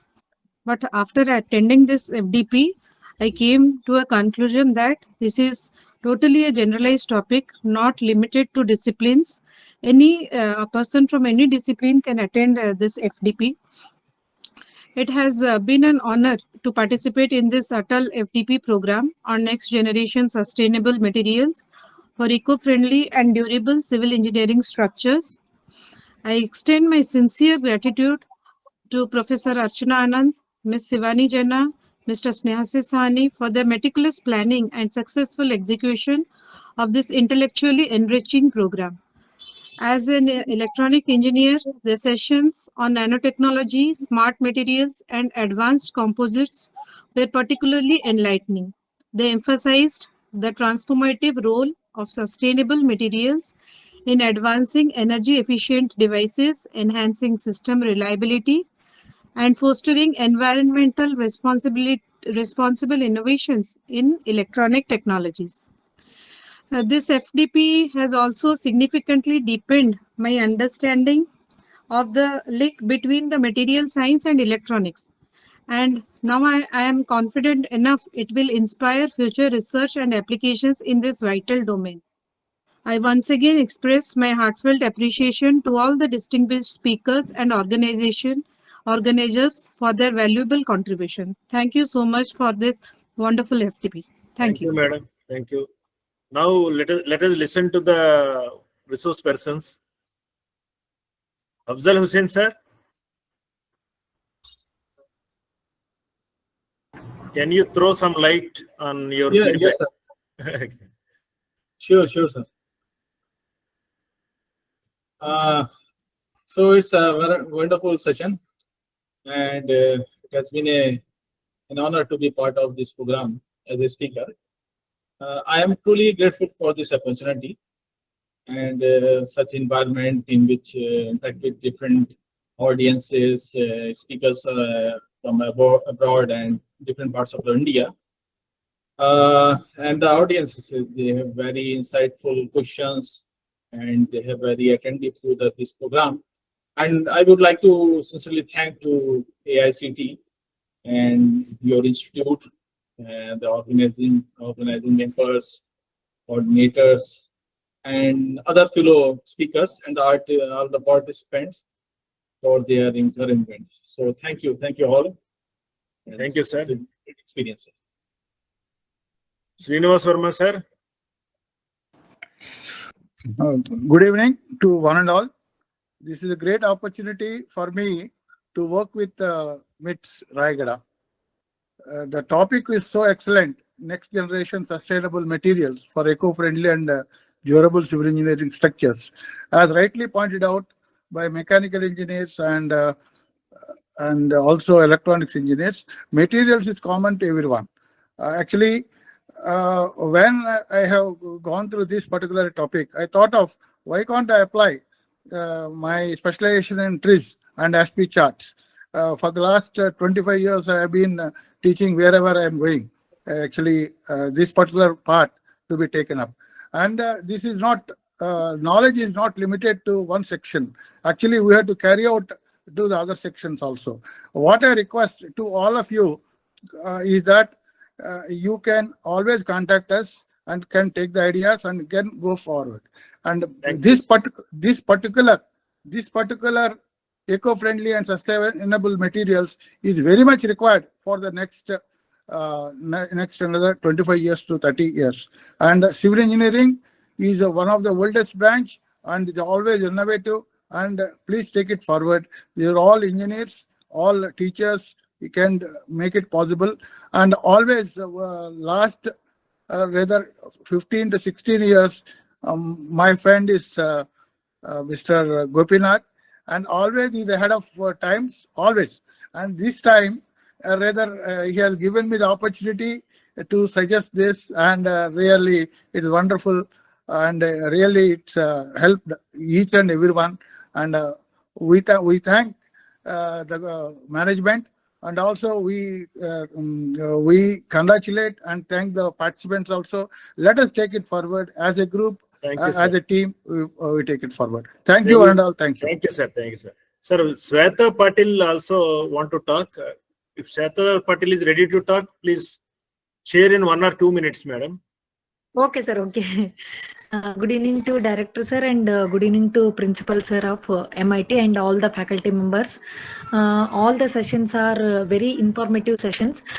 These sessions are very helpful for my research topic. This 6 days faculty development program is very informative.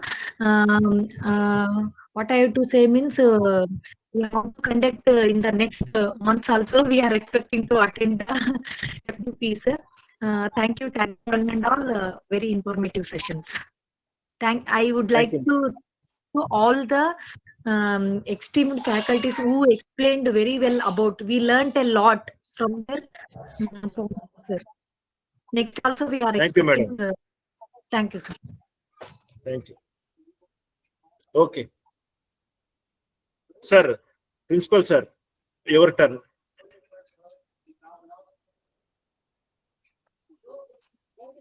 Good evening to all. It is indeed my privilege to propose the vote of thanks on this momentous occasion of the valedictory function of the ATAL Faculty Development Program held from 22nd to 27th September at our institute. First and foremost, I extend my heartfelt gratitude to the AICTE Training and Learning Academy, ATAL, for granting us the opportunity to organize the FDP. Their constant support and encouragement have been driving force behind these successful events. I sincerely thanks to our distinguished speakers, resource persons who have enlightened us throughout the week with their expertise, valuable insight, and provoking sessions. Your contributions have enriched the knowledge of all participants and have inspired us towards academic excellence and research. A special words of appreciation to all the participants who have joined us from various institutions across the country. Your active involvement, enthusiasm, and commitment to learning have added a great value to this FDP. A place of record on my appreciation to the entire organizing team, faculty coordinator, especially Dr. Surilin Raut and Professor Archana Anand, Sivani Madam, and Sneha sir, and the supporting staffs, technical, non-technical, who worked tirelessly to ensure the smooth conduct of the program. Without your dedication and effort, the event would not have been feasible. I also extend my gratitude to our respected Director Sir, Dr. C.V. Gopinath Sir, our management, Mr. Biswajit Panda, Vice Chairman of MITS Group, for their constant guidance and encouragement and support in hosting the FDP successfully. Finally, I thanks the technical team and the all well-wishers whose direct and indirect contribution made this event a memorable one. With this, we conclude the ATAL FDP 2025. I wish each of you success in your future academic and professional endeavor. May the knowledge gained here multiply and spread for the betterment of our student, institution, and society at large. Thank you all. Thank you, one and all. We'll close the session.